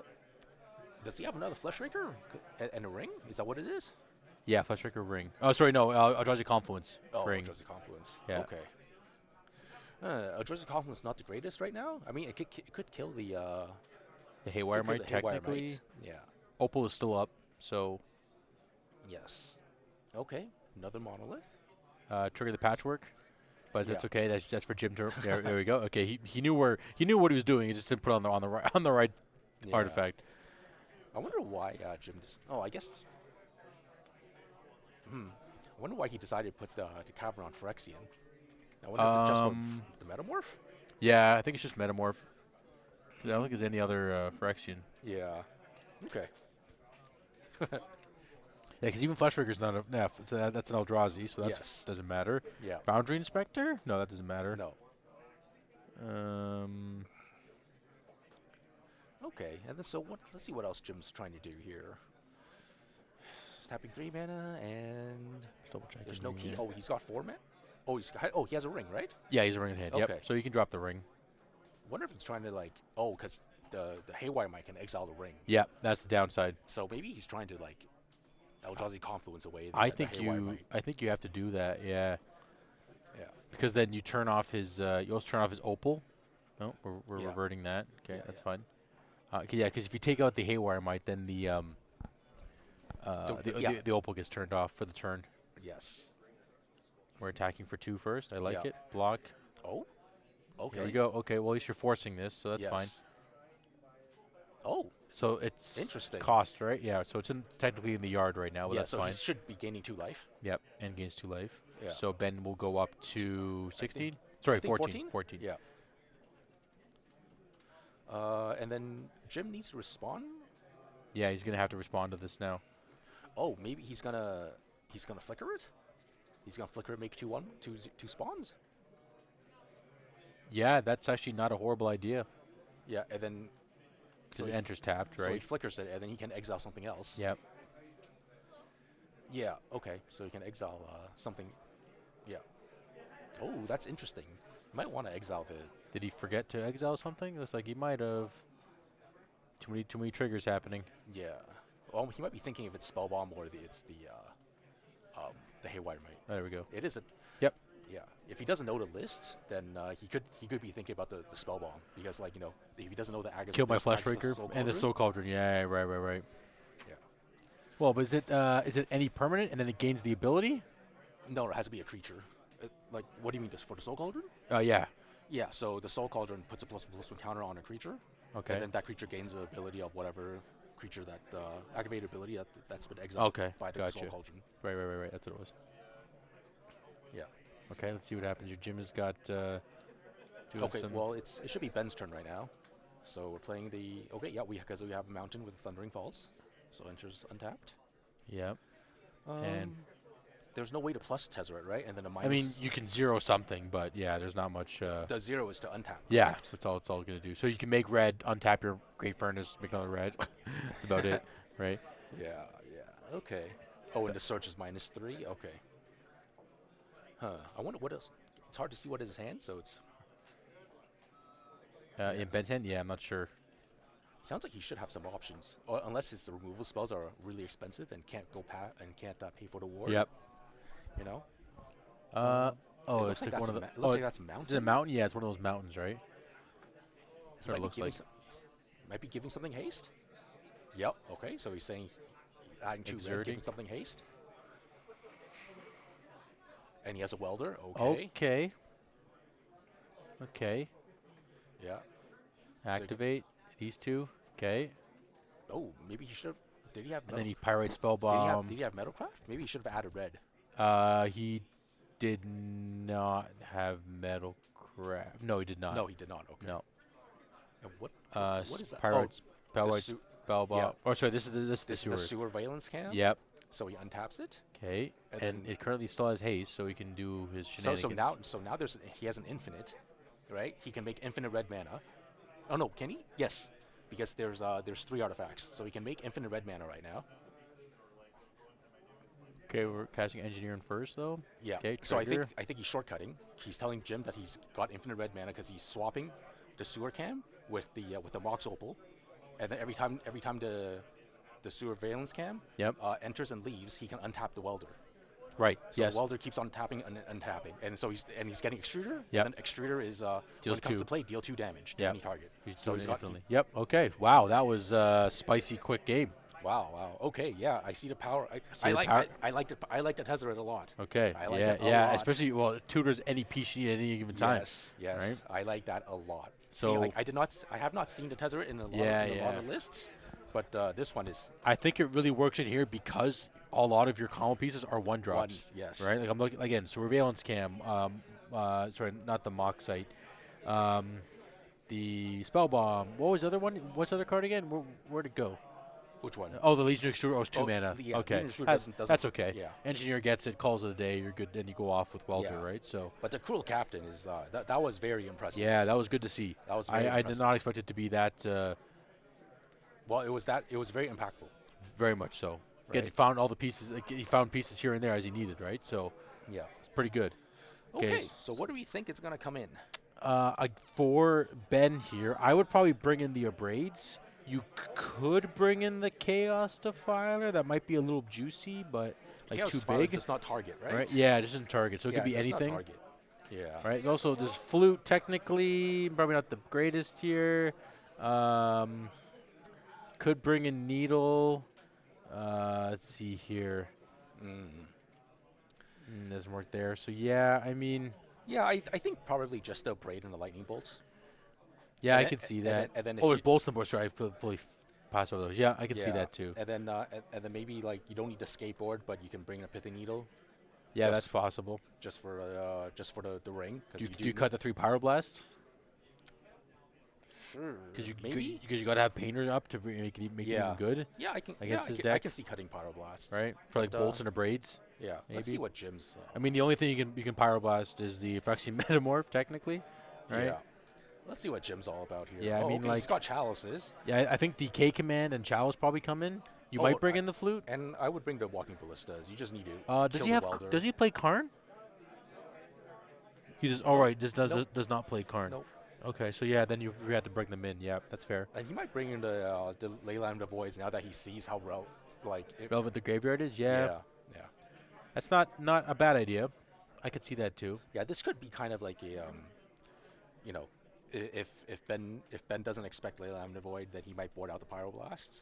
But then if he and then if he doesn't see him in game 2 and Jim wins, and then he doesn't think that there's going to be Leylines. Yep. Game 3 it shows up and all of a sudden he can't combo. Yeah, can't do his combo. Yeah. That's what I'm thinking too. So I'm not sure if that's just if he should be just having this Pyroblast in the deck just in case. Yeah. I'm just taking a quick peek. I think he brought the Flutes in. It looks like Ben brought the Flutes in. Looking at the and looks like Jim cut some Mox Diamonds and Lotus Petals. Okay, interesting. Skateboard still looks like to be in the main deck.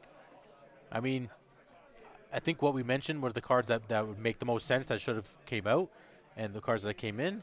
We'll find out when we get to game 2 here. We'll see what happens. Yeah, because I guess it's easy for us to say like what should come in, what should come in, but often it's hard to know what to cut. What you actually want to take out. Yeah. Like do you keep in Shadow Spear? You know what I mean? Like. I mean, you got to deal damage. You got to deal damage somehow, right? And I think like it's a way to push damage. Yeah, that's fair. Yeah. Wow, there's one Mox Diamond. Yeah, he has one. Yeah, just for some color fixing.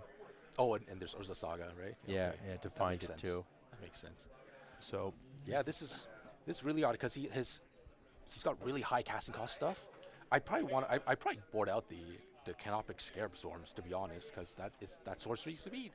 Yeah, I just change them for ley lines. Yeah. So once again, we are at the Enter the Battlefield 5K in Newmarket, Ontario. Thank you for joining. Thank you for watching. Round 4. Jim on our right playing Patchwork Stompy, and Painter on our left being played by Ben. Yeah. We're going to game 2 right now. Let's see what. Oh, and Jim went right to a mulligan. Okay. And looks like Ben's keeping? He's possibly still thinking, but I haven't seen any other. Yeah, looks like he's keeping. We can't see what the. Yeah, it looks like we're keeping, and Jim is having a great laugh, great conversation. Loves talking to his opponents. Yeah. You know, making sure they're having a good time. Thanks for coming to my birthday. You know. Let's see what we got here. Okay. Hopefully this is a good one, not a crazy one. Oh, there's the. Is that a flute? That's a flute, right? Yeah. Okay. Flute, ring, saga, confluence. Oh, there's leyline. Yeah. Oh, okay. We're going to and 5. Mind break. Yeah. There's no lands, there's right? no lands. There's no Oh, lands. mind break too. Yeah. Oh, he actually. Wow. He thinks it's like. I think it's more of a setup kind of game, not like a all-in-one turn cast everything. Because once you have welder, you're not casting anything, right? So. Well, I think what's happening is that he thinks that maybe if he's getting the key cards off the tutor spells. Yeah. Like he's has tutoring for it in his hand. Okay. And then when he on casts the same them, turn. Yeah. On the same turn. Okay. Yeah. Yeah, I could see that here and there. We'll see. We'll see. Of course, I mean, Jim knows this his deck way better than any of us. Yes. Again, So- yeah. He sits there and manipulates the numbers and everything all the time. So. Yeah. I see a cavern and no other land, I think. Ooh. Well, I mean, it is also a multi-5. So, Yeah. But he does have a pithing needle, so there is something relevant. Unfortunately, he is like on the play, right? Yeah, still on the play. So he has That's to downside. So he has to guess as to what to name with the Nope, pithing needle. we're going He's to 4. Okay. Ooh, this ain't looking good. Okay. Oh, Yeah. let's. So what? Let's see what exactly what we want from what would he want in a 4 card? land, leyline, needle. No. I don't even know. What do you want from a 4? I think you probably want. Okay, I can live without any of the hate cards, but if he just wants to play a game, it's probably going to be like Ancient Tomb, and then Ancient Tomb, another land, a Fleshraker, and a and a Patchwork Automaton. Okay, Something like that. that's right? fair. And then hopefully you can grow your Patchwork, and then your Fleshraker deals damage, and It's fair. Okay, looks like we're keeping. I think that's Metamorph. Yeah, I think he's keeping He's a bunch of land. Yeah, well, I think he has to. But That's basically. I think it was City Tomb. Here we go. We're on the play. Oh, yep, City Tomb, Monolith. Okay. Monolith. Okay. The namesake. All right. I mean, he just needs to draw action now. Jim is That's at what that 18, means. and yeah, exactly. Let's see. And then he does have actually 7 mana on his turn, right? Yeah. So, He could. Oh, is that a Mystic Forge? I think that's a Forge. Yeah, it looks like a Forge. And is that an Eldrazi Confluence? Yeah, Jim goes to 16, plays the Okay. Forge. Yep. Hopefully it's not a land. Because he can. Oh, okay. Let's go. Let's go. Okay. Okay. We're getting somewhere. No target for Soul Guide. I mean, if it's a land, he can just exile it. He can just tap Yeah. it, tap and exile it with the. Okay, he can cast something else. Oof. Ooh. Okay. I mean, he's coming back.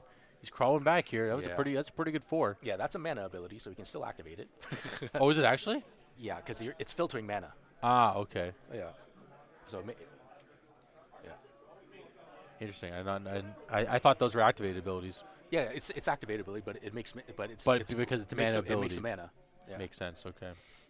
Makes sense. Oh, so okay, yeah, it makes sense. Yes. The goal is to not cut off mana producing sources. That's what Yes. Wizards of the Coast wants to do. Yeah. Yep. So you can't Makes name sense. like Moxes or Yeah, Lotus Petal. so it sounds like he's like, can I call this? Can I not call this? Like there's some hand gestures going around. I mean, it he's like, feels is he like- mind gaming me right now? It feels like from the start you probably just want to name like They're having Goblin some- Engineer. Yeah, they're having some banter back Because- and forth, trying yeah. to convince him. Is it something I can call? Yeah, it's probably Engineer. Just because like if he has Welder, he would have played it. That's fair. Let's see. We named. What? Cloud? Oh, Could be a grindstone. Okay. So it's grindstone. Okay, cool. That's funny. Okay. It's funny because he 16 to Jim, 20. Sorry, 18 to wait. Yeah, 18. It's 16, 18. 16, 18. So 18 for Ben and 16 for Jim. And But Jim from a mul to 4, look at his board. I know that's what I was just gonna say. I mean, calling the grindstone is interesting because technically There's way less grindstones than welders and engineers. that, but also yes, but he also probably brought in the Kozilek in the sideboard, so he's like kind of safe from that painter part. But I mean, like, sure, if the opponent has a Tormod Cryptor or Soulguide Lantern, then okay, you're force him to have it. Exactly, force him to have it. But nonetheless, we call it the Grindstone, so we'll see. But I do agree that he could have called welder of some sort, let's say, or some kind of goblin. Let's see what happens here. Passing the turn, no monolith on tap. Okay, so he knows what the top card was because he looked at it and didn't do anything with it before. Another ring, or a ring, sorry. Oh, that's... Oh, it's Eldrazi Confluence, too. Wow. Okay. I mean, he's crawling back from 4. Yeah, this but is pretty good. I mean, unfortunately, if he wants to... The unfortunate part is that, if he wants to actually play stuff from this Mystic Forge, he has to keep tapping out. Yeah.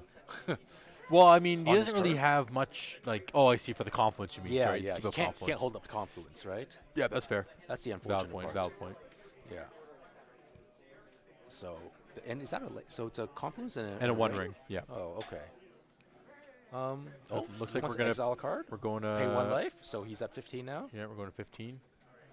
Oh, he has a basic island. Yeah, he has because right. 1 island for Beseju. He has. You mean for Otawara? Sorry, Otawara. My apologies. Yes. Yeah. Right. No, sorry. I mean, like, if you get Beseju, he has some kind of basic. Because he used to do basic swamp. Because he used to have Dismember. That I remember for sure. But now he's changed up to an island. I think the island is there for Phyrexia Metamorph. Right? Oh, okay. I think that's one. Because I mean, like, he could also just play Wastes. Well, you can't get Waste off of Beseju because it's not a basic land type. Yeah, it is. No, is it not? I don't think it is. I think it's just a land. No, I'm pretty sure it's a basic land waste, right?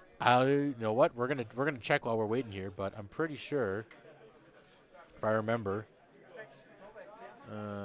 Yeah, because you can't. Yeah, it's a basic land. Right. Exactly like our producer said. It's a basic land, but it doesn't have. It's not a basic land type dash wastes. It just says basic land. If it was basic land dash island or basic land dash forest, that's the basic land type. Oh. Yes, that's the kicker with wastes. Yeah. Wow, that is. Yeah. Yeah, I know. It's like it's very particular. Very particular. Weird. What is right? Trojan? So why do we have a Trojan? What are we doing here? What is going on? Oh, is that because he cast a ring? So is that his protection? Oh, okay, fair. Ben took 2 from the Ancient Tomb, so he's at 16. And then is he discarding to draw 2? Looks like we might be. Yep, we're discarding a sewer Valence Cam. Draw 2. Yeah. Probably looking for a welder type card. And the infinite combo with the surveillance cam really only works with the welder because the engineer, you need to pay mana every time you activate it. Yes, correct. You definitely need welder. Speaking of surveillance cam, here it is. So he's flash and he gets to untap something, but I think he's just playing that so so his Karn can plus, and then if he wants to, he can minus without it dying. I think he. So he gets plus, and then now he's minus. Exactly. Man, seriously, this Tezzeret is doing a lot. Yeah, this is like, especially in this deck, like it's definitely like, I know people say Tezzeret, like you got to put it's a pithing needle. It looks like pithing needle. You put Tezzeret in your Mystic Forge deck, but you're really not getting like a lot of uptick after you play, because like sure, you play a Lotus Petal, okay, it gets +1. Play an Opal, okay, it gets +1. But you're never like unloading your hand after you have a Tezzeret. Usually unloading your hand first, then casting Tezzeret, untapping a Monolith. Maybe it goes to +1, right? Know what I mean? Like so, there's some games, yes, but I could see this game is like really, really showing the power of Tezzeret. Yeah, like just continually going up and then minusing. So he cast a Pithing Needle, right? So I'm assuming it's on the ring, and his Tezzeret should have gone up. That is correct. So we missed a trigger on that. Oh no, sorry, we're still deciding. Okay. So okay, never mind. We're good. There we go. We're still deciding on what it was. Okay, and then he's tapped out. Wow, this. Yeah. This is very this painful. Tezzeret is so good. It's really doing good right now. It is so Jim good. goes to 13 from the ring. Yeah, takes 1, and he can no longer activate it. Yeah. And he decided if he wants to draw. Or did he draw already? He wants to pay a life to exile it? Okay, that's fair. Oh, it's another Mystic Forge, all right. I mean, this time, I think you have to draw it regardless, Jim, because you don't have a key, right? Yeah. Yeah. Oh, it's a Metamorph. Can you Metamorph your opponents? Like you can Metamorph any artifact or creature. No, not Planeswalker, just artifact or creature.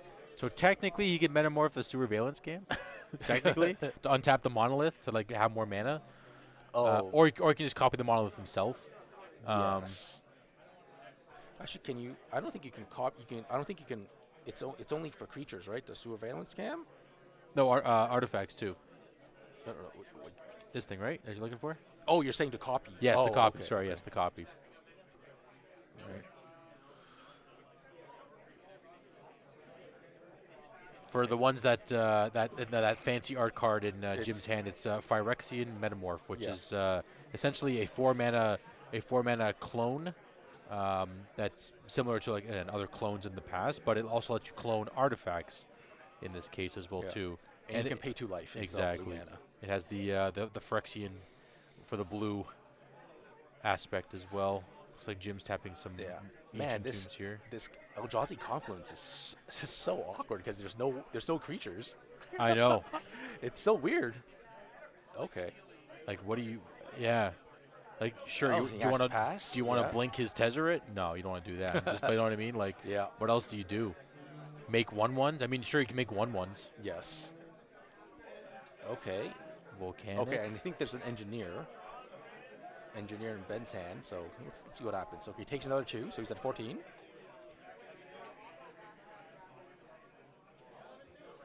Yeah. Oh, not playing the engineer. Moxite. Playing okay. Welder Moxite. Okay, so he can choose to discard a card. Land, draw 2. Plus, yep. And then he's got a welder. So Ben's at 12, Jim's at 11. Oh, and he also has a painter. Is he minus? Is there a -1 ability on Tezzeret? No, it's -3. Oh, okay. So I thought the Tezzeret's at 3 now, or no, it was at 1 before. oh, okay. Oh, and he's passing turn. Yeah. Okay. Jim goes to 9 from the Wow, ancient and I think it's tomb. very Ben's very cognizant that like Jim has some sort of creature removal because he's not casting the welder or the engineer. Yeah, this is that's pretty heads up play by Ben. Does he have creatures in the hand? Yeah. He He does. He's got a welder. Does and have an a welder. engineer. Okay, Yeah. so he's aware of the board wipes. Yeah, see, and he has a painter servant. Yeah. So he. Oh wow. Yeah, so he's just not playing any dudes. Yeah, he's right? like let him burn the cards. Yeah, he's very cognizant that this is gonna happen. Okay. Well done, ETB from Tez. Oh, so he's flashing in. Oh, he's blinking. Oh, he blinked the Tezzeret? No. He blinked the disrupt. He blinked the flute. Oh, blinked the flute. Ah, So okay. he made 2 0/1s and blinked the flute named Tezzeret. Okay, that's okay. Okay, and then now he's playing. Yeah. Yep, off the painter servant. Okay. Yeah. Yeah, Tezzeret still goes up, even though it's on fluted. It's fluted. Yeah. Okay. So Ben's at 12. Wow. Jim's at 9. I wonder what happened to make him do it during Ben's main phase. I have no idea. I wonder what we missed. No, there nothing out of the ordinary. Yeah, because why would he do it in main phase and allow Ben to like deploy all of his creatures? Jim is at 8 to Ben's 12. Yeah. Why But is he he 14? just tapped the He tapped 2. ancient tomb, right?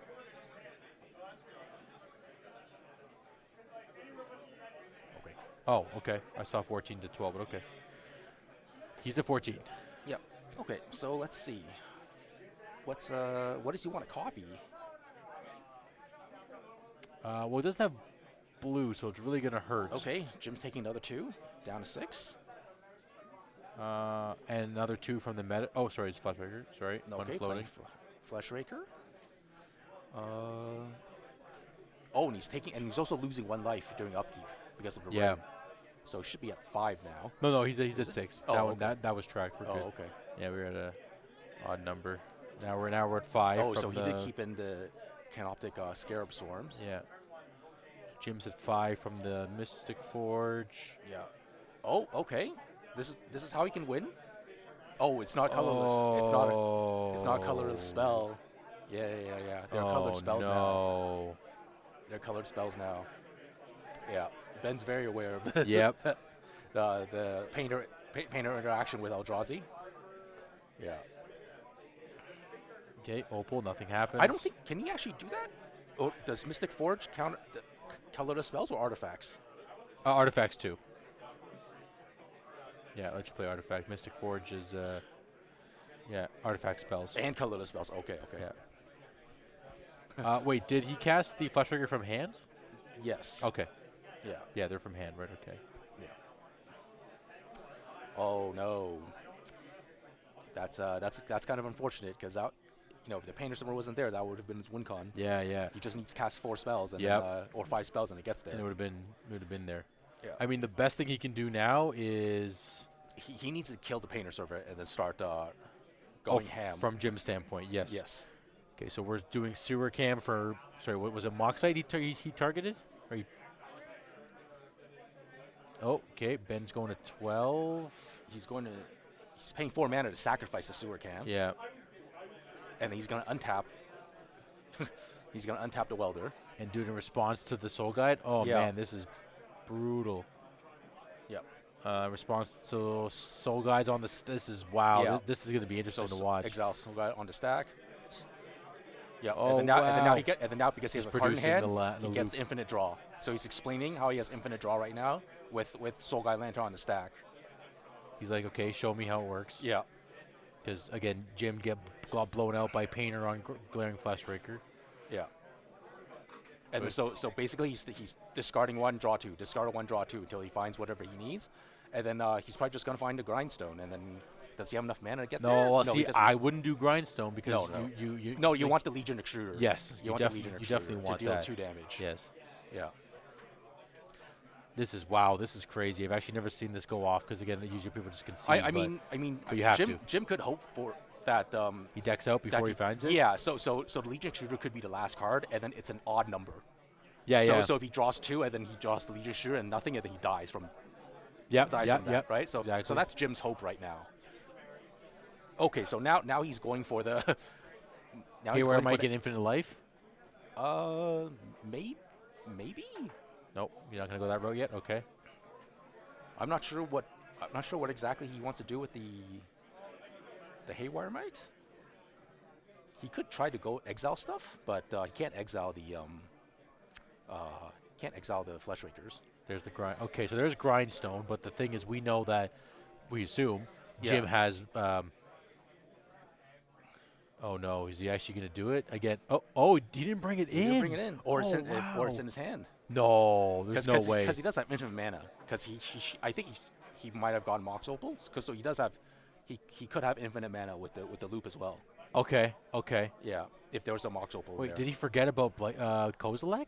It's got to be in his deck. There's no way he wouldn't have brought it in. Oh, maybe he didn't think he wasn't playing Grindstone. Oh, okay.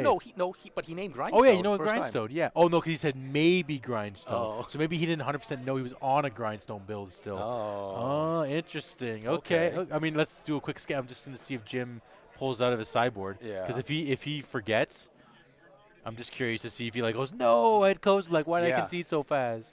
I'm pretty sure Jim knows what he sided in, but if he didn't bring it in, that is like a big blunder on this part. Yeah, well, that would have been because again, from what I saw, I could be wrong. I didn't see a Soul Guide from Ben's side, unless there is one in the decks, like in the main. That doing a quick check here just to see. Well, there is one in the sideboard. Okay, so he has to bring it in. Yeah. So he has to bring it in. Yeah. Because he has no Karn. Yeah. So you have to proactively say. Oh no! Wasn't there a Soul Guide in play? No, that was on Jim's side. Oh, okay. That was Jim's side. That was in response to Jim's crack of the Soul Guide. That's right. He went off on him. Yeah. Okay, I guess he didn't bring in. the Kozilek. The Kozilek, rather. Yeah, I keep saying I keep going Blightsteel, but yes, Kozilek. Yeah, he didn't. He's hiding his sideboard, so he didn't bring it. I think he just brought the Mindbreak and Ley Lines in. Yeah. Mindbreaks are weird. Mindbreaks feel kind of weird. Did he bring Mindbreak? Oh, sorry, he didn't bring Mindbreak. My apology. Oh, there it is. See, the Kozilek was there. Yeah, see, there it is in the board. Oh no, he did bring. No, that was on his board. No, he brought it in. Oh. Well, I mean, can you do it in response to the after you mill? Do you mill them again? No, because the way you kill is they have no library. And you pass and then they draw nothing and they lose. But then he'll shuffle everything back in. So what? Yeah, I'm not sure why Jim conceded if he had the Kozileks. Yeah. In there. But well, okay. I guess we can ask him afterwards what exactly happened. If he did 100% bring it, 1, 2, 3, 4, 5, 6. Yeah, I don't think he brought into Kozilek. Oh, maybe he didn't. Okay, yeah, because I think that was the 7th card. Yeah. Okay. I see what's happening. Okay. Whew, we figured it out. So, I think kind of like we were talking about. I was saying that Painter has a very good matchup against this kind of deck, right? Because of just like the amount of artifacts that are available. And I think what probably happened was like game 1, because he died by the non-painter combo, right? So he's like, okay, I need to worry about that. Yes, that part of the combo. And they kind of forgot about the grindstone. Grindstone painter, grindstone. Yeah. But I mean, if he was cognizant enough to, cast a disruption flute and name grindstone, yes, then. If you think it's grindstone, then why board in the Kozilek, right? But I mean, you never. It's one of those things. It's been a long day. Definitely, yeah, exactly. We're round 4, and we just finished eating. Maybe yes. Still so the itis might be kicking in a little bit. Some of the food coma. You're like, oh, the pizza. See that's the thing. Sometimes pizza, yes, it tastes good, but it could slow you down, right? Yeah. You know what I mean? So I mean, at this point, maybe Jim can blame the pizza. I don't know, or maybe he can blame his birthday or something. I don't know. Yeah. Right. But so that was very, very well played by Ben. Yeah. He knew exactly what to do, how to do it, when to do it.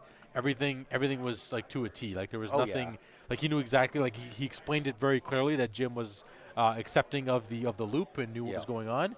And that was again clean magic, right? Yes, very very clean magic. Yeah, and I'm super sold on the main deck Tezzerets. Oh, okay, Sold. Okay. So do we expect you to play this in a few weeks, maybe? Or something? I mean, I have the rest of the cards. Other than I need 2 more Tezzerets. Tezzeret, okay, but fair enough. That's all I'm missing. Okay, Tezzeret isn't too bad to find now. It's just a matter of finding them, right? Exactly. Cool. Okay. But I mean, like I was kind of interested in this. But but then my hehesitation about this deck was like, man, it seemed kind of hard to find the pieces. Yes. But now you have Tezzeret, and just like, wow, you can find. You can find Tezzeret. Like it's because you're just not relying on the engineer. Correct. I was just going to say that. Yes. Now you have multiple angles to find it, right? Yeah. You know what I mean? So there's so many artifacts that he can keep plussing Tezzeret super fast. Yes. To keep minusing. That's without a dime. That's the thing I'm looking at too. Like there's a lot of value in Tezzeret going up as well too after you've gotten it. Yeah. Right. I'm just checking here. Like Pyro, but you still have. Honestly, I do like the melded Moxite because nothing. Again, no rod in play. The only thing no rod stops is grindstone. Yes. Because everything else is welder based. Yeah. And it's entered the battle. It's like the battlefield effects. So Torpor Orb, yes, but then again, you're like we talked about earlier in the day. Well, Torpor Orb doesn't stop the art. It doesn't stop creature. No, so it only stops creatures, right? It doesn't stop artifacts. I believe it stops. It triggers. It stops the triggers of artifacts entering. Oh, really? I believe. You know what? Everyone's because it's been a little bit. Oh, Yeah, sorry, creatures just creatures. Just creatures. No cause ability to Okay, trigger. because I know there's one that deals with artifacts too, and I can't remember which one that is now. It might be a creature. Oh, it might be the Doorkeeper Thrall. Oh, that's the one, right? Artifacts. Yes, I'm pretty sure that's Yeah. the one. Yes. Doorkeeper Yes. Thrall? Yeah. Yes, that's the one. So, that was that's again a clinic on how that deck operates, Yeah, right? and You know what I mean? I liked it a lot. Okay. Yeah. Okay. But I mean, like the thing was that Jim also did not have a lot of creature aggressive pressure, Yes. right? So that's why it felt like Ben had a lot of time to deal with that I was stuff. just gonna say, yeah. So yeah. I mean, again, like off of Mulligan to 4, Jim did quite a bit. He right? definitely tried to do what he could Yeah. to end Ben's reign there, right? Yeah. But again, in response to the Soul Guide, he was like, "Yep, I'm going to present the loop and go off on you," right? You know? Yeah. Like So he was ready. He was ready. So I wonder if he fluted. The best thing he could have done was flute engineer actually instead of Tezzeret, right? Because then you have to. Well, is there any welder, right? Sorry, Instead of we'll start welder. Yeah. Right. So if you float in 2 minutes. If you flute welder in this case, in that whole instance there, without calling Tezzeret, could he Tezzeret search for anything to blow up the flute? And I'm taking a quick peek at the board here.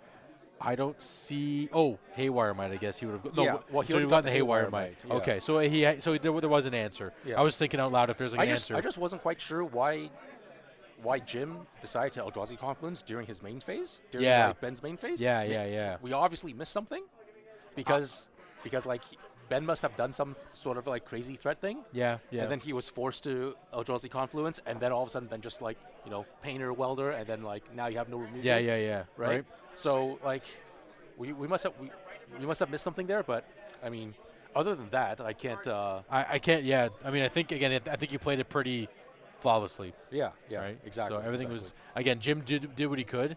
Again, looking at his list here, I mean, Painter with the Flesh Raker, that just like completely annihilated that whole plan of action. He's like, oh yeah, I can go off and make a bunch of 1/1s and stuff and deal damage. And he virtually has no rule, right? Like he did not bring in his walking ballistas, which could actually like kill things, but he chose not to.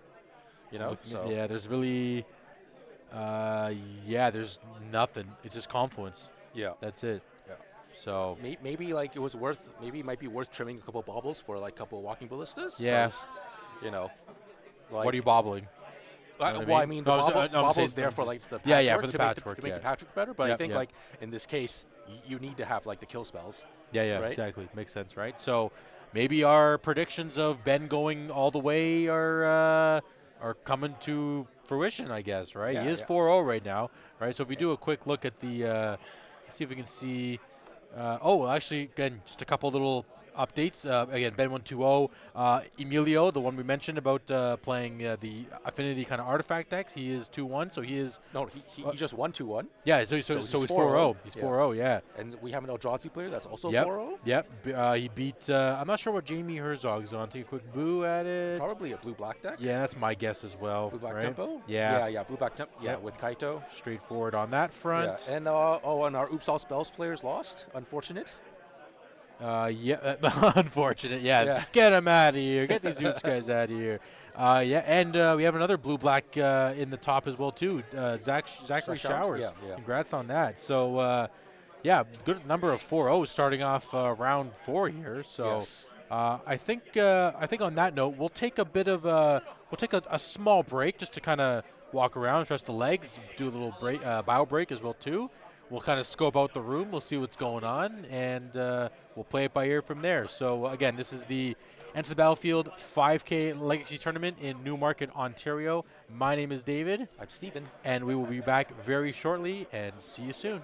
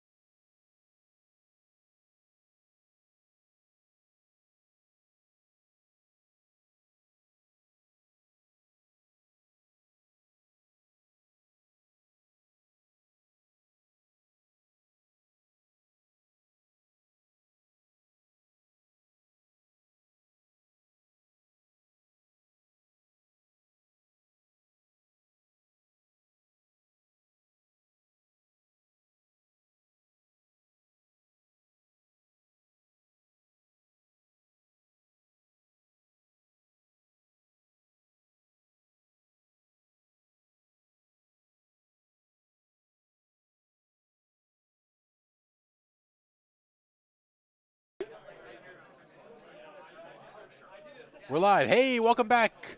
We are going into round 5 of the Legacy Enter the Battlefield 5K. I keep saying 3. I have to stop. I have to get 3 out of my vocabulary. 5K up in Newmarket, Ontario. My name is David. And I'm Steven. And again, like I said, we're going to round 5. We have 2 players that are both 4-0, I believe. Actually, are they both 4-0? Now that I'm saying that. Should be. They should be. They both should be. Actually, one of them might be. Oh, wait. So it looks like Emilio got paired down. Ooh, Emilio got a pair down. Ooh. Oh, yeah, because there's 5 4-0s. A low pair down. There's 5 4-0s. Because where is he? He's not even here. Yeah, he's there. Alex is here.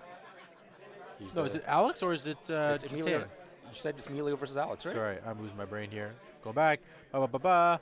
Right. Oh, Jatan, yeah. Okay, so we're not sure what Jatan's on. 3. Oh, it is a pair down. He's 3-1. So, yeah, we have our Affinity player that we mentioned. Oh, it's still the Oops. Okay. Yeah, it is Oops. Yeah, it's Oops. Okay. So we have Oops on camera. I mean, this is what it is, right? We're going to have...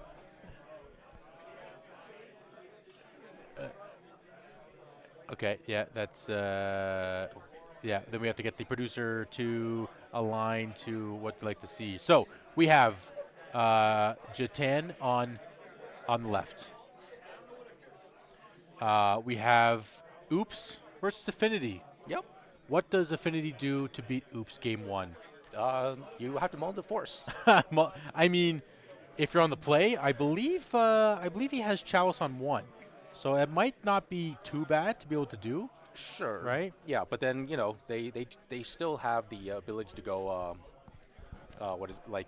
Lotus Petal, and then the 2-mana ritual, Cabal ritual. Yeah, that's fair. And then into the Spy or the, and then activate, guide, go from there, right? Guide, yeah. So there are ways outside of Dark Ritual. I mean, the only 1-mana spell is Dark Ritual and Therapies, and Therapies are off in the sideboard, right? Okay, that's fair. Yeah. So, I mean, I'm not sure if Emilio knows what his opponent is on. Yeah. If he thinks his opponent is just on some random deck, then you can't just go, you have to just keep a good hand and pray the opponent has a bad hand. Yes, and go that's from fair. There, right? Yeah, fair enough. And then pray your sideboard is good enough against this.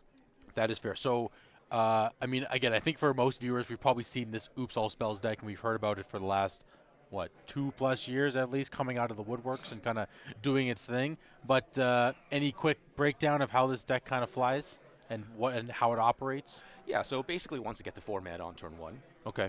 So you're playing Dark Rituals, Chrome Moxes, Lotus Petals, and then every land in the deck is a flip land. So yep. So it's like Shatter Skull, not Shatter Skull, the black versions. Oh, the MDFCs, the multi-dual face cards. Yes. Okay. Yeah. So it's all the usually modal dual face cards. Yeah. Sorry. Yeah. Yep. So usually you're playing the black versions, and sometimes they're playing the green versions, okay. like Frailize Disciple, and because they have Memory's Journey as well. Yes. Yeah. So usually you're trying to play those as your lands, get to 4 mana on turn 1. So you're playing all the Spirit Guides. You're playing the Simian Spirit Guides and Elvis Spirit Guides. Yep. And you're playing the 4 Dark Rituals, 4 Cabal Rituals, 4 Lotus Petals. So anything to try to get to 4. 4 mana, basically count to 4. Yeah, exactly. And then so your key spells are the Balustrade Spies and the Undercity Informer. Okay. Yes. Yeah. One of them is right.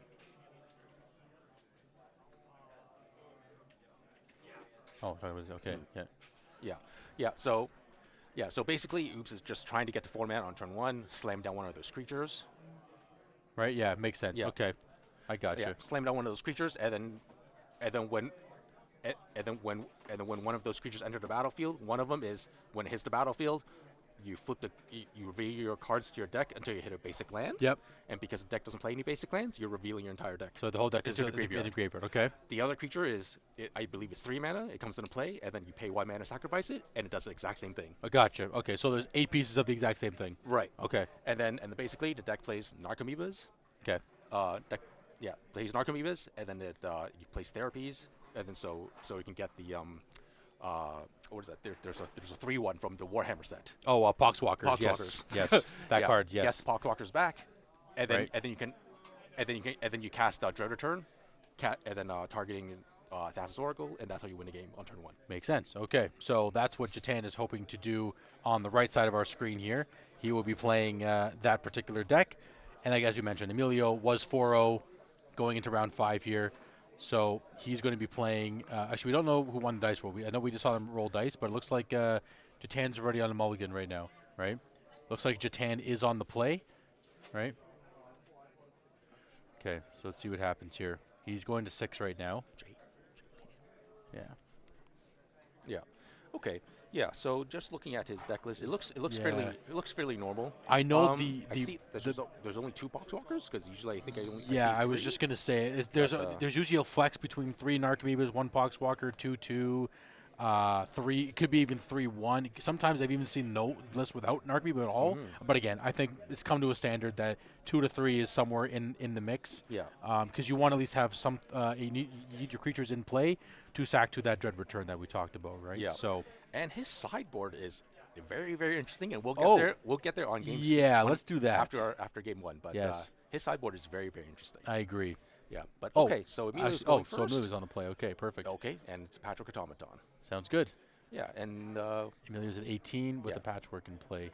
And then maybe Emilio will have some baubles or Mox Opal. Yeah. Okay. So he's growing his stuff. He's growing the automaton. Growing again. I mean, okay. Casting another spell. Is it okay? Emery? Okay. Nice. I mean, we're definitely we're off to a good start. If this was a regular game of Magic. Okay.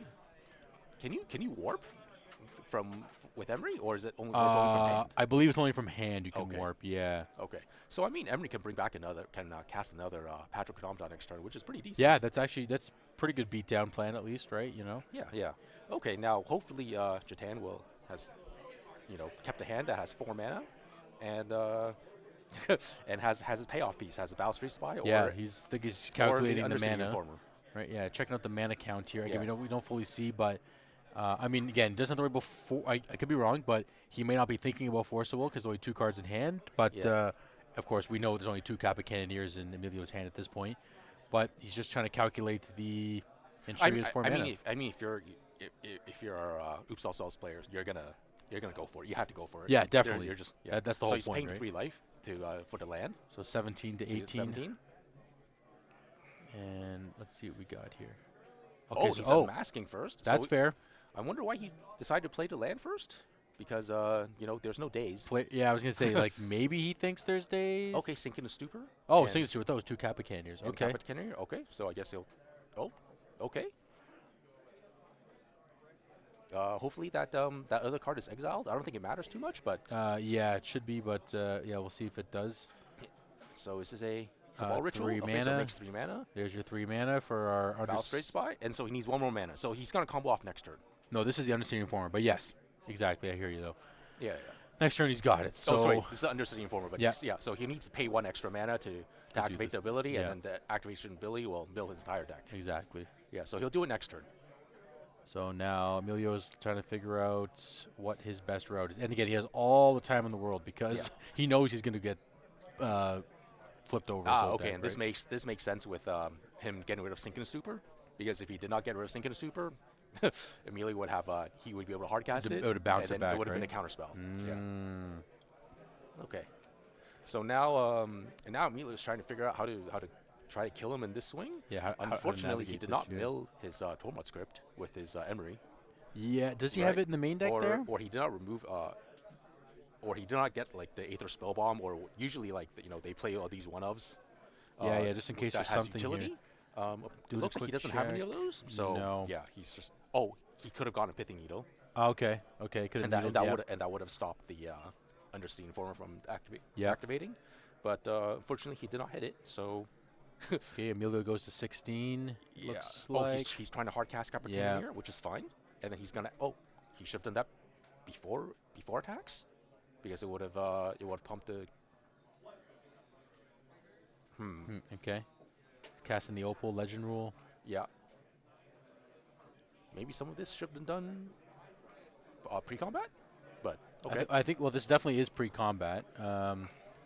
So now. Oh no, he did not. Oh, sorry. He had to improvise, so he did not go into combat. Oh, right. Yeah, that's my bad. Yes, I really dislike Kappa Cannoneer. Yeah.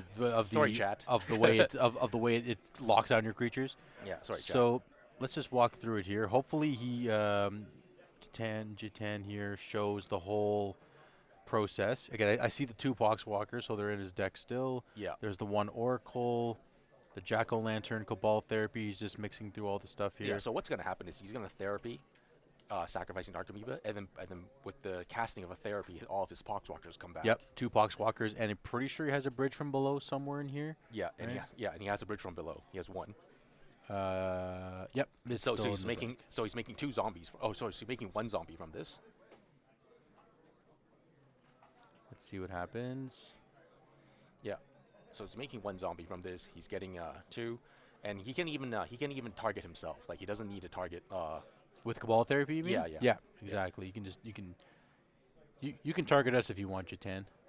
Yeah. And then now he's gonna get Dread Return, and then he's gonna sacrifice the 2 Poxwalkers plus the zombie. Just looking get the Poxwalkers back plus 2 more zombies, and then get the Oracle back. So I've seen a lot of lists actually recently. They're not even playing the Memories Journey in the main deck. Oh, really? They're playing it in the side because they figure game 1 you're just gonna win. That's the point. Right? You just win. So why do you ever need to have Memories Journey in the main deck as a dead card, right? Okay. So I think that's where the 60. I could be wrong, but I think that was the 61st card in those decks usually. Okay. Right. So Jatan gets game 1 on the draw. Mm-hmm. And apologies for if we're pronouncing his name incorrectly. Let us know. I know you played at Anime Alley on Thursday, so you can slap me on the wrist if we're saying your name wrong. Yeah, but his sideboard is very, very interesting. Yeah, let's talk through this one because he is on the draw. On this point. So he's onto all creature plan. So he's got 4 Barragoyfs, 3 Doughty Voidwalkers, 2 Goblin Charbelchers, 2 Rotting Regisaurs, and 4 Unstoppable Slashers. Yeah, what's this? Okay, so I know someone was trying to explain the slasher situation to me. How does this card actually work? Okay, so basically it's a 3 mana, 2/3 Death Touch. And then whenever the creature deals damage to a player, so they lose for example, if they're at 20, they get hit by this creature, they're at 18, and then it triggers, so they lose 9 life. So they're at 9. All right? Okay. That's how it works. Okay, fair enough. It's as simple as that. Yeah. Now the second ability is whenever this creature dies, if it has no counters on it, return to the battlefield tapped under its own controls with 2 stun counters on it. So it does not untap for another 3 turns, kind of. Okay, so right? But this part won't matter. Yeah, I was gonna say it usually doesn't happen, right? Yeah. You know? So basically, this thing it's kind of like a 3-turn clock, because the first swing is gonna hit you to 9, and then this Then you go to 7, then you go to 4. Yeah. Well, you go to and then the next swing you go to 7, and then divide that by 2, right? And then so you divide that by 2, round up, so 4. So you go to 3, and the next turn you die. Right, so by this itself, it's a 3-turn clock. Okay, interesting. Yeah, So and it has Death Touch. And Death Touch too. So you don't want to block this thing. Yeah. Right. Of course. And Rod and Regisaurs. Yeah.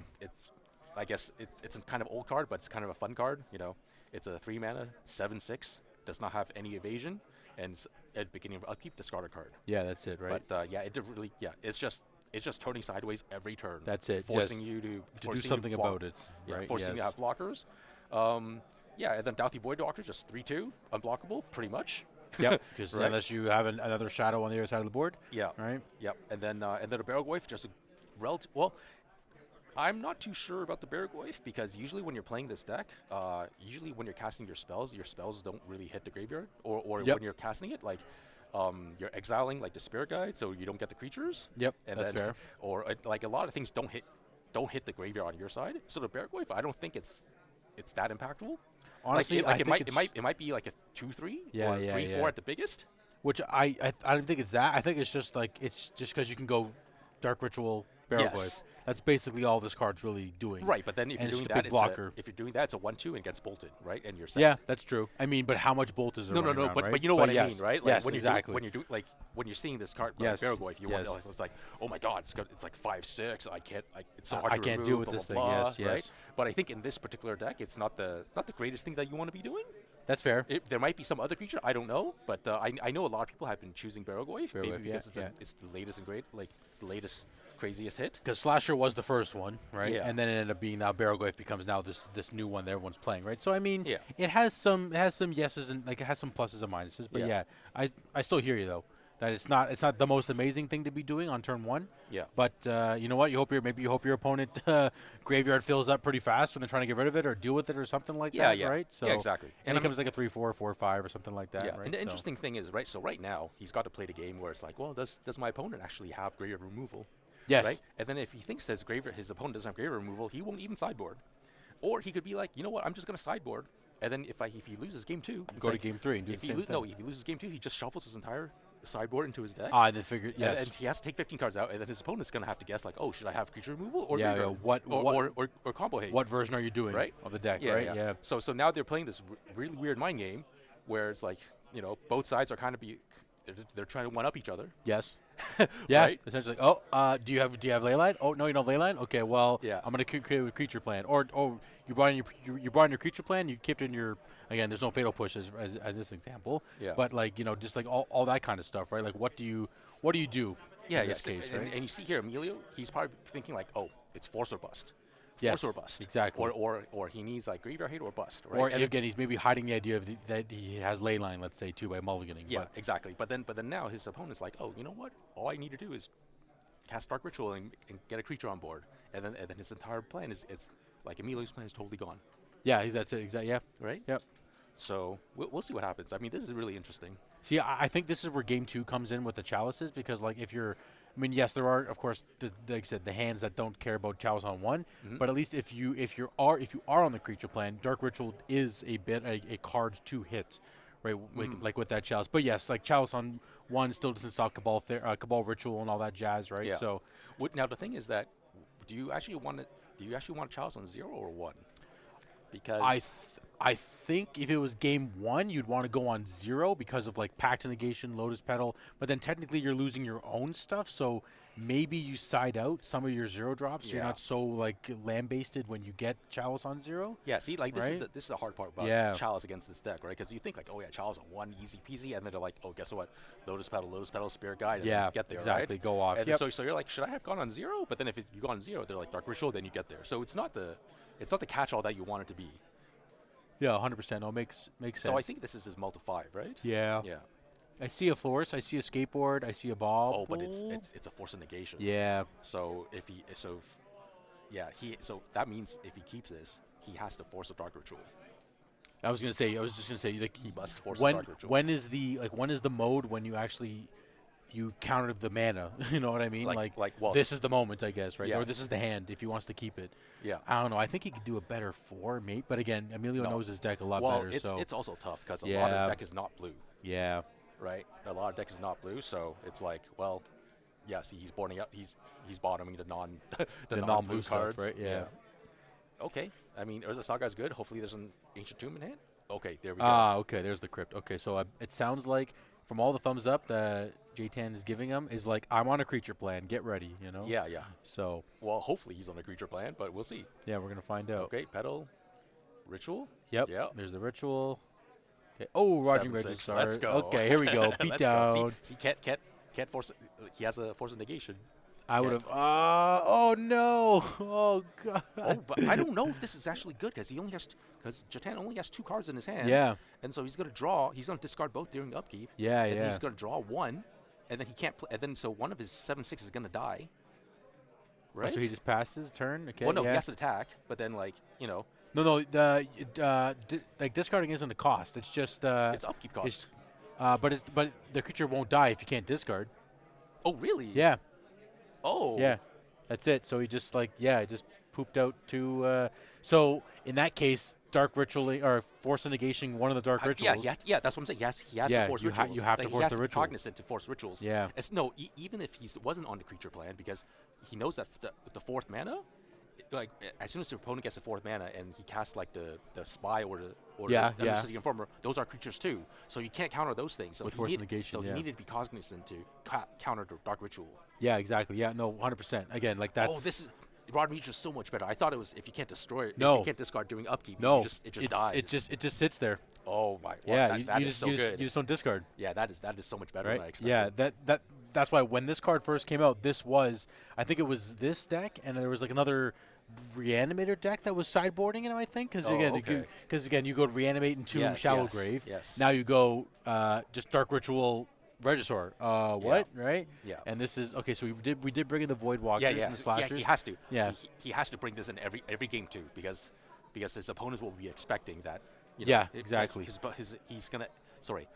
He has to expect his opponents to bring in the graveyard hate, which he's just pivoting to everything into creatures. Yeah. Oh, there's a Charbelcher. And a Charbelcher.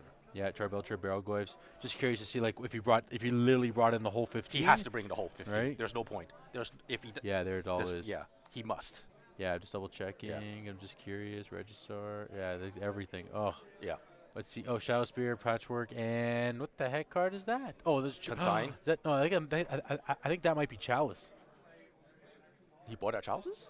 I think so. Oh, maybe. Are those Chalice of the Voids? Maybe. I mean, he should board him out on draw and leave him in play. I mean, he was on the play that game, so we should have. Yeah. Right. Should have kept him in. Yeah, but I'm pretty sure this is how he's been. Our Oops All Spells players. Has been doing it. Yeah. You win game. You win game one. Wins game one, and then the switch, this unexpected switch to game like this. To the creatures plan, right? Yeah. Okay. That's all it takes. Wow. Why wouldn't you play 4 Rotten Regisaurs then? Well, because again, it's still a vanilla, I guess. But I guess you could cut two Charbelchers. But it is like a. It is. It's just a vanilla. Like, just turn it sideways. Well, I mean, it is like Abyss, right? Every turn. But if the opponent doesn't block, like he'll die. Yeah, he'll die. Yeah. Right. So I mean, hey, again, sometimes this deck can be. I know it's not the most interesting and fun thing going on, but when you have these transformational signboards, right? That's why there's so many different versions of playing this deck. You can go. Even game 2, you just go straight on the combo still with like artifact destruction, enchantment destruction. Mm-hmm. There was lists that were playing Stifle at the time for like Fairy Macabre, like Stifle the Fairy Macabre, which that was too that was just way too overkill. But I think there's two main versions of the sideboard now. It's either Charbelcher with LEDs, and I think you may play. I think there's some other card. I can't remember what the name of the card is right now. Well, there's a lot of usually the deck would play like four Force of Negations. Even like that kind of stuff, some right? other green like killing enchantment artifact. Yeah, Force of Vigors and stuff. Yeah, Force of Vigor. Wear Down. Yes. Is the other green card. Yeah, but this is the first one where the creature package that I've actually liked. Oh, really? Yeah. Okay. Usually when I see the creature transformation sideboard package, it's been kind of like half. Like they don't go in all the way. What other creatures have you seen in the board before, or not seen? Well, this has been one where I mean like they fully commit. Okay. Yeah. Okay.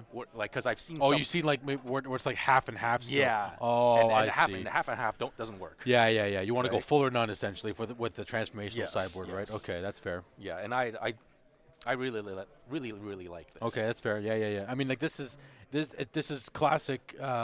Game 1, you do something insane because welcome to the format of Legacy. Yeah. And then game 2, you pick and choose what version you want to be in the sideboard, right? In this case, it was the creature board. I don't know. I mean, I've always the slasher again. After you explain that, now it makes more sense. It's literally a 3-turn clock. Yeah. But when I first heard it, I'm like, this thing is dies to bolt. I'm like, do I want to play this thing? Yeah. But I mean, like, I guess if you're doing a full transformational sideboard, this is the best, like one of the best options to do, right? And you know the thing is, every single one of his guys has Death Touch. Like Baragwife has Death Touch. Yep. And then the Regisaur virtually has Death Touch. Yes. Unstoppable Slasher has Death Touch. Yes. And then, I mean, Voidwalker doesn't, but Voidwalker doesn't interact with you.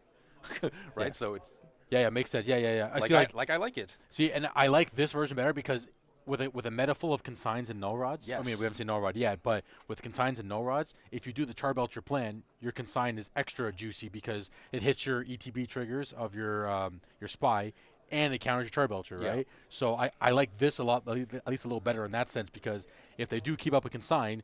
What are they going to sign? A Lotus Petal? You know what I mean? Because everything else is a creature. They can. They like could, but it's like really, you're not going to sign a petal, right? So that's going to always be there, kind of thing, right? You know. Yeah. So on this at this point, JTN got he's 5-0. No, he's 4-1. Oh, sorry, 4-1. My apology. He was. They were both 4-1. Oh, geez. Okay. Because Amelia was 4-0. Gotcha. Yeah. Again, these our pairings are out of date on the stage right today. Nonetheless, so they were both. So now he's X1 still with Oops, which is pretty good. He could definitely see himself possibly if he wins again.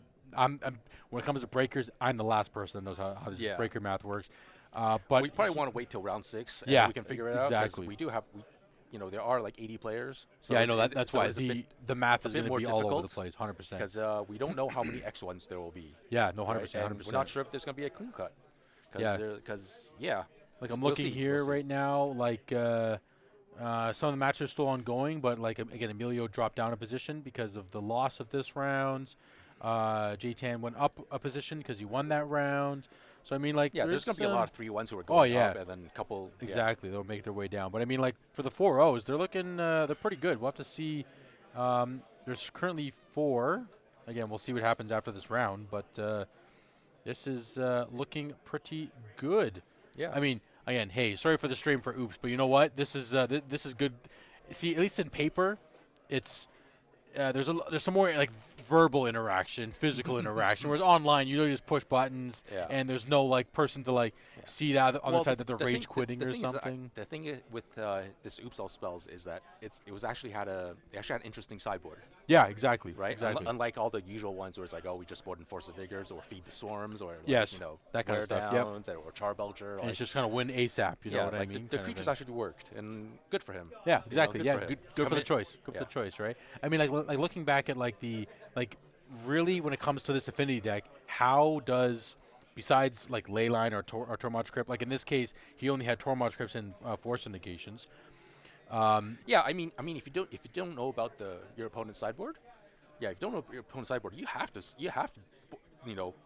get one of your Tormod's Crypts or one of your sideboard Tormod's Crypts in hand, or you have to get a Force Negation or a Force of Will in hand, right? Like, exactly. You have to multi that, or else you're just gonna.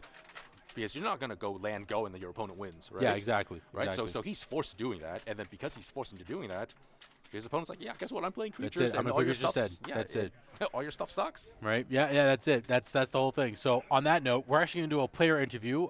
We will be back in 2 minutes with the player of our choosing. We will see you back very soon. Again, this is the 5K Legacy Enter the Battlefield tournament. My name is David. And we'll see you very soon.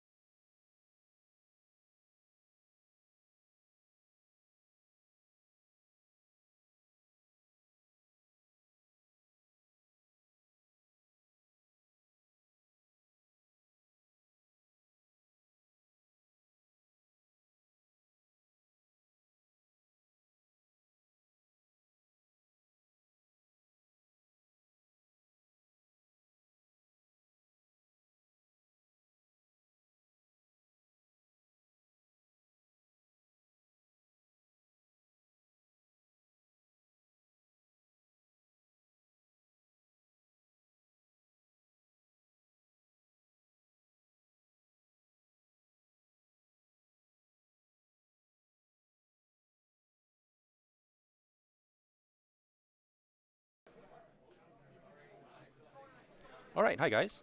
So I'm here with Emilio, so our Affinity player from the last round that we just saw. Emilio, just I guess thoughts on your last matchup. I know it was kind of quick, but well, I guess game 1, I really wish I knew what the matchup was. I kept my hand in the dark, and it's getting the fast start with the Affinity draw. It looked fine as is. And then it's just no force or counter magic to protect me, so that kind of fell apart there. Yeah, but I mean, like, against an unknown opponent, I feel like you have to keep those hands, right? Yes. Yeah, and against like 99% of your opponents, I feel like your hand would have been super great. Yeah. Right. Yeah. So I don't think if there was anything wrong with the hand you kept. It was just unfortunate. Just unfortunate. Yeah. That's just kind of how it goes when it's kind of in the dark there. It's like the game 2 I felt much better about. It's just. It sucks when you know it's a very unfair matchup from the Affinity side because the deck really wants its cards, but at the same time, I thought the combo was still in. So the first hand was bad. The second, I couldn't keep either way. The second hand was fine outside of it didn't do anything to stop their combo. Right. So yeah. I had to ship it. Oh no, for sure. Like I was telling my co-commentator that you know, you can't just on the blind and not know if you didn't know he had a transformational sideboard, you can't go like, oh, turn one, like keep a hand with no force, no interaction, and just go land pass and then die, right? Yeah. Like that's just not acceptable, right? Which so I understand why you mulligan so hard. I think post board we saw your how you sideboarded. And did you side like on the play? Did you sideboard your chalices out? Because we were thinking that you might have kept those in on the play and then bought them out on draw. I took them out because my thought process was I wanted the flutes more. So if I could, it's like essentially that was the swap I made. I wanted flutes in for the chalices. Otherwise, like that was the last thing I was considering. I debated putting the chalice back in. I haven't really played with this version of my Affinity deck versus Oops in a while, so the chalices in or out was kind of the biggest decision of for there, because my thought was it would only really catch as a dark ritual in my opinion. Right.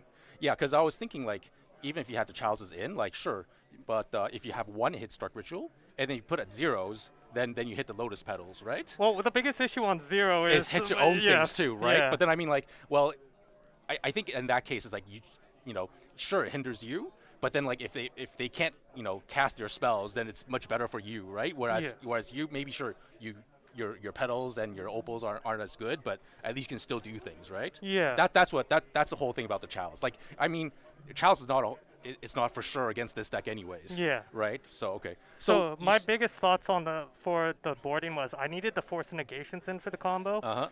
I needed the Tormod's Crypts in. Yes. And then my next thought was chalices or flutes, and then I picked, and then I'd rather have flutes in. I'm not a huge fan of putting in one chalice, so it's just like that's kind of where it's like I could have kept the last chalice in. Instead, I decided to put in the consign just to have another blue card. Okay. Now you said you rather have the flutes. So what would you have named with the flutes? In the situation, I would probably be naming Undercity Informer. Okay. In most, it's like Undercity or Balastrad Spy. Those are the two ones I would probably be naming. The flutes, I feel, gain some advantage, the fact that I'm a bauble deck. So, like, I can see more. Okay, fair enough. Yeah. Okay, that's cool.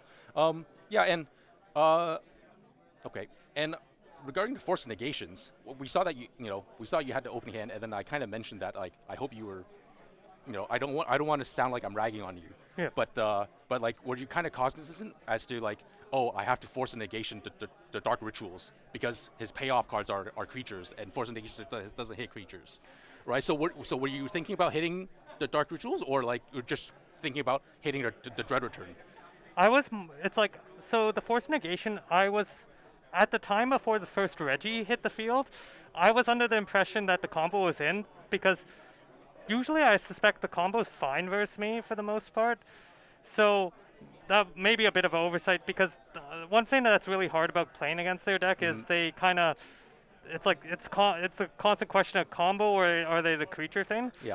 So my idea was I wanted to catch either Charbelcher or the Dread Return were my two options. Okay. Because in my eyes, the Tormod's Crypt covered the graveyard. Okay, fair enough. It's like my other thought was, I saw the Elvish Spirit Guide, so for whatever reason, if I thought they had the Force of Vigor and a green card, that would be my force negation target. Okay. No, fair enough. Okay. Well, thank you for taking time and explaining your thoughts. We really appreciate it, and good luck with the rest of your rounds. Thank you. Thanks for having me. All right. Thank you.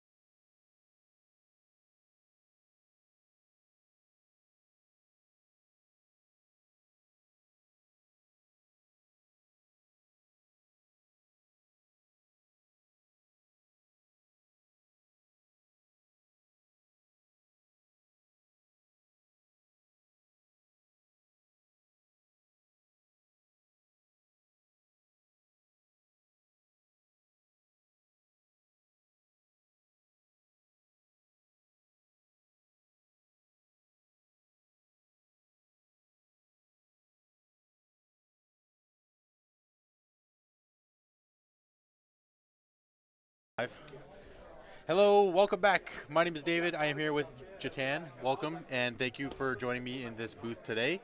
You are 4-1 in round 5. What is the deck you've chosen to play today? Oops All Spells. Oh, really? The boogeyman of the format? Really? That's the one you chose? I mean, hey, it is a solid deck. Can you just kind of break down why you chose to play Oops All Spells today? It was my Pauper deck, and I changed a few cards. Oh, interesting. Okay. What's the big difference between the Pauper version and then the Legacy version? I play Cycle Storm in Pauper. Okay. And I have to think less by playing the Oops All Spells. Okay. Fair enough. I like it. Okay. I guess is it like is it like 75% of the deck comes over to Legacy, like the Lotus Petals and the rituals and stuff like that, right? The Lotus Petals, Cabals, I guess Dark Rits. Yeah, okay, fair enough. Oh, so I guess the stuff that comes in is like Oracle, all the MDFC lands, like Legacy. What else comes in? I'm trying to think of like top of mind. I guess Agadeem's is your only real expensive one. Yeah, that's fair. Yeah, because it is the mythic one, right? Yes, fair enough. Okay. The rest is mostly bulk. Gotcha. Yeah. So you've had this deck for many months or years at this point because it's been Pauper, and you just bought all the pieces to build Oops essentially. Oh yeah, right? I bought the Pauper cards like 6 years ago, so they're relatively cheap. The monitor one. Okay. Okay. Cool. Makes it cool. Awesome. Okay. So again, you're playing Oops. Your game 1 plan. What is your main game 1 plan? Is there anything in the deck like count-wise, like the numbers, like with Poxwalkers or Narcomoebas that you've been playing with? Is this like a pretty set to where you like it, or is it kind of like you're always fluctuating depending on what the meta is going on? I'd say at locals, I'll take out the Memories Journey. Okay. Just to replace with Pack Negation. Okay. Because we see quite a bit of blue at locals. Yeah. Yes. But I've been burned a lot by it, so I put the Memories Journey in. Back today? Okay, yeah. Fair. So even in the main deck, people are still main decking hate, or do you do it as like just a hedge to ensure that if they counter your Oracle for some reason, you just Memories Journey everything back kind of thing, game 1? Yeah, it's more against I am the Oops guy. Yes. So it's like people know you when you walk into Anime Alley and stuff like that, right? Yeah. So like they open up on like turn 1 Torns with Tormod script. Yes. I've seen turn 1 Doughty with Alpha Chrome box, oh, and it's like really? It's like just because it's me, you're gonna do all this hate for me, right? You know, well, I won the game with the Doughty, but so there you go. It doesn't even matter, right? Yeah. Okay. Fair enough. So game 1 tends to go well. Tends to go pretty well. So even so, you fluctuated between Memories Journey in and out of the main deck at this point, right? Because I know I've heard that most people are now trying it back in the side, but again, you prefer it more in the main, essentially. Yeah. Right? Yeah. Okay. Fair enough. And again, the Narcomoeba, the Poxwalkers, those are 2 and 2. You're set with those numbers, kinds of things. Okay. And have you ever gone to 3-1 or 1-3 the other way just to try it out? You kind of just need 2 Narcos so you don't draw one. Okay. Fair. That's fair. Anything above that, and it keeps you out of consign range because you're trying to go for a turn 1. Yes. 2 Poxes is safe with Bridge. It's you're at a very safe point that you could draw like 1 to 2 of your pieces. Yep. And be relatively fine. Gotcha. Okay. Are you a fan of Reanimate? Because I don't think your list had Reanimate. It had Reanimate. It did? Did I miss it? Oh, I fully missed it. Yeah. Okay. Yeah. Okay. So Reanimate's there. Question: are you on a 61 or a 60? Oh, you're a 60 card deck. Yeah. Okay. Because I know there's always the 60 card. There's the 61 version of the deck too. So sideboard plan. What made you go with the creature plan today?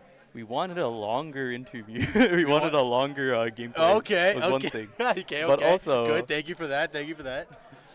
The for Affinity, Artifact Enchantment are like feeding so much into my Barrelglaive. Yes. And they have to mold down to respect your turn 1 combo, let's say. Yeah. Yep. So like when you shuffle the sideboard together, pluck them out. Yep. It's in the back of their mind. They have to play somewhat respectively. Yes. And that usually keeps bad hands. Like, you're not going to see a Kappa.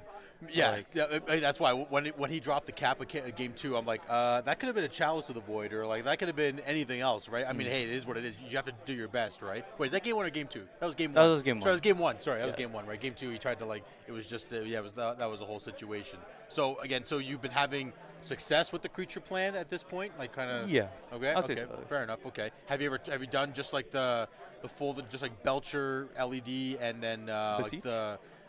No, actually, I've read about Besiege too, but the Force of Vigor and Wear Down version too. Have you tried that? I haven't tried the Force Vigor and Wear Down. I feel like if they have ley lines, you got it. It is what it is, right? Yeah, because like I'm like what, like there's a few oops players. Yes. Such that like you're diluting your sideboard so much putting it in. Yes, that's fair. That like I'll take the loss. You know what I mean? Okay. I tried Belcher a few times.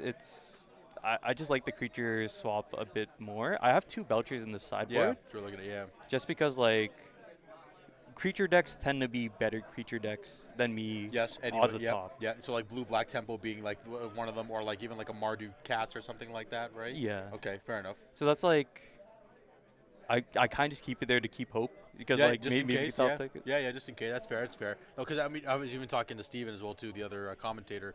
We were saying that like technically, if again like which you're not in this case, but if you're full in on the Belcher plan, Consign gets you both ways. It gets you on the Balustrade Spy front, and it gets you on the Tar Belcher front, right? You know, so and it's also like slower. And it's slower. Oh yes, much slower as well too, right? So I mean, it's not the most amazing to fall more into that Consign territory. So seeing this creature plan, it was it's definitely it gives faith to the deck that you don't have to always rely on like another combo piece for the transformational sideboard, right? Yeah. You know what I mean? So in game 2, when you were casting your rituals and your lowest petals, did you think he ever was going to counter any of them at any point? No, right? You were just like full in. Okay, done. Oh, simple as that. Because it's like, if he counters one, yes, I get anything to stick on the board. Yeah. Affinity is like top thinking what, like a lotus petal. Yeah. What are they gonna draw, right? Yeah. Okay, fair enough. So you just went, okay, if you don't stop any of these rituals and petals, I'm just gonna make creatures, and you just dropped 2 registrars and said, okay, your turn, basically. Yeah. Right? Yeah. And then like Dalthi eventually coming out.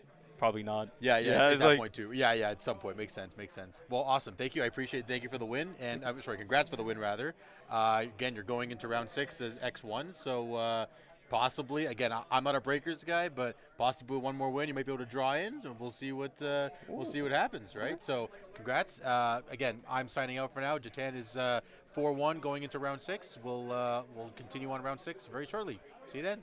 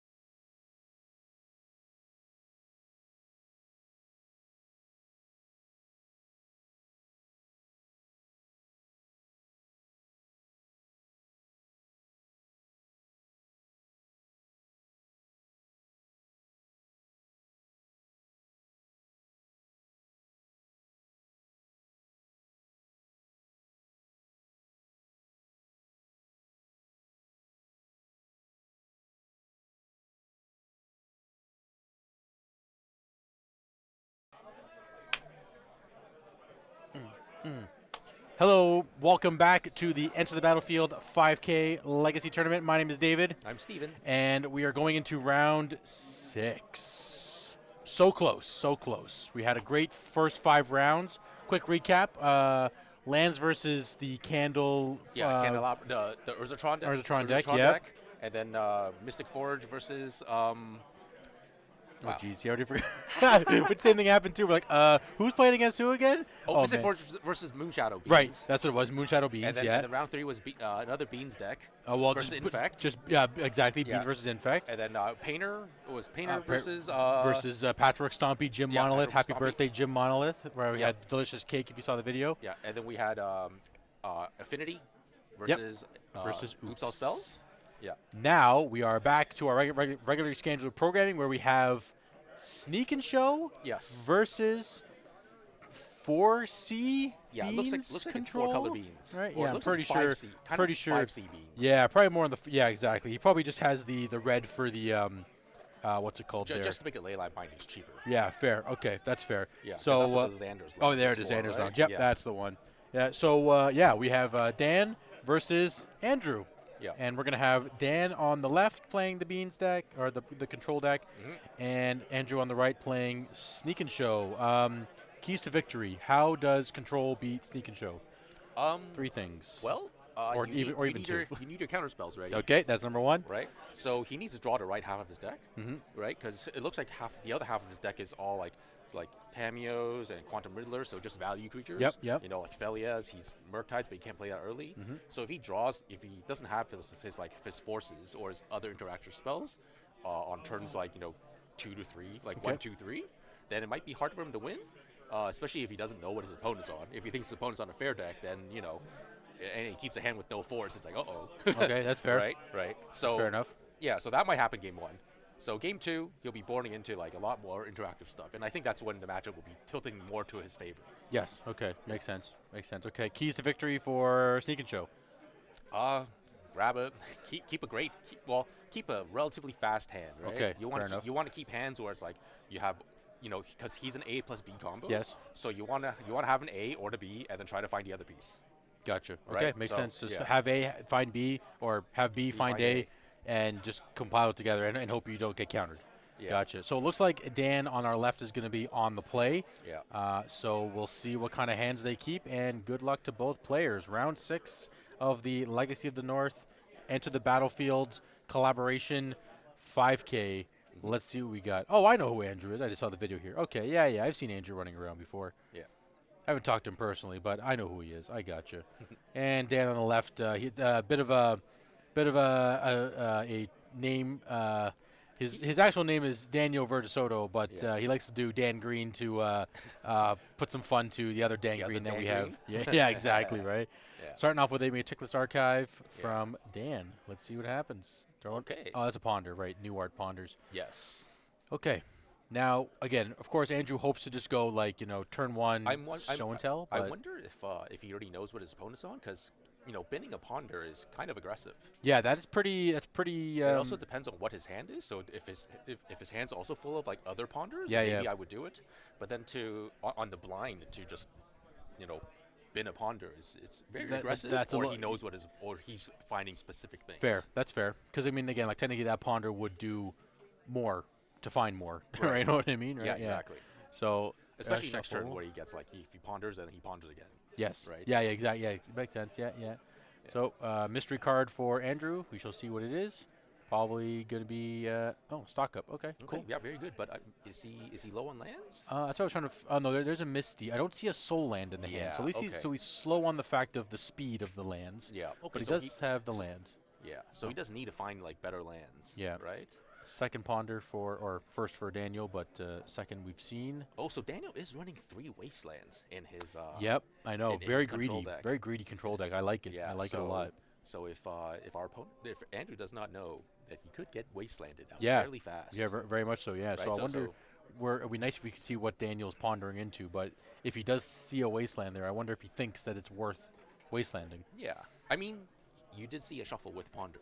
So meant his ponder was kind of weak. Yes, that's true. Yes. So you could try it, Yeah, it's definitely an avenue. Depends on what type of hand like Daniel has, and I think I saw a Quantum Riddler, but you know. Yeah, fair enough. I didn't really see anything else. So maybe if it's like that, then you just want to wasteland them, and then tell them, show me you have more lands. Yeah, exactly. Makes sense. So we're both shuffling our ponders. Clearly, both our ponders are not strong. Yeah. And we're drawing. And that's an interesting art for Ponder. I've never actually seen that. Is that like a Strixhaven one? No, I think it's Doctor Who, actually. Oh, okay. The Doctor Who art, yeah. Okay. So I'm not sure what exactly he drew, but I don't think it was anything crazy. But let's see what Andrew's got going on. Brainstorm? Yep. Okay, yep. Trying to find more things. Usually those ends their land. Oh. So he has to shuffle with that fetch land. He does have a fetch land. Yeah. Yeah, but that's the big thing is you can have A and B, but if you have no lands to cast A and B, we're just spinning our wheels, right? Yeah, exactly. Like I only see show and tells. I don't know if I see a creature. No, I don't think I saw a creature either. But he does have a lot of like, there's at least one force of will, so there's at least some interaction. Yeah. Right. Andrew goes to 19 from the fetch here. Yeah, so hopefully he does get like an ancient tomb sooner or later, or another land, so he can stock up. Yeah. To try to find like more lands and do something. Very much so. Oh, so he is being a little greedy with his lands here, but again, now at this point, he assumes that a Jeskai Control or 4C Beans may not have wastelands. Well, he might not even know what his opponent's on. True. He might think his opponent's on some like blue-white control deck right now. Yeah. Right? And for a 5-color deck to have basic island, it's kind of yes, very much so. This mana base is really. Oh yeah, really he's very greedy with his mana base here. Yeah. Like we got like a whole bunch of one of basically. It Okay, feels so like. so here's the there's city. Yeah. So he's gonna be able to show and tell next turn. Not sure what exactly he can show and tell into, but and he puts the land at the very, very bottom. So no, I think he had there too. Oh, there's a soul land. Oh, there's an ancient tomb. Yeah, so I think he's able to show and tell next turn, depending on what threat he has. And he'll have like a blue spell to pair it up with. Ooh, okay. So Being right now, so he knows what his opponent's on. Oh, and his opponent drew a Force of Negation. No, he had the force in his hand already. Oh, the negation. Yeah, I think. okay. Yeah. Is there actually a creature in the hand? There's got to be something in the hand. There's no way you just jam this out there without something. I mean, you can always just run. Maybe it's an alt art thing that we're not recognizing. Yeah, exactly. Very much so. Very much so. Yeah. I mean, I also have seen if you have multiple show and tells, usually you just ram them out and hope that they counter something. Well, yeah, your opponent has to respect it. Exactly. Right. Yeah. Here's the force of negation, pitching a brainstorm. So no life loss here? Nope, but life loss for Andrew going to 17. 16? Sorry, because 6. There's a fetch land? 16? And the tomb, so 1, 2, 3, 4. Yep, 16. Okay, show and Here we tell go. resolves. What are you bringing to class, Daniel? Oh, is that an Omniscience? Oh, it's Omniscience, okay. Yeah. Oh, it's an Atraxa too. Well, okay, I see. I mean, you could. Well, I think in this case you have to play the Atraxa, because if he puts a binding out, it just sucks, right? You're just super sad. And speaking of the devil, there's the binding. So good catch on that. Yeah. So trigger, he'll eat before it resolves. He'll eat the Atraxa. Yeah. And then show and tell, or sorry, Omniscient or Atraxa will flip 10 cards. Yeah. And the 10 being, let's see what we got. Oh, that's hard to see. Is that an Emrakul? A whole bunch of lands, Emrakul, Atraxa. Is that a Flush? No, is that a Flush of Storm? I think it's an Omniscience. Oh, okay. It's just a So it's Omniscience and then a land. Oh, the village. Yeah. Misrise Village. Yeah, village, a ponder. I would probably take the village, because you make your next show and tell uncounterable, right? Yeah. Yeah. And then you have to have a binding for the Omniscience, right? Yeah. Yeah, I would. Yeah. Because has there been a land drop this turn? It was a tomb, right? Yes, the tomb. The tomb was land. Okay, so you can't play that this turn. Yeah. Okay, that's fine. Dan's writing it down. Atraxa, Ponder. Wait, is there another card there, or is it only those 4? Wasn't there any instance? Maybe not. Okay. No, there were a lot of lands. There's lands? Okay, yeah. There were a lot of lands. Couldn't tell if there. Okay, and an Emrakul. And Emrakul, yeah. So you're not taking that. I think you're okay. Yeah. Okay. Well, I mean, he refueled. Yep. Yeah. So oh wow, Dan drew the Force of Will, but not the greatest when your opponent has the Misrise now. Yeah. Yeah. I mean, sometimes the timings on these things. Yeah. Okay. I mean, he gets to draw a card. Oh, gets to draw 2 cards, right? Yep. Oh. Yeah, so he draws 1 from the Bean and then one from the Riddler. 1 from Riddler, right? Yeah. Yeah. Okay. Yeah, it's not the he doesn't get the extra draw because he's too many cards in hand. Yeah. Exactly. So I see a Ponder. So there's a Ponder, there's a Force of Will, and is there a Brainstorm? Maybe it's an alternate Brainstorm? I can't tell. It could be. Yeah, I think you Ponder for a Wasteland, but even Wasteland doesn't do anything? I mean, Wasteland does a lot, because if you Wasteland the Ancient Tomb, then Mistrise Village won't do anything. Okay, that's fair. Right. Well, it will still make mana, but it won't. The ability won't have. Yeah. Like he won't have enough mana to. Enough mana, yeah. Okay. Oh, that's he drew the binding. Okay. Well. Oh wow. Okay. I mean, he's pretty. Did he warp in the Riddler? That Riddler should be gone. Yeah. Yep. There we go. Okay, we're good. Just Warp confirming. Riddler. Yeah. Put it there, just so you don't forget about it. Yeah. And okay, so Mistrise is going to play untapped, right? Because you have the Volk, yeah. So because he has a Mountain or a yeah. Forest. So we're good there. Oh. Interesting. Okay. So he's thinking for a Force of Will or something, or some sort of interactive spell before he goes for it, which is kind of okay. Yeah. I mean, you Maybe have Mistrise. Yeah. It's blue tap, right? So it means he has enough mana to activate Mistrise and Show and Tell at the same turn. So okay, maybe just wants to find more things to put into play. Yeah. Or hey, you can always cast a sneak attack instead. I just see the sneak attack as part of that stock up there. Sure, but I think he grabbed it. Yeah, but then he won't have. He doesn't have 4 mana, right? Because he plays another Soul Land. No, does he have a? If he plays another this land, turn? Well, yeah, he'll have land. He'll have to do it next turn. Correct. He'll have to do it next turn. Yeah. Yeah. Yeah. I guess he can do this slowly because his opponent is also not doing anything. Yeah. Putting no pressure. And again, he has that Mistrise. So even if his opponent does happen to have Wasteland, if he just slow rolls the Mistrise, he waits the turn he's going to go off with it. Yeah. And then he activates it, right? So now, he can just hang out. Yes, but right now he also doesn't have another land drop. So if he, I guess he's just gonna. He doesn't know his opponent has Wasteland. Yeah. So he's just gonna play the. I mean, we haven't seen Daniel even filter a Wasteland yet. There's a Thundering Falls? Thundering Falls. Oh, okay. Yeah, that's a fair land to play right now. Yeah, play that first. But he already knows what it is, so he probably wants to keep it. Yeah, yeah. I was like, wait a second. Yeah, I was like, wait a second. That should be unfortunate. Yeah, unfortunate ordering, but yeah, that's. I mean, again, maybe he wanted to keep it. He was like, yeah, I'll keep it anyways. Oh, wow! I'm telling you, Daniel's rips are legendary. very legendary. Like when he needs a card, he finds it. Yeah. But see, even if you play Mistrise, there's no way to not interact with it, right? Because in response to Wasteland, you just activate it. And then the next spell. The problem would be that if Andrew did not have the Thundering Falls, yes, that's the thing right now. He would be forced to make a land drop to play Mistrise, and then his opponent would be able to Wasteland it in. Right? So if you get rid of the Tomb now, if you can, so this turn he just drew that Wasteland. He was able to get rid of that Tomb. But thinking about that, if you get rid of the Tomb, what does the what's it called? What does the Mistrise Village do next turn? Can he still cast Show and Tell? Yeah, it's still good. Yeah, fair enough. Yeah, because he has the Lotus Petal, so he'll have 5 mana next turn. Right. Okay. Yeah, but I don't think Daniel's too afraid of that because he's got the Leyline Binding and the Force of Will. Yeah. No, it's more just the the Mistrise stopping the Force of Wills is I think okay because if he did he keep the sneak attack in his hand? Yeah, he does have a sneak attack. Oh, okay. Oh, Murktide. Okay, hey, it's a threat. Yeah, and it's draws a card. It gets 4 counters. Yeah, once the bean resolves. Yeah, and opponent's just letting it through. Okay. Yeah, they think he's like, you know what, I have to do something. Yeah, he has to play pressure. He has to put pressure down. Yeah. Yeah. So I think he's got a plane. I'm not sure exactly what's in Daniel's hand. I know it's a force. Is there a blue card of some variety and 2 lands? It's only a binding. He doesn't even have a blue card. Yeah, it's 2 land. Well, he knows the Force of Will doesn't matter because the Mistrise, right? Yeah. Oh well, now it'll matter, but with the sneak attack. Does it cost 5 to? No, it costs 4. So he's not casting it uncounterable. He just casting. Oh, he's just casting it raw. Okay. Yeah. Okay, that's why. I was just making sure. Yeah. So he's force checking it. Oh wow, and he's just like, yep, you get it. And then trigger. Yep. Yeah. So he's just force checking. Makes sense. Yeah, make him have it. Yeah. And then now make him want to have it. Now he hopes to rip a Force of Will, and there we go. There's Lotus Petal Emrakul. Yep, and we're going to game 2.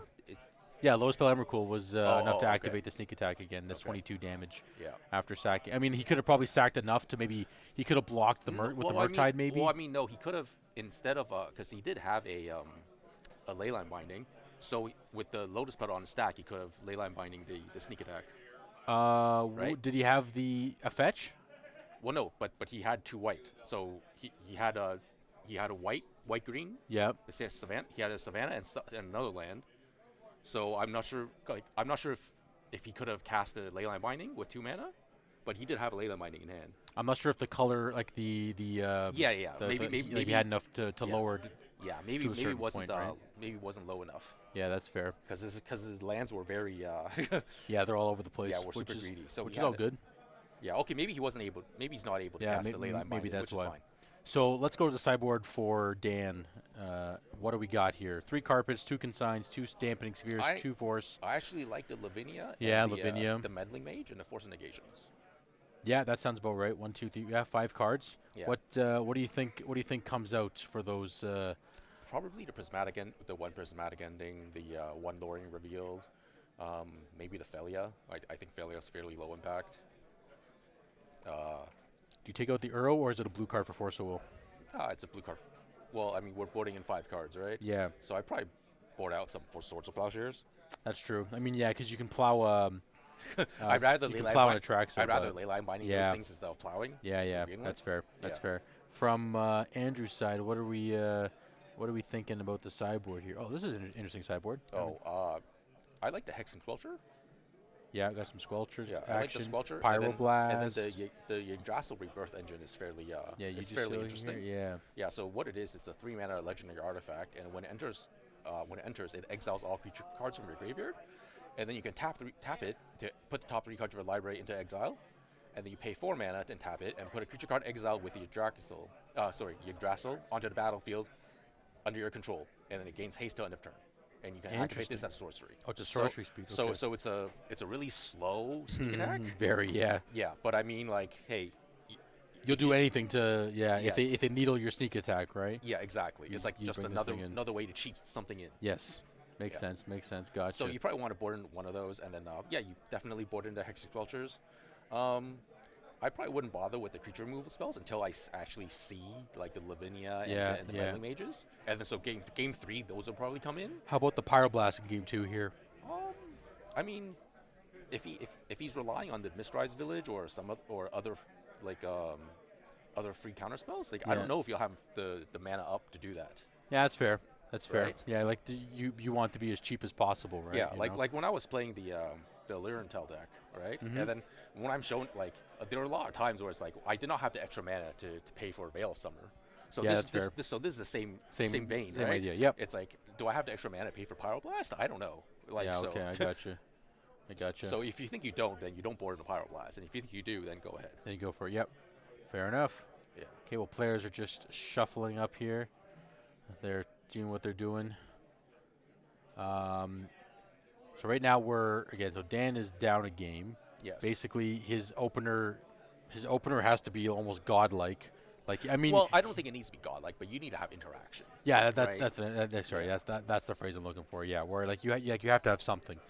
Yeah. Something in your opener, like the binding of Force of Will. There's 1 Force of Negation in the main 2. Oh, there's 2 in the side. Yeah. Okay. Yeah. So like I wouldn't mind seeing Dampening Sphere, you know? because the way it works is like, you show and tell, like they show and tell.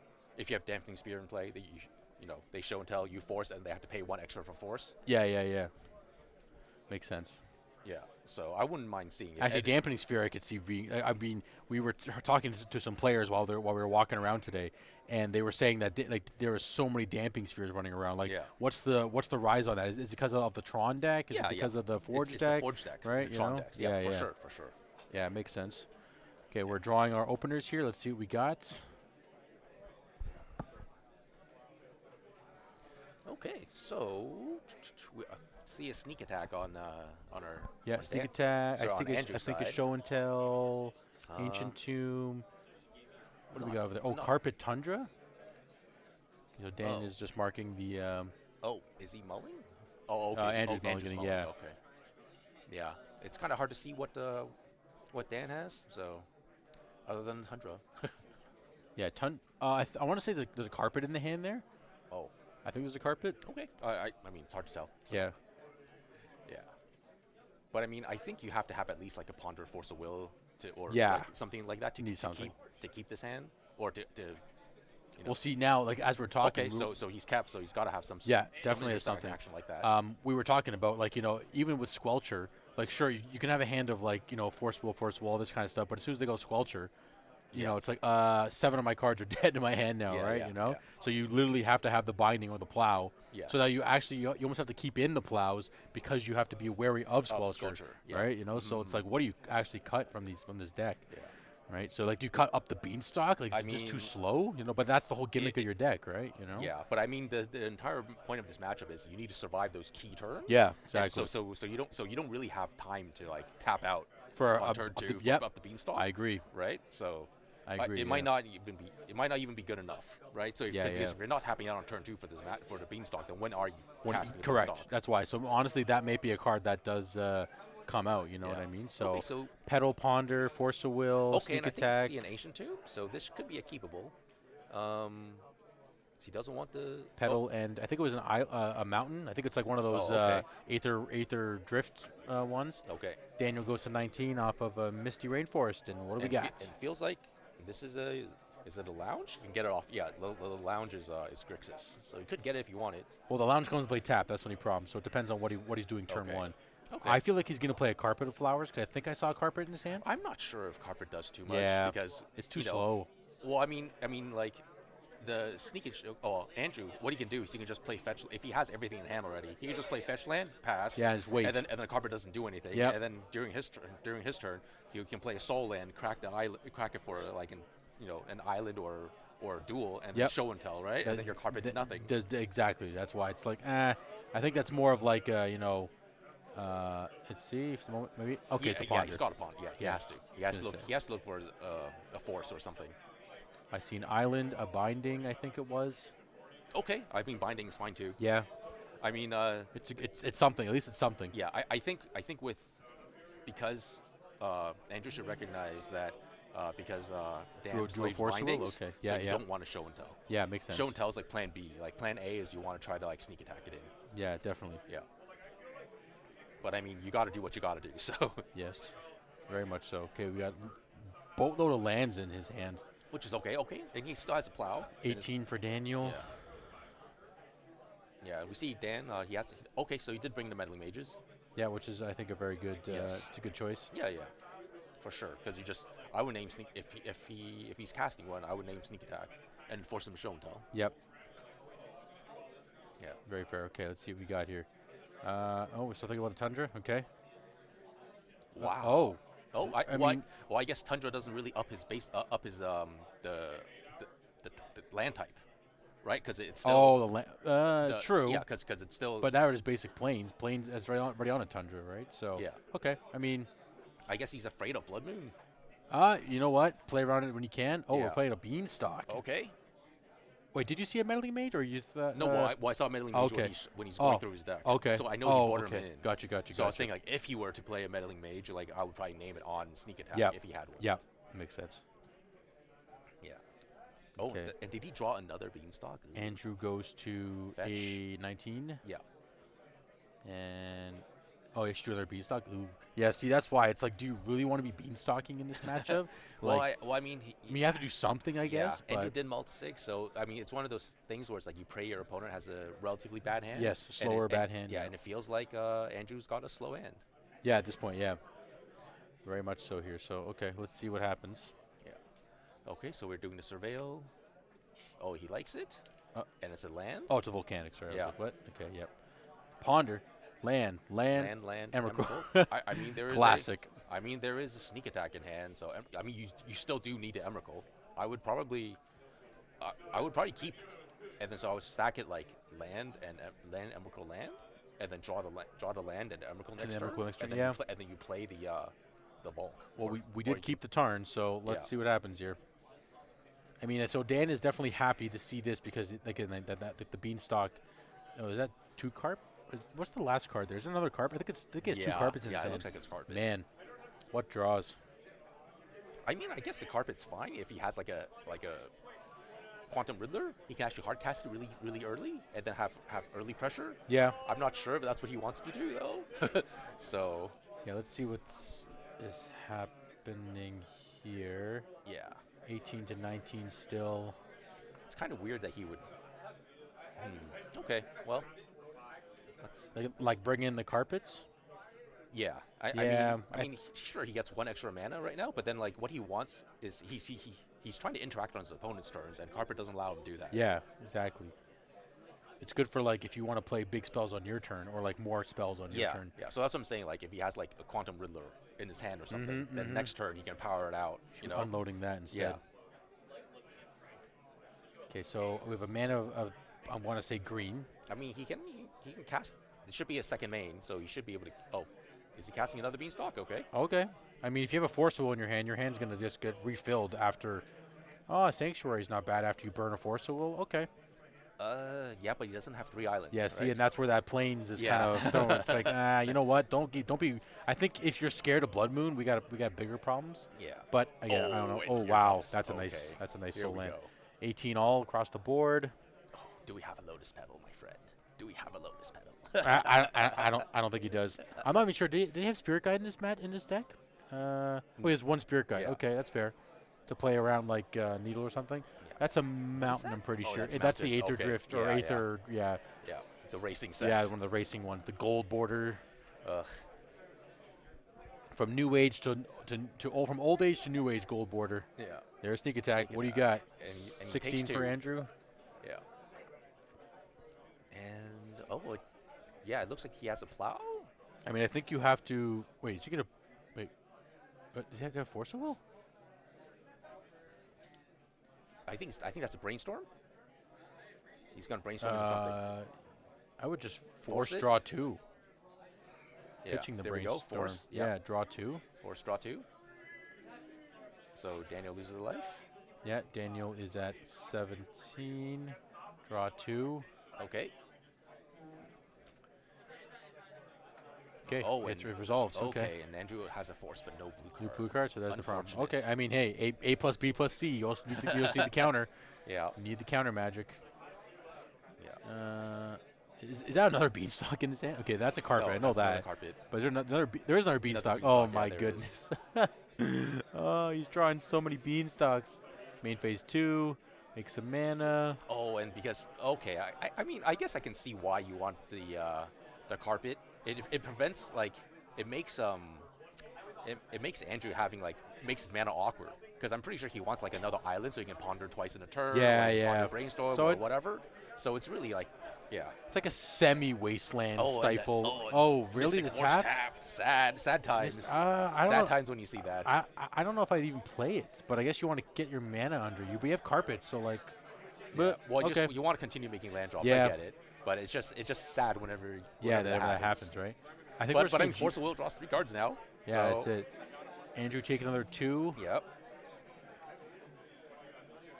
And oh wow, I should have. I didn't even see the Force in his hand. Holy moly, another one. Yep. Draw 3 from this Force. Unreal. And Ancestral Recall, Force of Will. Seems decent. Right, yeah. Dang, that's awesome. Okay, well, I mean, hey, he's doing. His draws are looking pretty good so far. Oh, and he just doesn't have. Oh, and Andrew just doesn't have a blue card, huh? That's unfortunate. Because if he had a blue card, then Yeah, that's why he's missing a blue card for that Force. Everything would have been resolved. Yeah. Resolving. Is that a fetch land? So we can get Xander's Lounge now with that Misty Rainforest. Yeah, I mean, I don't think you even need it. You just use the carpets, and then maybe you want to hard cast the Quantum Riddler. It's 5 mana, right? No, I'm saying for the binding in case they'll give in response to a sneak attack or something like that. Okay. Or whatever, right? Binding. Yes. But I mean, so he has the Misty. I think he's off to a good start. Yeah. Okay, so I think he drew the Misty for turn as well because he would have played the last. Yeah. Yes. Right. Yeah. Okay. Well. Oh, and is that a meddling mage? So he could meddling mage show and tell because he's already got rid of 2 sneak attacks. Fair. Yeah, that's fair. Yeah, that's right? true. Right. Good. 15 for Dan Green. 15 to 14. It looks like. Yeah, he could do that, and then and maybe he's going for Bertide, which draws 3. Draws 3. Yeah. Yeah, he has a lot of options. This is. I mean, this one was just. This looking pretty good. Oh, archive. Okay, sure. The Surveil Dig. land. Yeah. I mean, if you don't have a cantrip, your land can be as good as a cantrip. Yeah. I mean, this is just Andrew being not having C. Not having a blue card. Extra blue card. Exactly. Plan C or Part C. Yeah. Not ever coming up. Yeah. Yeah, which is scary because there's a lot of blue cards in this deck too. I think there are. Yes. Right. Or even a Hexing Squelcher, even like that. Yeah. I haven't even found that. The rail land. Okay. Land. Okay. I mean, I can. Oh, yeah. So mana. that's blue. So he's going blue, and he's playing. Yeah. Okay. And then it's. I think you full size it because you don't, unless you have another Mystic Sanctuary. And I'm pretty sure he only has the one Mystic Sanctuary. Yeah. So I mean. Yeah. Well, I mean, it's still pretty decent size. Yeah, it's still fine. It's probably still a 3-turn clock. Yeah. Yeah. And then I would just jam the meddling mage. Like, what else? Yeah. There we Call go. show and tell. Let's moment of truth. Yeah, I would call show. Like, call show and tell? if he has a third sneak attack, like, okay. Then you what are give we it to doing, him, right? Yeah. You give it to him. Okay, resolves. Did he draw from Murktide? Oh, it doesn't look like he drew from Murktide. Maybe he forgot the triggers. Because it's a bit too late now because he already cast the meddling mage. Show and tell. Thank you, Yep. Daniel, for writing it down. Beautiful. Yeah, I think he might have missed the draw triggers on the beans there. But he's super ahead, so I don't think. Yeah. And he's got wow. another one. He drew Okay. both. Jeez. Okay. Like, look at all these doubles in play. This is crazy. 2 carpets, 3 beans. Sneak attack? Yeah. Okay, so now game 3, Daniel's gonna know he's gonna be bringing in his Brotherhood's ends. Andrew, you mean? Yes. Yeah. Oh, yeah. sorry, Andrew. Yeah. Yeah, Oh, yeah. Exactly. Because this He's is gonna bring in them. so it can be activated, just can't be cast. Okay, fair enough. Yeah, I just wanted to couldn't remember if it was activated as well. Oh, too. you mean for meddling mage? Yeah, for meddling yes, mage. yes. Yeah. So Just cast. So if the sneak attack is in play already. Yeah, it's too late. Yeah, it's too late. Yeah. So that's where the Revoker comes in. Lavinia's cow. Right now. Oh, wow. Right now, I wouldn't even show him to Lavinia. No, I would just try to keep as much info from him as possible. He showed him. Yeah. He's like, oh my god, so many things. Okay, you have to force that. Fair. If you try to force it, at least. Yeah, because if you don't force it, your force does nothing. Yeah, Andrew goes to 13 from that force. Yes. But I mean, I think the game's over because it's almost over because even with attacks, he's attacking in for like what? Hard cast force. Yeah. Draw Draw 3 rather. Okay. Yeah, because he's attacking in for so much, right? He's Yeah, attacking yeah. for 4 plus, what is it, 3 and so 7, 9. He's attacking for 9 this turn, Yeah, this turn, yeah. right? Attacking So for 9 this turn. and then Andrew goes to 4. Yeah. And then now Andrew cannot force a will, and cannot play cannot play Lotus Petal, unless it gets countered. Yep. Yeah. And Yeah, Lavinia's. Yeah, good luck, Andrew. yeah. So needs to be show and tell, and yeah, I don't think you can even play Omniscience, right? Because you can show and tell, put in Omniscience, but I don't think you can cast anything with Omniscience because of Lavinia. Daniel goes to 14 to 4. Yeah, even so Omniscience is basically you have to. Well, he can't show and tell. No, he's unless he needs to have Brotherhood's End first of all. Yeah, he has to get rid of. He has to have sided the meddling it. mages. Yeah, and then we go. Yeah. And even a braid does that too, but yeah. Yeah, he needs to have removal for the meddling mages. Yeah. Yeah. So game's kind of effectively over, but Andrew's probably tried just wanting to see more of what what Daniel's playing, which is why we kind of wanted him to keep back the Lavinia. Sandbag the Lavinia, yeah. But I mean, and what's an extra? I mean, extra 2 damage would have maybe made a difference. No, right? not really, because that's what I mean. Like it maybe, but in the end, yeah, you should have just hid the information. Yeah.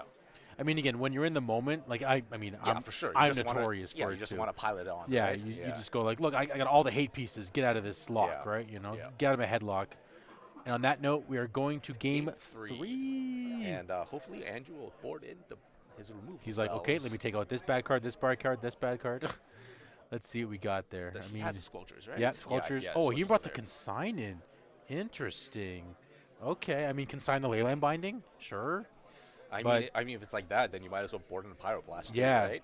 Yeah. Yeah, I'm not a big fan of the Consign. It's just, you need the Brotherhoods. You need the removal spells in for sure. It looks like we're dragging him out of the board right now. Yeah. Oh, Flusterstorms 2? I think that's, I mean, it is like a final word, so I guess, yeah sure. But. Oh, the Pyroblast? He's not even bringing in the Brotherhood and Braid. No removal spells. Okay, so he's just hoping he goes faster. I mean, because a Braid is so good against even Needle or something too, or like Flute. Yes. Right, just to have it. Yep. Interesting. Oh, maybe this is the 2 braids. Oh no, there's the one a Braid. Oh, and a Flute. Yeah. Wow. Oh, sorry, that might be the Brotherhood End actually. Okay. I think he has like a full art version of it. Yeah. Okay. Is there a full art version of this thing? I don't even know.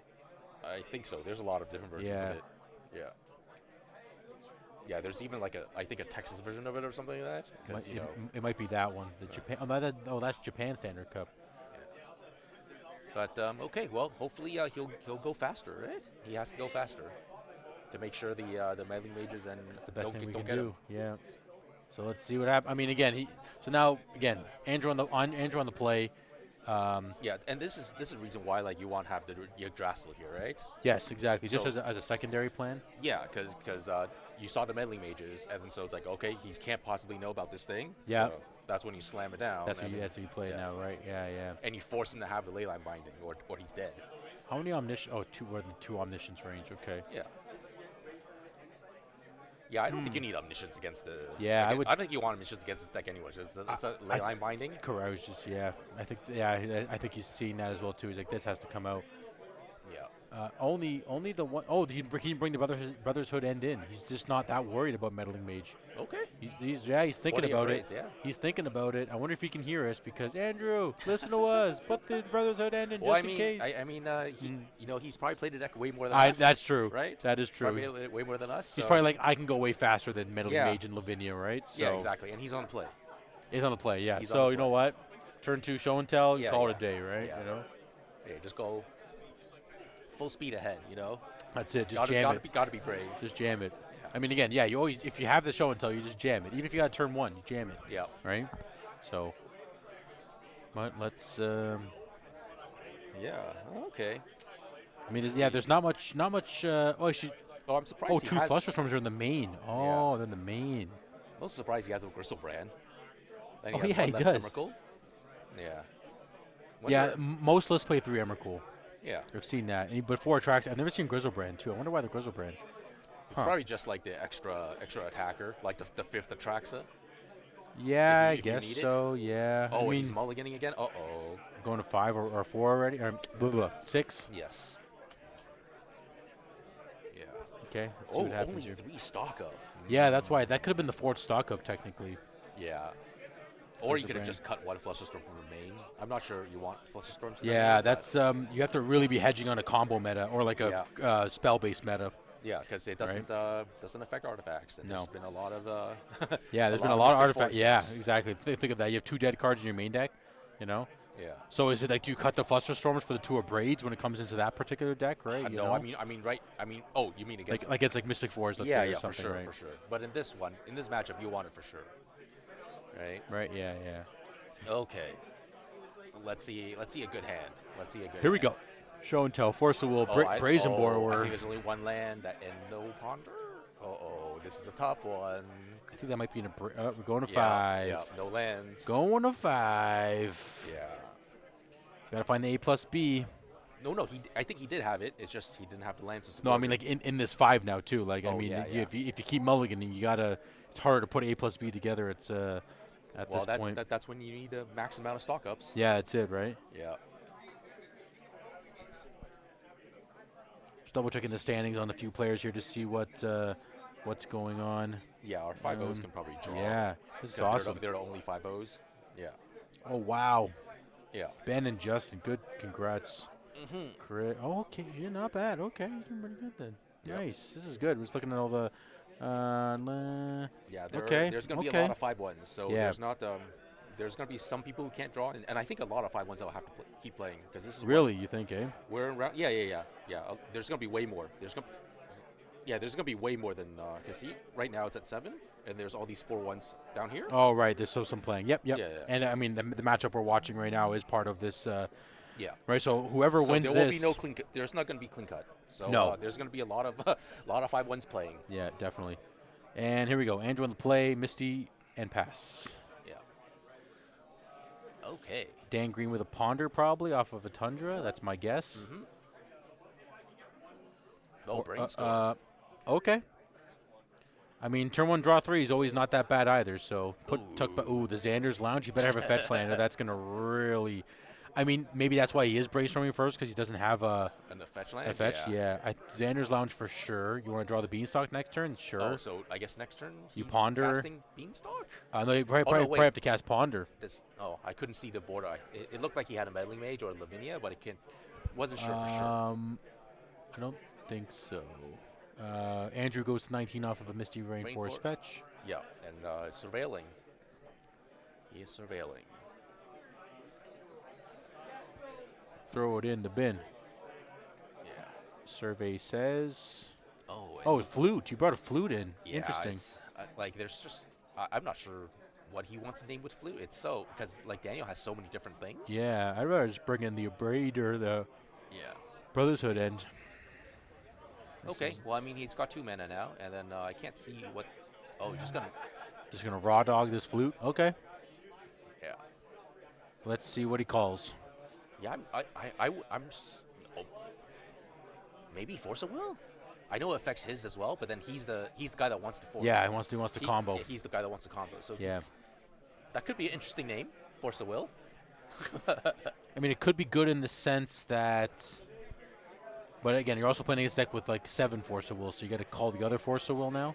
Well, no, you'd rather just have Force of Will because there's more Force of Wills than negations. But what is it? Up the Beanstalk. Oh, okay. We're playing for the long game. Okay. Okay. Yeah. We'll see what happens. I mean, he does I'm curious. Have Beanstalk in hand, so yeah, he does have Beanstalk. So what's he gonna do now? Is it Carpet? I mean, sure, make some extra mana, I guess. Yeah, and then go to second main, get 2 mana, and then. No, it's funny. He can still cast Beanstalk if he has 5 mana. Yes. You know, it's a 5 mana Beanstalk. Yes. That'd be pretty bad.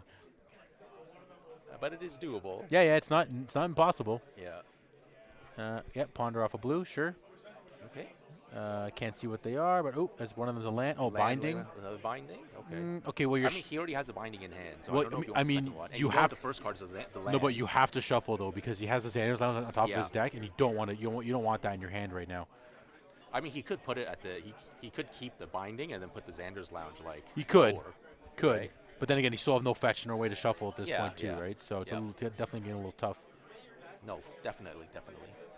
And this is why I don't like playing control decks. Yeah, I don't want to think with Ponder. No, there's just too many things going on. That's fair. Yeah. But wow, that's okay. Up the Beanstalk. This is a tough Ponder. I guess Andrew saw when Force of Will draws 3 cards and Murktide comes. Yeah, he's like, I want to lock it down, right? Yeah, I mean, hey, if you see Daniel's game plan is up the Beanstalk. If you want to go a little longer, sure, I can see stopping it. Right now, I actually want the Xander's Lounge, so I can play the Xander's Lounge, and then my. Oh right, your binding. My bindings are 1 mana. Actually, maybe okay. So we kept the binding. Yeah. So you're hoping that your opponent doesn't do anything next turn. That's fine. That's semi-fair. Yeah. Straight rip, Flusterstorm. Okay, that's a decent rip. Yeah, but again, with the Flusterstorm, you see how there's no extra mana for Flusterstorm. Yeah. So that's the problem, right? Tough. So now you got to pass. Oh, that's the fetch. There was a fetch in the list. Okay, so he can get the Xander's Lounge any time he needs to. Yeah. I mean, I would just play fetch pass unless there's something else pressing. And he also has 2 mana from the. Right, that with too. The Carpet of Flowers. Yeah. Yeah. So I don't know if he has if the card on the far left is a Riddler or something, but it looks like it's 2 blue cards. I just can't tell what they are. Maybe one of them's a Force because it looks like a Force, but not sure for certain. Yeah, I'm trying to look to see what's going on here. Okay, so he's not adding mana to his Carpet of Flowers. Yeah, he's just like, don't need the mana right now. Yeah. If you're tuning in, this is the Legacy of the North. Enter the battlefield 5K up in Newmarket, Ontario, Canada. Thank you for joining us. Let us know where you're coming from. Okay, so right? he is adding the mana for it then. Does he have a? Oh, he does have a scry like the Surveillant. Yeah, that is true. Meticulous Archive, so he could go for that. Yeah, but I think I would have rather had the Xander's Lounge, and so I can hard cast my Leyline bindings, and so I mean, if he really wanted to, he can binding up the Beanstalk and then free his Beanstalks, right? I don't know. It's true. I don't know if that's the play that the he most wants to optimal make, thing, right? Yeah. See now, like again, this goes back to game 1 when he lost, right? If you take out the Beanstalks, I mean, again, I guess game 2 he did win because of the Beanstalks. Yeah. So yeah, I mean, you know what? Okay, I understand Andrew's viewpoint on all this. Oh, there was a Riddler. Yeah. Okay, so there we go. Hard casting Riddler. Oh no, he's warping it. He's warping it with okay. it. Yeah, because it's not happening to lands. There we go. Okay. Okay. Interesting. Oh, just soul land. That's pretty good. That's a good draw. Yes.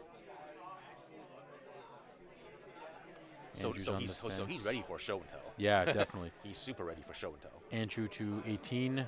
Yeah. Oh, so what Daniel can do right now is if Andrew show and tells, he can show and tell 1 leyline binding, and then he can tap 3 mana and flash into the other one. Because it's 6 and he has 3. Yeah, he has types, the right? 3 land type. Yeah. Yeah. So he's got 2 ways of responding to stuff. That's a mountain. Yeah, it's a mountain. Yeah. Keep bringing up to mountain or an island. These gold borders, you can't tell. That's not a real mountain. It's gold bordered. No, it used to be like, a mountain would have red red background. Yeah, now it's a gold background now. Like, what the heck? Let's test the waters. Sneak attack. Well, do you have it? Well, I mean, if he has the force, he has the force right now. Oh, and he does have a force, and he can actually hard cast the force negation. Yeah, he could. And does Andrew have a blue card or a force in his hand? Hardcast force negation. Flusterstorm. Okay. Oh, but this means he can't activate. Yep. And then next turn, Leyland binding the sneak attack. Down. Yep. Here it comes. Leyland binding comes down in sad times. Oh, he has another force. Must be nice. Must be nice to just have everything, Yeah, and then carpet triggers.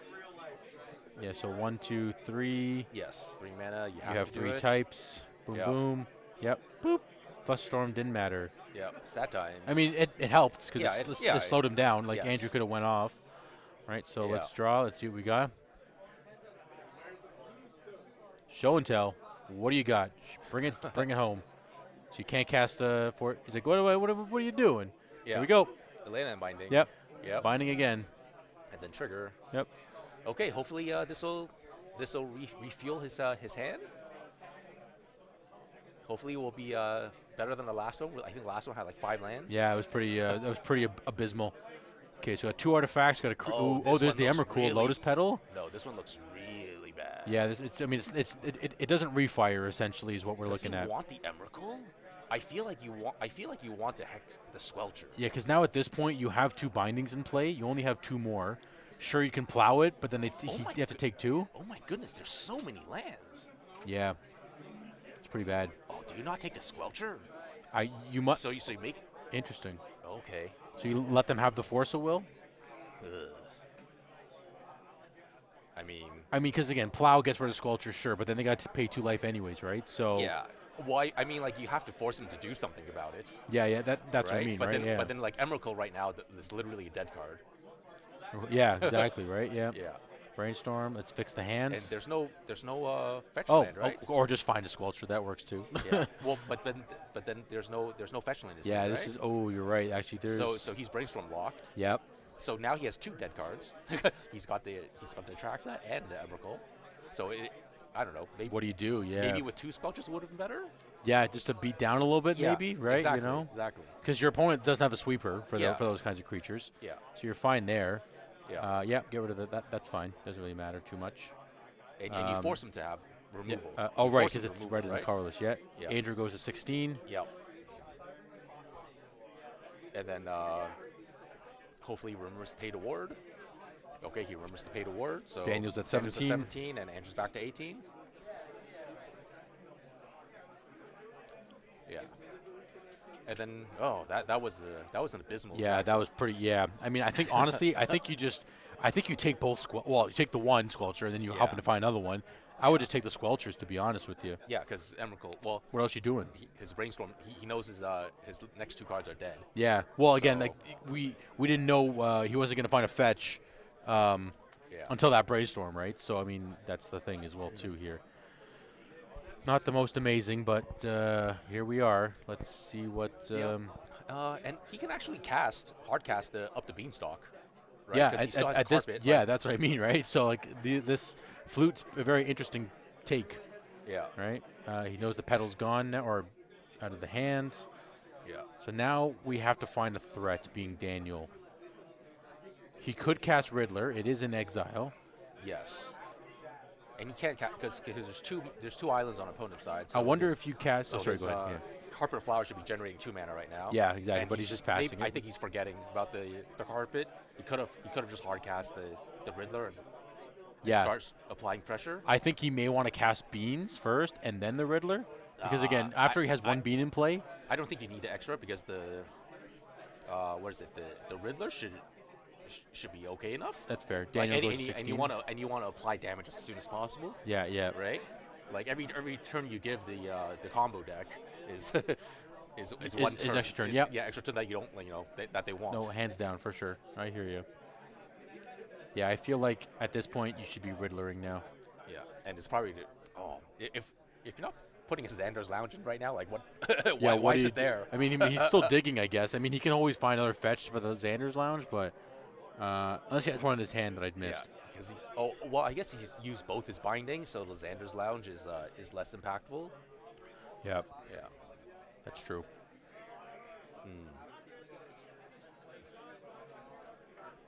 Yeah, okay, shuffle away. This carpet is kind of doing work. This actually might be the first round that we have on camera that first game rather. Yeah, they might be going to time. Yeah. Interesting. Okay. This should be interesting. I mean, that is what happens with the control deck because they have very few win cons. They have no win con, right? Yeah, sorry, like no straight win con. Yeah. You gotta dig for it. He likes the card on wow. top. Okay. Here we go. If it's a meddling mage, a land for the Xander's Lounge. All right. that we were talking about. All right. I'm not. Yeah. Okay, so he remembers this time.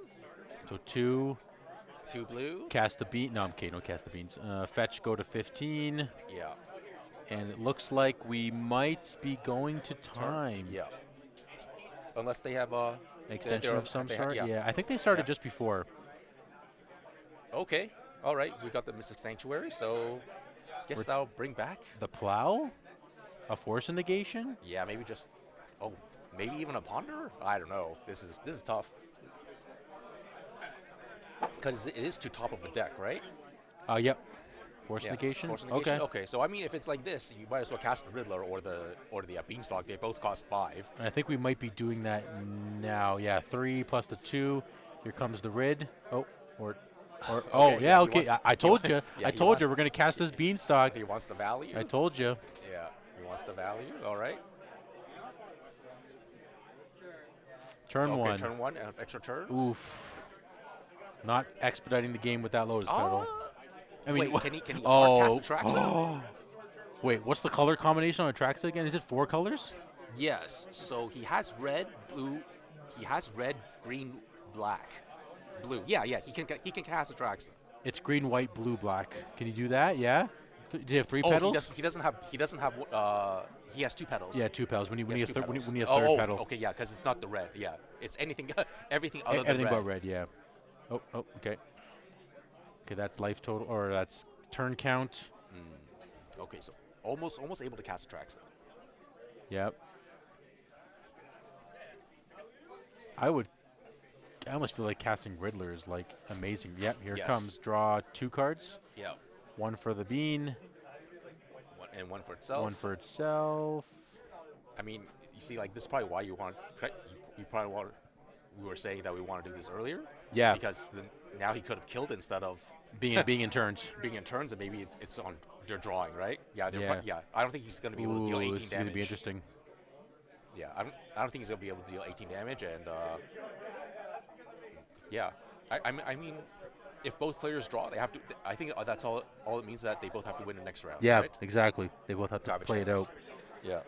So what do you do in this? I mean, he's definitely, again, he has the ability to take his time now, because we're technically in turns. So think deep, think hard. Do you call sneak attack with meddling mage? Let's see what he calls. Yeah. Okay, so he is casting meddling mage. Or do you call show and tell? Because there's. There's one less show and tell. I would probably name sneak attack. Yeah. Because he knows that the opponent has an inimical, so you don't want to sneak attack and then like annihilate 6. Yeah. Right. Yeah. He's like, where's but I mean, sneak attack? his hand's so stacked that like it doesn't really matter because he has 2. He's got 2 force negations, right? Yeah. That's why so he's really under control for sure. Yeah, so it really shouldn't matter. It's just a matter of like he can't finish the game fast enough. Correct. Yeah. Come on, what are you doing? What's the choice? Well, I mean, there's no force, right? Oh, he's. Yeah, okay. I would just call. Yeah, you're right. Call sneak attack, right? you know he has a Yes, Oracle in yeah. hand. You don't want to get annihilated. Yeah. And Tamiyo. Is that? Oh. Okay. Yeah, it's Tamiyo. It's Tamiyo. just the checklist. Yeah. Fantastic. Wow, this is the first Tamiyo we've seen in 3 games, huh? No, we had one. No. I mean, in this round. Yeah, this whole round. Yeah, he just never had it. Yeah. He's never had it. Oh, and then he draws the sneak attack. Oh, Amazing. wow. Amazing. What a draw. Jeez. Lucky. Amazing. Unreal. He's probably kicking his pants and everything. Like, oh, man. Because Daniel can't deal 18 damage right now, right? So it's just a matter of if Andrew will concede, and I don't think it's his interest to concede. I don't think it's in any of their interest to concede. Yeah. I mean, technically Daniel would love it, but I mean, you know what? Can't. That's not how the game works. Yeah. I mean, they're both prior to this. They are 15th and 16th coming into this round. Mm-hmm. So it's gonna be. So yeah, that means they have to win their next round. Yeah. Right. Yeah. Here we go. Moment of truth. I don't know what you could Turn draw, 5? but Force of Will after the meddling mage lands. Yeah. Yep. It looks like we're going. Yeah. Classic. Oh, we're going to a draw. Maybe Daniel. I mean, it's a handshake, so I don't exactly know what happens. Like we'll have to find out from our producer over there, to see what's going on over here. Maybe Andrew was a good guy and decided to concede. I mean, I know draw sucks, so it might not be the best to have the draw there. Yeah, because as soon as he concedes, he's out of top 8, right? Yeah. So, but then I mean, they both. I think if they both draw, it's probably more favorable if they just draw. Yeah. Right. So we got that's the Abrade. No, that's the Pyroblast. So he brought in the Pyroblast. So he did not bring in any of the creature removal. Interesting. Yeah. Okay. I mean, how many cards can you cut? You know what I mean? Like that's the thing, I guess. Yeah. Right. So we're gonna find out in a minute here if it did become a draw. So we'll see what transpires here. Yeah, we'll see what happens after they report. Yeah. But then the standings we'll figure out what the standings are. Yeah. And then No, that was good honest magic. You know, it's like you either go the combo goes crazy, like it just goes off, or control just slowly grinds you to a halt. Right? You can't do a whole lot. But yeah, there's definitely turns there, or maybe was it like 2 or 3 turns prior? He could have probably had the Riddler in play, right? Yes, yeah, definitely. He could have had Riddler plays for so long. Yeah, I mean, again, I know there's the adage of legacy players love drawing cards, but who doesn't love drawing cards? So I understand why he wants to play the Beanstalk after all that. Oh, no, to get more value from the Riddler after. I get it. And then he also has mana up for Force of Negation, right? Yeah. So. Yeah, but the thing is that like once you see his hand is like with the Sculpture hand, like after he attracts it, and then you saw his hand. Yeah. I think that was the time to like just to turn off to just stop to say, okay, I'm willing to dial it. I'm willing to make myself vulnerable for a turn. Yeah. And then put down a threat, and then make you have to do something about it. Yeah, make you have to do something about it because if I untap, you're dead. Yes, exactly. Right? My shields are up again. Yes, 100%. That's why I think, I mean, again, I would have done the exact same thing. I'm like, ooh, up the Beanstalk. My whole game plan is based on this card. I want to play it, even though it costs 5 mana. I want to play it, right? Yeah. But I think just having the earlier Riddler would have been a lot better in that case, right? So I mean, it happens. We'll see in a moment here if it actually was a draw, and it looks like it was a draw. Yeah. So they did draw, which is fair. Again, it happens. And here's the thing: right? if they both win, they'll and then all the other 5-1s draw, then they'll knock. Yeah. If they both win, then they'll knock 2 guys out. They'll knock 2 guys out. Yeah. Or they might not make it, depending on the tiebreakers, right? Yeah. So this gets pretty interesting because the lowest our 8th place. So the lowest 5-1 right now, he's got 47% tiebreakers, and then these 2 guys that just drew right now, they have 60%. 60. They have 60% tiebreakers. So if both of them win, they'll probably kick that guy out. Yeah, that's That's perfect. So yeah, I mean, they have to play. A lot of our 5-1s have to play. Yes, that too. Right? Oh yeah, especially the bottom here. Yeah, because even the second place 5-1, his tiebreakers are 0.59. Right, it's lower than what it is right now. Okay. Yeah. So this is a lot of people have to play this last round, which is good. Great. You know what? More magic for us to watch. Well, more meaningful magic. And that too, exactly, right? So I think this round is still ending. There's still some matches possibly going on. Yes. Let's do a quick check. But then the ones there's a couple matches the ones going that on. kind of matter are. Oh, that one finished. Why is that one so it's okay. Probably delayed. Yeah, it's probably delayed. It's right here. Round 7. Oh, round 7 is up. So, yeah, we are good. Okay. Oh, round 7 is up. Okay. All right. So is that the pairings? These are the pairings. Oh, okay. Yeah, Interesting. So we'll probably see like the. I don't Who's even the know. winning? I don't even know if these guys can draw because maybe their tiebreakers are good enough. He can, but no, he can't. He's going to make them play. Yeah. So we'll see who gets to play a draw. This is going to be fairly interesting. We don't know who can draw or not. Do we get table 4 involved here? Maybe. Do we possibly get table 4 on camera? I don't know. We'll have to find out by our producer if we can get table 4. Table 4, or we could look at table. What's table 7 all about? They're both 4 too. Yeah. It's got to be like. I mean, Justin versus Connery would be nice to see because that is the technically more of a win in. But ask him. I don't know. I don't know if they can. I'm not sure if they can play or. No, they have to play. Okay. Because they're 5-1. Yeah, but it depends on the. They were tiebreakers, they were the lowest. Go to standings again here. Yeah.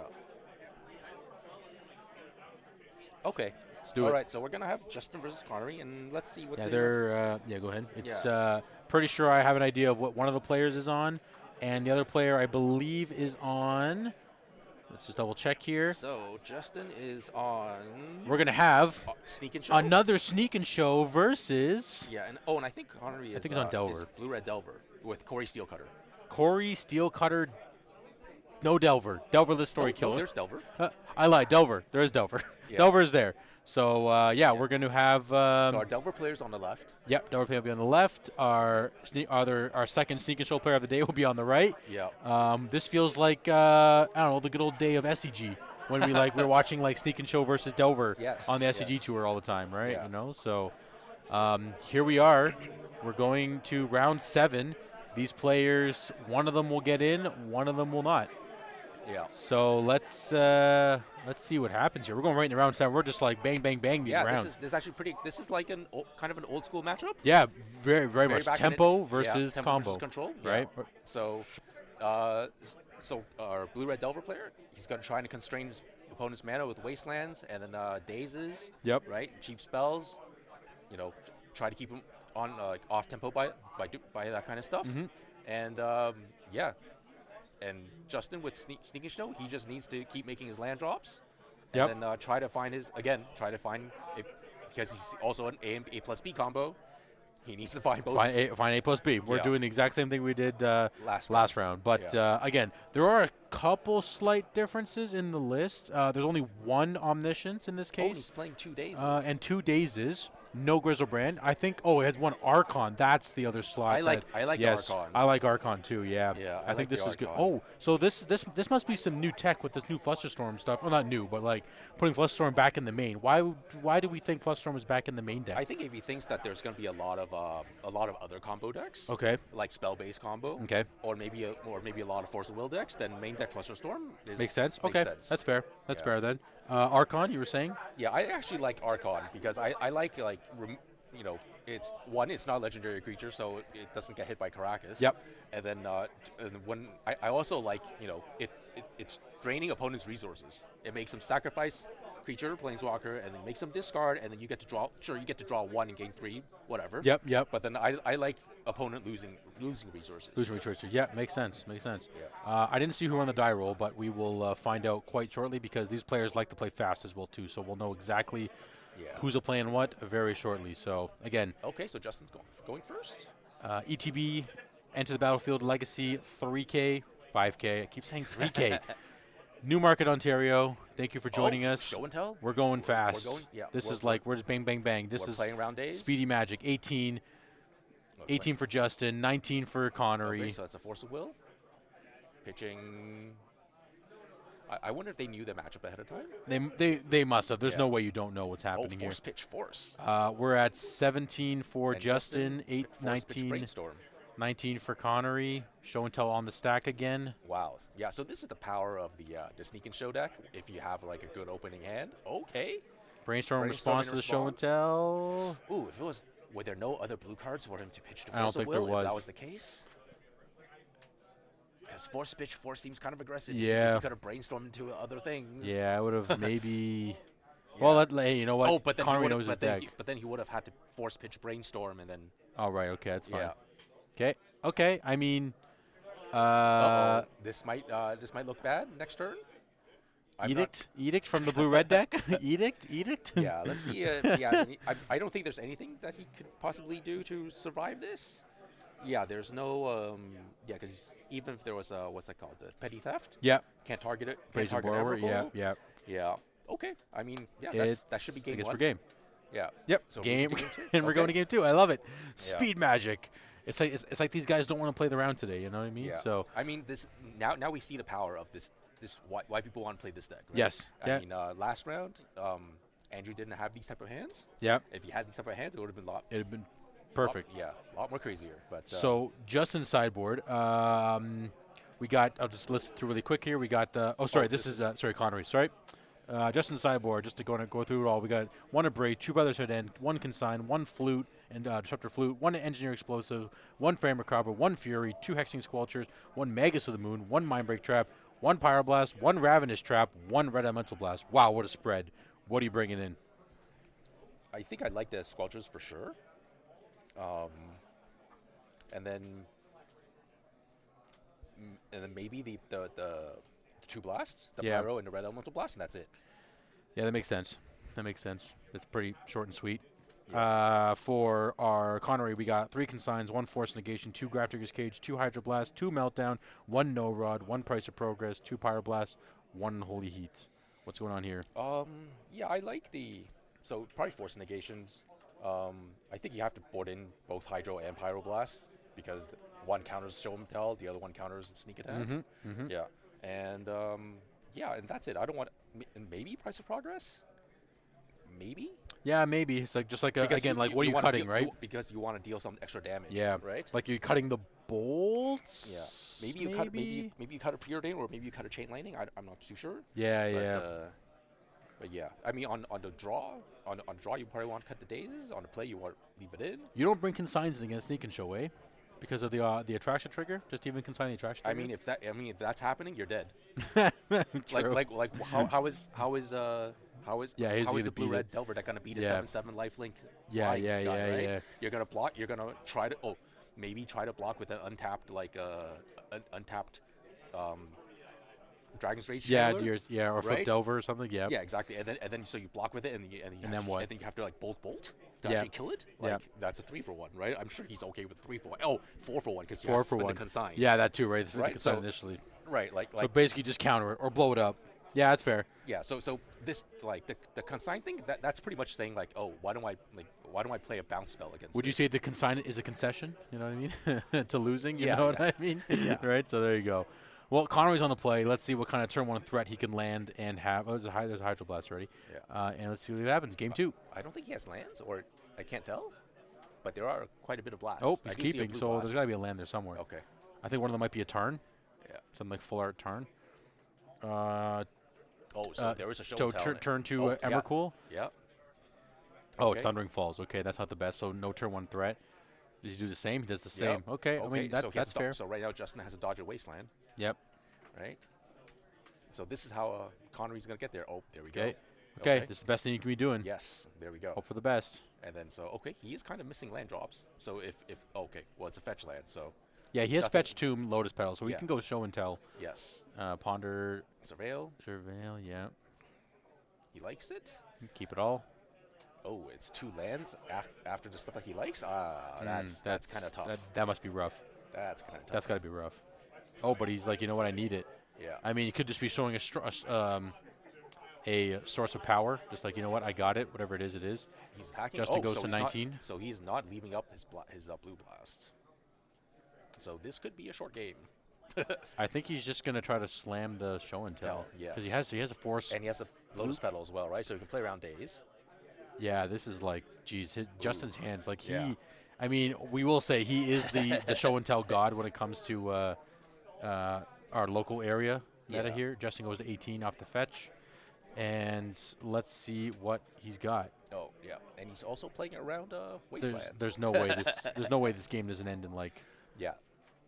So yeah, Next just couple play some seconds. Lotus Petal, play around Daze, and then yeah, hopefully Connor will have a Force of Will or Force of Negation. Yeah, and then hope for the best here. Moment of truth. Ooh. Bring it to class. He's probably like, I should have kept up my. Oh, we do have Force. He has Force. Force pitch stock up. Oh my God, this is actually crazy. No, he can actually. Pitch. Oh, he can. He now, can just Pyroblast. But now Daze is live. Yeah, now Daze is live. DRC. Yeah. Okay, we're gonna do Pyroblast. We're gonna Force. So I wonder if you play. He can Force. Is that a Fletcher Storm? Oh, sure. We're thinking about the Surveil still. Okay. Oh, there's 2 Surveils. Okay. Oh, put that over there. Okay. Yep, Okay. Pyroblast. So Okay. resolves, and then Emrakul comes into play, and oh, that's lightning. Oh, he left in lightning bolts. All right. Corey Steele. Alrighty. I mean, okay. You have 1, 2, 3, 4, 5, 6 with the token. I don't think there's even 4 types. Yeah, there's no creature. No, there's definitely not 4. There's no Delirium. There's Yeah. no Delirium yet. So, I mean, he could Lightning Bolt and try to get Delirium, and right. All right, I think we're gonna have possibly 2 show and tells in the Boltia trigger. Yeah. Hopefully it's well. I mean, if it's not a creature, you gotta. Oh, it is a creature. So now they're delirious. But again, he's losing his lands anyway. So what the hell is he gonna do? Right? No, but you want to attack.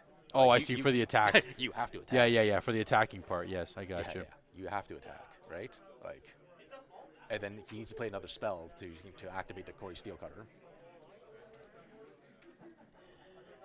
Bolt you again. Bolt you again. Okay. So he's at 10. And then now the Corey Steel Cutter is active, and then he gets a Surveil. Yep. Second spell. Yeah. But then, that's 6 permanents. Oh no. Yeah, that's the thing, right? Yeah. So you swing take back. Okay. Yeah. So Justin takes unfortunate. 4. Not enough. 5. Not enough. Justin takes 5. Yeah. And then he gets kaput. Yeah. And that's all she wrote. Okay. That was a 10-minute round compared to a 50-minute round. I mean, Justin's hands were super powerful, right? Yeah. Like, you saw that game 2. All he did not brainstorm or ponder once. No. Right? He just had them. Just surveilled. Look, he even cut the ponders. Yeah. See, Yeah, he just surveilled and got there. Yeah, that's all it Right? takes. Yeah, so his That's all it hands takes sometimes. his hands are super amazing, and that's what happens. That's why people want to play this deck. Yeah, it's just like either it does the thing. I mean, again, there's always the old adage of this deck is that it loses to itself, right? You know what I mean? So and you try your best. Yeah. But sometimes it's just that's how the cookie crumbles. Okay, so he brought in some defensive stuff. He brought Yeah. in E. Yeah. Just for some minor defense, which is fine because all of his threats are 1 mana. We got Yeah, so he brought it in. Yeah, all the blasts. okay, and the force negation. And the force negation. Yeah, like we said. Yep. Yeah, Which okay. makes sense. Okay. And then the Squelcher, Squelchers. Brothers Herd End, and the Pyroblast, the Blast. No, They're both Blast. Both blast and Both the blast. and engineered explosives. Gotcha. Yeah. Okay. Yeah, that's Interesting. that's how the cookie crumbles. Yeah. So who do we got in the? So I mean, he won, so that's 6-1. So he's So there's Justin's in for sure. Congratulations. yes, Justin. congrats, Justin. You are a monster at this deck. You just crush. Yeah. So we got Justin Glanzer, Ben Kostecki, Chris. Oh, they're still playing. Yeah. Because we're only 10 minutes in the round. We don't know who else won here yet. No, 'cause Okay. that's Yeah. just them. So there's a lot. There's like 4 matches that go. Figure out who makes top 8. Yeah, who makes and this top is one 8, of right? them. So Justin Justin made top 8 then. So yeah. Yeah. So it just hasn't been updated, but he should be 6-1, and Connery should be 5-2. Just Yeah. hasn't updated Wow. yet. Unreal. Good stuff. Okay. Cool. Yeah. So I mean, pretty good. Oh yeah. So these guys drew. Yeah. So they Because they think their tiebreakers are high enough. Okay. Just Let's to see what say- happens. Yeah. yeah. Again, when it comes to math, that's not my. Well, they're risking the tiebreakers, right? Which Yeah, is like, exactly. Okay. I mean, if you want to risk it, you can go ahead and risk it. Yeah. Exactly. Yeah.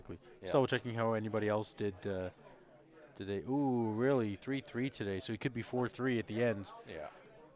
Our Boston boy. Yeah. Okay. I mean, again. So possibly 2 sneaking shows if Andrew wins his next round. If Andrew wins. Right? Unless there's another one Yes. that I'm missing. I don't think there is. Yeah. Reeves was on. I feel like this was Blue Red Delver. Oh, right? he's also We Blue saw Red that. Delver. Yeah. Okay. So And he has possibly. Lava Dart. Oh. Oh, he does? Okay. Oh yeah. Look at that. I guess because of the flashback. I guess. Yeah. It's kind of fun. It's one card that you can cast twice that triggers Corey. Yeah. Immediately. Right. So Yeah. okay. Not bad. Right. And there are a lot of like one casting costs, like 1 toughness guys to get rid of. Yeah. And it can also destroy the Flush Raker. Yes. Yeah, that's true. It and then Cast it again. Yep. Looking here, yeah. So it looks like, we from what I'm gathering so far, we have Eldrazi, Painter, Bug. Yeah, Bug, and then Affinity, and then depends on what's happening here. We also have Sneak and Show, and then we don't know who else has made it, because this one ended super fast. Yeah, it was just almost way too fast. Yeah. Double checking here. Did they report yet? They didn't report yet. Okay, just fine. Yeah.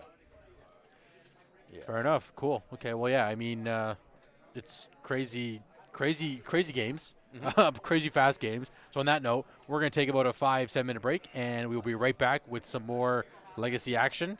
Probably just us talking a little bit more about Legacy, and we'll go from there. So again, this is Enter the Battlefield, Legacy of the North, with the 5K in Newmarket, Ontario, at ETB Newmarket. My name is David, and I'm Steven, and we will be back very soon. See ya. Bye. We are transitioning now. No. Now.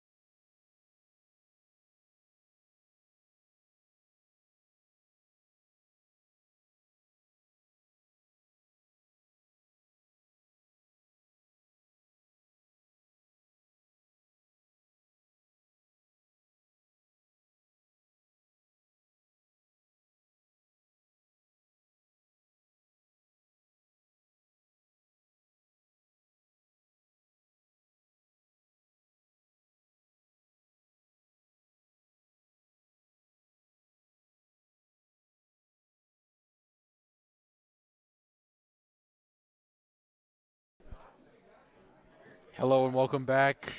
We are back with a quick uproot of some players at a can't remember what table was that, 8 or 10 or something like that. Yeah. So both of these players are 4-2. Yes, both 4-2, but we figured we'd grab another match for you guys to come watch. So we have we're going to game 2. Yeah. We have Lone Pox on our right, or like I guess it's black-green Pox at this rate. Yeah. Piloted by Andrew, and on the left we have Kieran playing blue-black tempo. Yes. Essentially, right? Yep. Just your everyday run-of-the-mill blue-black tempo deck with the snuff out, fatal pushes, Kaitos, Tamios, all that jazz, right? So at this point we have, I'm just double-checking here. So we are going to game 2. Yeah. I'm not sure who actually got game 1 there. Yeah. But we're going to find out, I guess, shortly. But there are some funky sideboard cards in the blue back deck. Yeah, there is this one card called Day of the Black Sun. It's from the last the Avatar set. Yeah. And it's an XBB sorcery spell, and it's each creature with mana value X or less loses all abilities until end of turn. So it's like a dress down, and then destroy those creatures. So it's like a Wrath of God. Interesting. So you want to Wrath and destroy the creature. Oh, sorry, you want to Wrath and dress down at the same time. Yeah. I guess if there's something that's like indestructible. Yeah. When your creatures have like indestructible recently, that you want to like get rid of their abilities. Yeah, or they have leaves play abilities, so it gets rid of the leaves rid of the leaves play abilities. But we don't have a lot of those. Yeah, these days. is there any? Yeah, that's what I was thinking about too, right? So, yeah. But so it's an interesting card to have. It is an X spell though, so like. Yeah, pumping X in a blue black deck is like real tough. Yeah. Oh, unless you do it against constructs. So just 2 black to blow up constructs? Sure. Yeah, maybe? You can do that, I too. guess that's maybe because I don't see an E. Oh, there's an E in the board strats. Yeah, They there say is. that. So it looks like our Lone Pox got game 1, and Kieran on the left is on Turn the play. With 0-1 0-1. Okay, now it's a 1-2. Let's go. This is good magic, boys and girls. The 20-turn beatdown. Here we go. We're there. Take 1. 19. Yeah. We're there. Okay. Yeah, I kind of... I think this does favor the Pox deck a bit because if a small Pox does resolve, then the blue-black tempo deck doesn't actually have a lot of creatures. So, getting rid of creatures like that, it's creatures and land and a card in hand. That's pretty rough. Yeah, I'm just double checking the sideboard here from the Lone Pox player. We have like Haywire Might, Barrel Glyphs, Endurance, Fatal Push, Surgical Extraction, Toxic Deluge, and Force of Vigor. So a pretty standard black-green deck, right? Yeah, I probably just bring in the endurances and the removal spell. So the Fatal Pushes. Yeah, basically. Right. And the Barrel Glyph. And the Barrel Glyph, yeah. Makes sense. Call it a day. Right. Yeah, it's kind of interesting how the smallpox player has a basic forest. Yeah, I mean, I guess you just want to be able to like play around Blood Moon or something, because you still want to be able to like Witherbloom command. No, but you can't even. Well, I think there's probably just a lot of green spells in the deck, right? So I understand the need for a basic forest, but then it does make smallpox like way worse. Yeah, definitely. Is that a Hogak? Like an alternate art Hogak? Like a future border? Oh yeah, might be. Nice. Yep. That's cool. I didn't even know they make that printing. That's pretty sweet. It's probably from Mystery Booster. Yeah. Oh yeah, definitely. Yeah. Okay, so he's keeping the Bowmasters. The Bowmaster, and then he has a Eldrazi Spawn. Yeah. All right. Wow, this is him not having his colors, him not having black mana feels kind of weird. But hopefully he'll have a Verdant Catacomb or something like that to fix his mana. Let's see here. Tamio. Yeah. Oh, and he just. Yeah, this Malevolent Rumble just made the... oh, no. Netherglyph only counts the controller's graveyard, so it's still a 1-2. Yeah. Block? Nope, taking no, one. Taking one. Andrew is taking another one. He goes at 18. 18 to 19 on Kieran's side. Mm-hmm. Okay. I wonder if that's an actual... No, I think... I'm pretty sure, because I think they may share a bit of cards around the pool. Okay. I think. So that's probably like so they might be, yeah. Oh, which is fine. Yeah. Tamio is going to flip from this Brainstorm. Oh, are we okay? 19, yep. 19, 18, 19. Yeah. Or...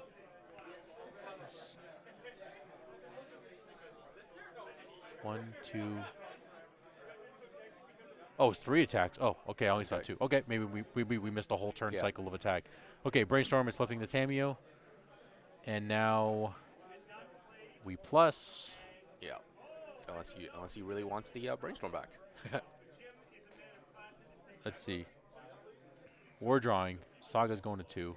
Yep. What are we drawing? We're drawing a Fatal Push. That's a pretty good draw. I mean, a little late to the Tamiyo, but with no black mana. Yeah. Well, I mean, does he? You got it. Really has no black mana at all? No black mana. Oh wow! I didn't see that. I thought he had some kind of a fetch. No. Oh wow. Yeah. So okay. that's why I was like, oh, this is kind of awkward. Jeez. Make a construct. Sure. Yeah. Get a 1/1. Yeah. Oh wow. That's okay. Kieran's drawing pretty hot. Yeah. That's. Did he fetch from that? No. No, he didn't have a fetch land. Yeah. Okay. This would be for 2 now. Be a 2/3. Yes, it has lands and instant. Okay, yep, 2/3. Right? Yeah, just land it. Sorry, just double checking here. Oh, too. he can even bounce the construct token if he wants to, because he has petty theft in hand. Oh yeah, that's true as well. So if it gets a little out of hand, yeah. Yeah. So he knows Bowmaster's in hand. I wonder if Andrew remembers Bowmaster's in his hand. Yeah. Right, But I he's mean, gonna remember. Oh, there's a. It's Ghost Quarter. Damn, no black mana. What is this? Are you sure it's not the Verdant Catacombs in the hand? well, I mean, if they there know. was, They know what's in his hand. If So there was, they'd probably not play the Waseju, right? yeah. Or is that the? Or is that a tap land? It might be Is the that a surveil mortuary. land? It might be the mortuary. Yeah. Yeah, there's one mortuary in Andrew's list Yeah, here. it looks like that's. Yeah, it looks like that is a mortuary.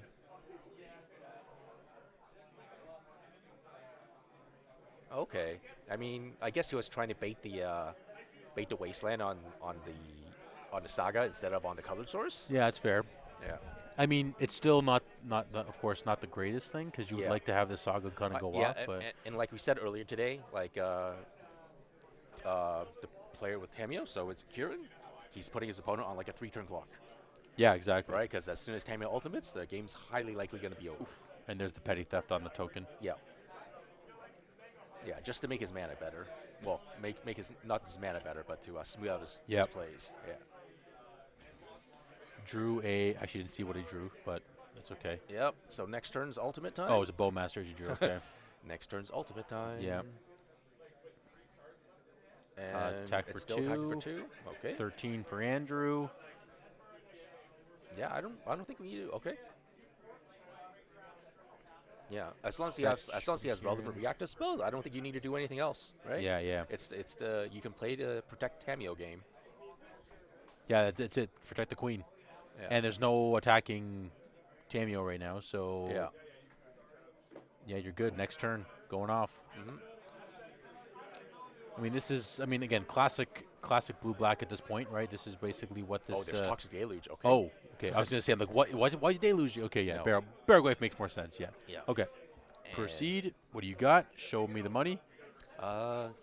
I think the best thing that might happen here is you need to have a Grist, and then Grist kills off the Tamiyo, so you don't lose immediately. Yep. And then you can Fatal Push the Barrowwave. I mean, again, he does have Bowmasters in hand, so he could. Oh, but he's tapping the black mana now. So but Bowmasters only ticks down to 7, and the ultimate is 7. No, but in response to the ultimate, he has the Bowmaster. Oh, right. Yes. And then if Kieran doesn't have a response to it, which again, I guess the goal is he won't plus. He won't ultimate rather. until the Oh, black mana. there's the Wailing Command destroying the Tamiyo. That's the best thing you can be doing right now. Yeah. It's to find cards that kill Tamiyo. Yeah. Right? So and this Grist with the Bloom Command. Yeah. Maybe if he has Abrupt Decays. It just depends on what the other mode is. I don't think it's going to resolve. Oh, the mode's the mill, get a land back. Okay, this could be a turning point. Because, I mean, Kieran is probably was banking on that Tamiyo. Please get another black source. Yeah, he needs to get the black. I know, he needs to get that black. Because if he gets wastelanded, it's going to hurt. I feel like, I don't think you want to be greedy. I think you need to get the black source. Yeah, Andrew does play 2 life in a loam, so... Yeah, I think you need to get the black source pretty badly. Oh, what? Yeah, okay. There we go. Yes. Come on. Yeah. Oh, there you go. Yeah, and then now you can play it, crack it, and then fetch, and then Fatal Push. Yeah. Yeah, you have to. Oh, there's a push in the hand, right? Yeah, somewhere. I'm pretty sure there's a push in hand. I think there was somewhere in there. There's also an endurance. Oh, another Withering Command. Oh, wow. Okay. Yeah, but Withering Bloom Command doesn't kill. No, Barrowwave. doesn't kill. That Yeah. can't target it. Yeah. Yeah. But yeah. It's I guess fortunate for him that Kieran does not have Force of Will, or maybe he boiled the forces out in this matchup. It's quite possible because again, you don't want to be 2-for-1ing yourself against him, the Turok, I guess, right? Or But like just Thoughtseize decks in general, yeah, right? exactly. Yeah. So I could see that. Yeah. Okay. Ponder. So just the grind plan. I actually didn't see 100%, but I know there's a Bowmaster's in that pile somewhere. Mm-hmm. I think he drew another Bowmaster. I think he drew the Bowmasters. Bowmaster's actually not that great right now because you don't want to target the spawn because the opponent could just sacrifice the spawn. Yeah. And then I hope you he don't do get that. the 1/1. So it has a hit face. So we're assuming that it's hitting face. Let's see. Oh no. Oh, sacrificing response. Oh okay. No. Well, I guess it's Okay. He can do that, and then he can do that, and then he can even fatal push right now because Right, he could fatal. I mean, he's supposed to fetch for the black source, Yeah, but yeah, not wrong though. Combat. Okay, fetch. Yeah. I mean, it's the same diff. Nothing really changes. I guess you're technically less around days now, but you still have a forest anyway. Or you have less blockers. Yeah. You And could have blocked the Nethergoyf. yeah. Yeah. But I mean, he can wait till next turn, and then when Nethergoyf attacks, just surprise ambush it with the endurance. Yeah, that's fair too. Okay, that's pushed. Nethergoyf is now a 4/5. It's a sorcery land creature. Yes. Yeah, it should be a 4. So Andrew goes to 8. Yeah. And we're low. Oh, we did hit a loam. Okay, I thought I saw a loam in the yard. Okay. 1, 2, 3. Bowmaster Grist. Ooh, there's the Grist. Yeah. Everything. If he only had to reanimate. Yeah. But he should be able to make a land drop, right? Unless he needs a life armor loan to make a land drop. Did you know you can show and tell a Gristed? Yes. Yeah, I know. It's crazy. I heard about that. Yeah, because it's a creature in your hand. It's a creature in your hand. I know. I was like, Yeah. wow. Yeah. Right. Wastelands. Beseiju. Oh, we're just really hard on that. Wow. Yeah. Okay. You go for that. I mean, I guess at this point, you have your colors. Yes. They're not wastelanding you. So, yeah, okay. That's fair. So you play the wasteland, and then you can surprise endurance them. Yeah. Oh, okay. That's you're taking a lot of damage. Oh, you're. What is this then? Okay. So Okay. we're delaying the blocks. We're probably chump blocking with Yeah. the token. Yeah. So what? He has Hogak. Oh, right. It's Hogak. Right. Oh, yeah. Huh? We're good. Yeah. So now he's got to delve 6. Delve, right? Yeah. Now he's got to delve 6, so he can delve everything that can't come back. Yep. So 1, 2. every non-land. Yep. 3. 4. 5. Is it 5, not 6? Oh, Okay. it's 5. Yeah, it's 7 All right. total. Yeah. Yeah. Okay. Yeah. This is great, and it has trample. It's an 8/8. Yeah. I believe it's an 8/8 trample. So, Kieran, your move. Yeah. What do you got? Wow, that really turned.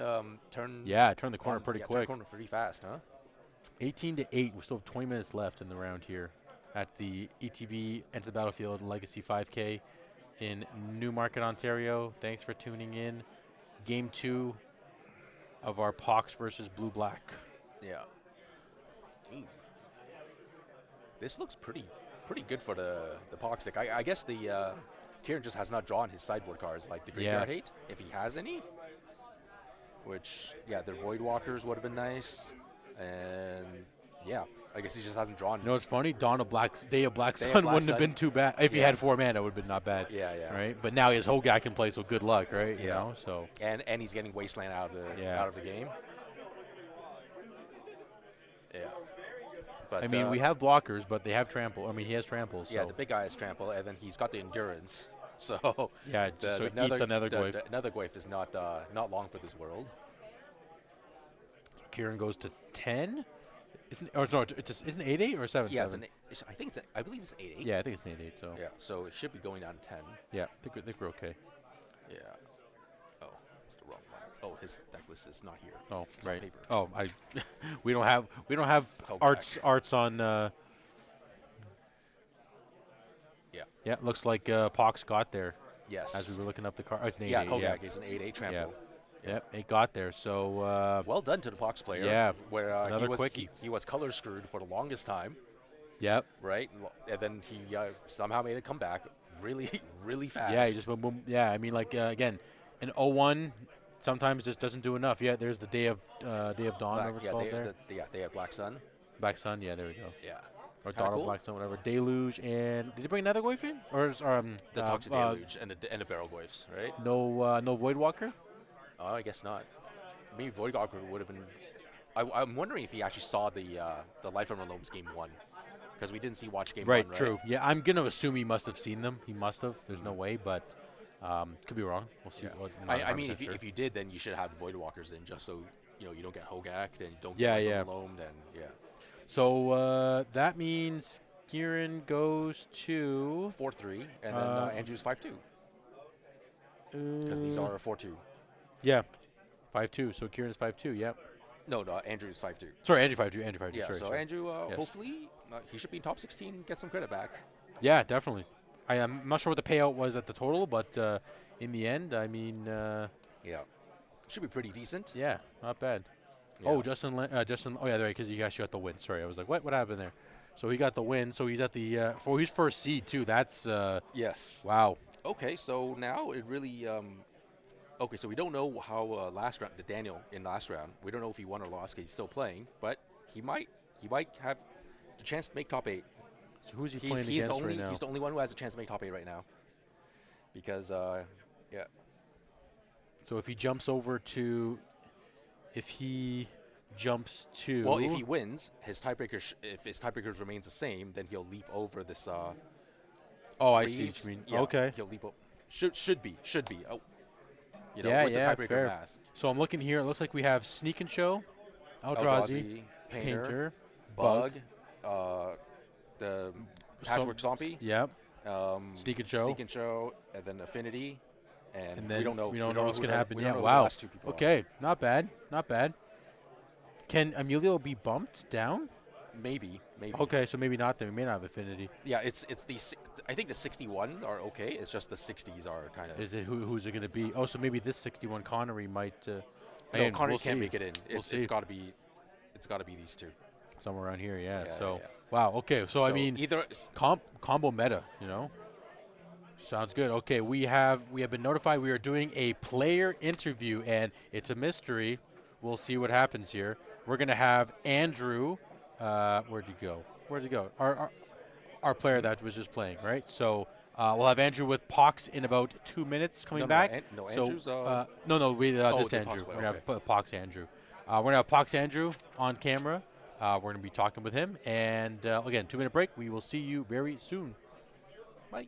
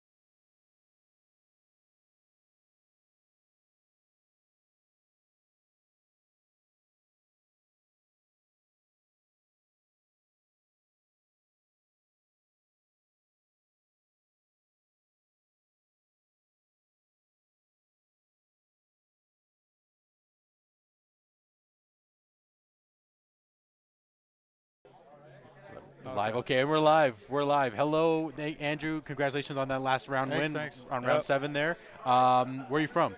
I'm from Toronto normally, but I live out here in Mono right now. Oh, Mono. Okay. Yeah, so that's near Orangeville-ish, right? Yeah.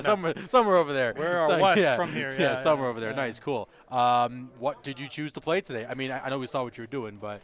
Well, yeah, like Golgari Pox, like I have to give credit to Jacob Murray. Like that guy playing with it on top 8 of the Eternal Weekend. Yeah, like I fell in love. As soon as I saw him play it, I'm like, oh my God, this deck is just exactly my alley. Yes. I like Hogak. Like that was my favorite card, but like no matter how much you try to get that card to work, where you go like, some dork, mill cards and then play, it's not as strong. So this deck is just like, it has like this mix of like lands and smallpox, like you have hate land, like you have all this effects that can just disrupt your opponent enough and then play a big 8/8 dummy. Trample and just slowly crush your opponent. Like, and so it's just like there's so many avenues, and I feel like my opponent trying to play against all this, it's hard to sideboard properly. So yes, the deck does have I think fair bit of like bad matchups against combo. Yes, of course. Yeah, right. Like combo is like probably your weakest matchup, and that's a hard. I would say it's hard to play against them. Like Doomsday, I got lucky that my previous opponent punted on his on the pile. And so I was like, okay, like wow, thank goodness. But like, lands tough matchup. I beat one lands player, but he got unlucky. Okay. And I got lucky. That was all that really was, right? Yeah, luck. Luck. And then when I played my second time playing the lands, like holy moly, it was just like he just steamrolled me, and I'm like, okay, I can't get out of this, right? Yeah. So I thought I was gonna take my second game plan, where it's like get rid of the Hogaks, get rid of like the graveyard strategy. Yes. And against the second lands player, that did not go at all. Like I didn't draw any endurances. I didn't draw like Bargoyfs to like try to put a clock in play and stuff. Yeah, makes sense. So, but it's like I think that and combo is probably like bad matchup. Tempo is like I think I'm favorite. I was gonna ask what's your favorite matchup to play against? Tempo, absolutely. I wish everything was Tempo. I feel like I am a combo magnet. Yes. I'm not kidding. I go play at face. I go play anywhere other than like if I play smallpox, it's gonna be combo. I never play the tempo. Yes. And then I ask the guys, I'm like, oh no, there's like 50% or more tempo here. Yeah. And I'm like, where? I never play them. Is it because you're in the X1 bracket or something or whatnot? Or I mean, maybe. Like first round, I'm gonna get like the random combo player probably, and then if I lose, then I get more combo. Yeah, more combo. That they lost to Dimir Tempo. Yes, right? And exactly. I mean, it'd be nice if you won that first round, then I'd probably play Dimir Tempo. Into Dimir Tempo stuff. Yeah, right? so it's like. I mean, that's a format I find. Like, I asked a bunch of the guys, and like, it's like a rock paper scissors, right? Very much, yeah. You're either playing a combo, yes, right, or then you're playing a tempo deck that beats these combo decks, yes, or then you're playing a mid-range deck that beats the tempo, but you lose the combo. So it's like, that's right. I mean, I will say the triangle has gotten a lot more detailed, right? More aligned nowadays. Whereas before it was like just pure combo or pure tempo. There really was no control, right? You know what I mean? Because like it was either oops or Delver, or oops or blue black, or oops or reanimator, right? You know, and stuff like that. So anything spicy? Anything that you want to shout out? Any? I was talking to Jacob earlier too, and I said to him, I really wanted to play a third Hogak. Because before this list is so similar to the Eternal Weekend list. Yes. I just made adjustments to the sideboard, but I added the Hogak today, the third one. Okay. And it's been flawless. It's been every game time. change. Like, I get it. I draw it more often, or I mill it more often. Yes. And just like, okay, Bowmaster, make a Hogak go. That was that game we were watching where it's like, because at first we're like, he's so far behind. His Nethergoyf is crushing him. Bowmaster's this, that, you know. Yeah, like he had no idea I had a Hogak. He knew I had Bowmaster, but no, there was a Hogak milled in the graveyard. Yeah, I eventually saw from the. But I was waiting to find a time to play it where I'm like, okay, maybe let's cut him off land so he can't bounce it or counter it or do something. So I'm like, you know what, let's just play it more conservative. So that's why I took, and then like it ended up paying off. I didn't know what the rest of his hand was, but the context, I just didn't want to like risk anything happening that could be devastating. So I was like, let's just like my hand was so gassed at that second game where I was like, okay, I can play it slow. I can take this one. Very much. If he grew the Nethergoyf quicker, I was going to be like, okay, we either got to fatal push this now, and I struggled with black mana for a bit, and I'm like, yes, we noticed that too. We're like, oh, like everything was green. The Sage and Forest, the Saga. So there's something else too. I thought about ghost courting myself for the swamp, but yeah, I was like, I mean, hey, patience paid out. Patience paid off, right? So fair enough. Yeah. I was just looking here.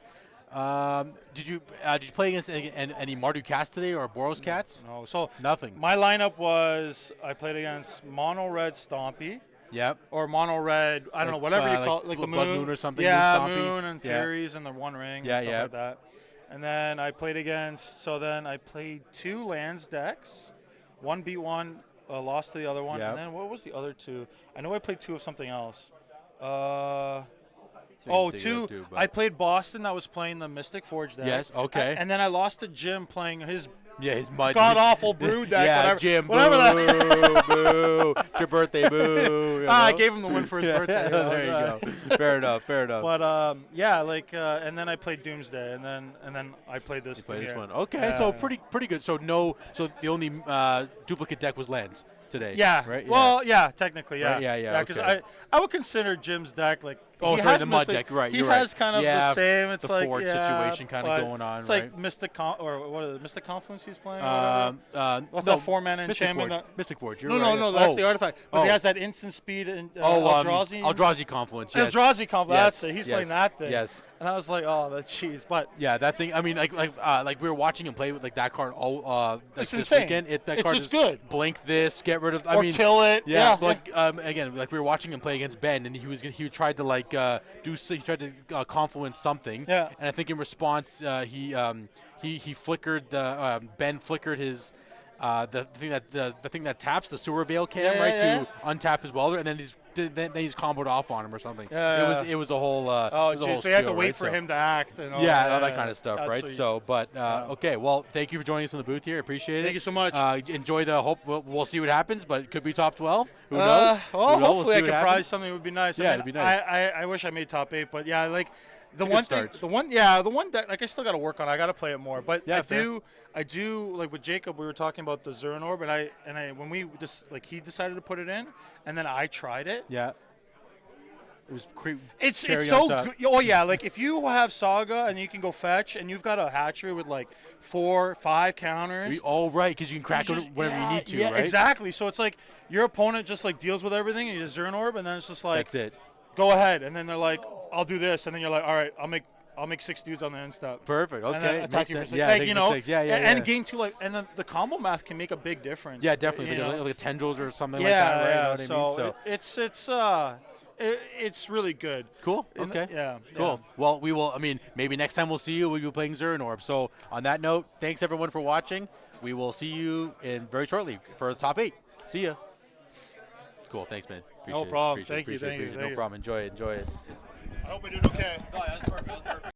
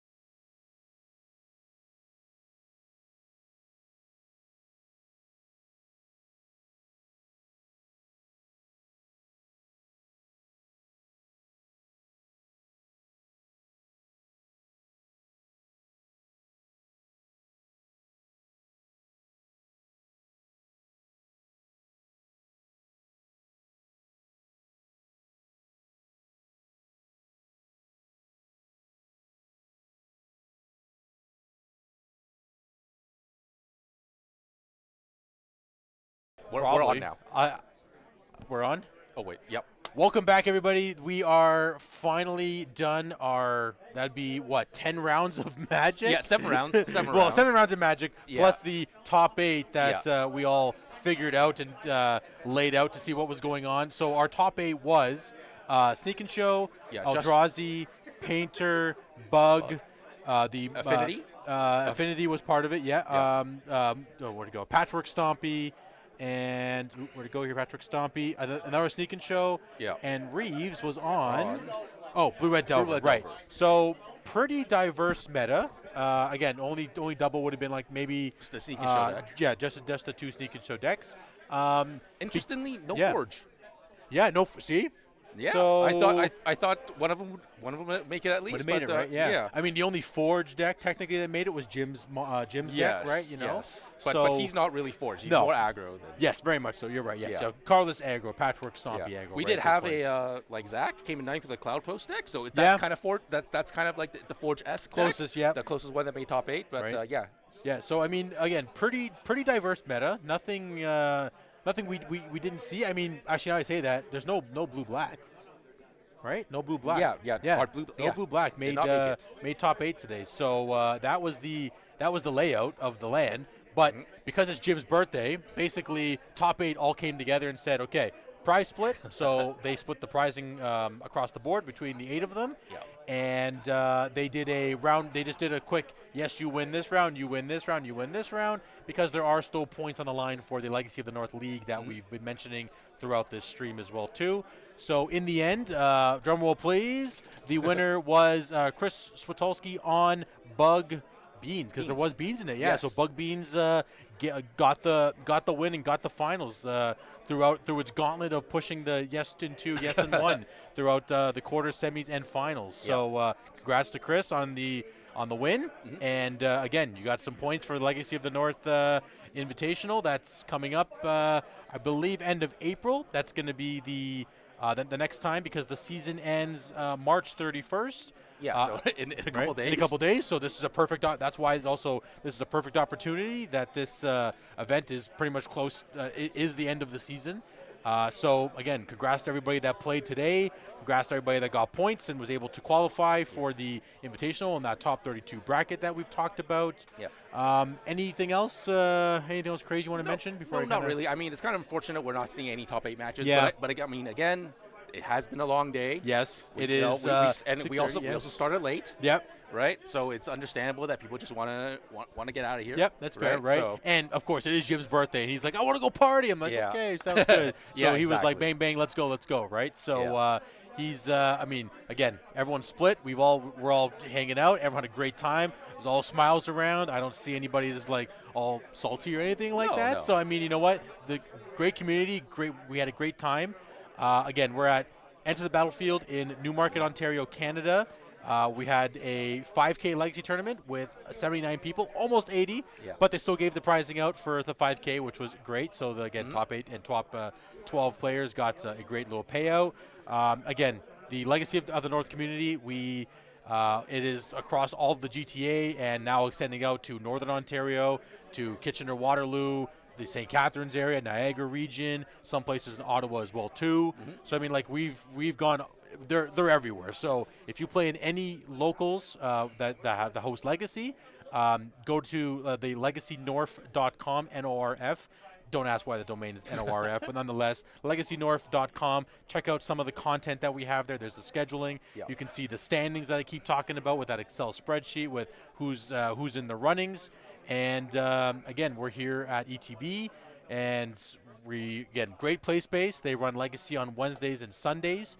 It is a little quieter, but you know what? If some people watching this come out and come play some Legacy, that will hopefully flourish again, right? Tons of locals throughout the city. We're here. We're playing Legacy as much as we possibly can. We love the game. We love the format. And I'm trying to think if there's anything else crazy I missed, but I think you covered it all. I think I nailed it, right? Yeah, not bad. Okay, so on that note, again, thank you for watching. My name is David. I'm Steven. And we'll see you in the next event. Yep. See you then. Bye. Bye for now.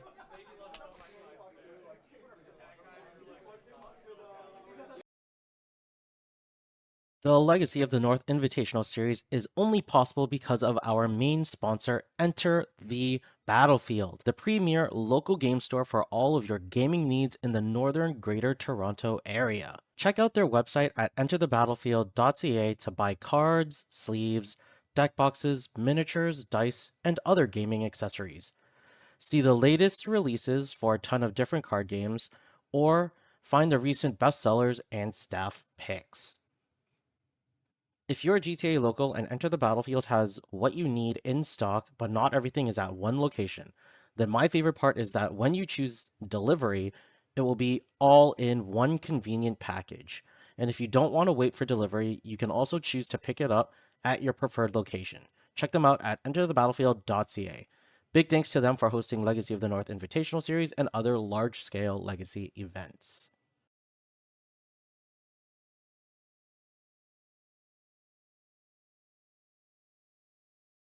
Legacy of the North is one of the largest Legacy communities in North America, and we're still growing. Started by two dedicated Legacy enjoyers in the summer of 2021 in Southern Ontario, there are now more than 300 active members who are now participating in weekly local events. Through these players, we've united over 15 local game stores and are thankful for their participation in the Invitational Series. We truly could not have made it this far without their support and willingness to give Legacy and its community a chance. Visit legacynorth.com to read more about our history, the Invitational Series, and the stores that have built the best Legacy community possible. You can also find news updates and articles from community members, the winners of the prestigious Royalty of the North title, the tournament grinders, and Legacy enthusiasts. The Legacy of the North community is always looking to grow and improve, so if you'd like to show some support, please visit legacynorth.com/partnership and support to see our current contributors and to find out how you can support us in bringing you more Legacy content.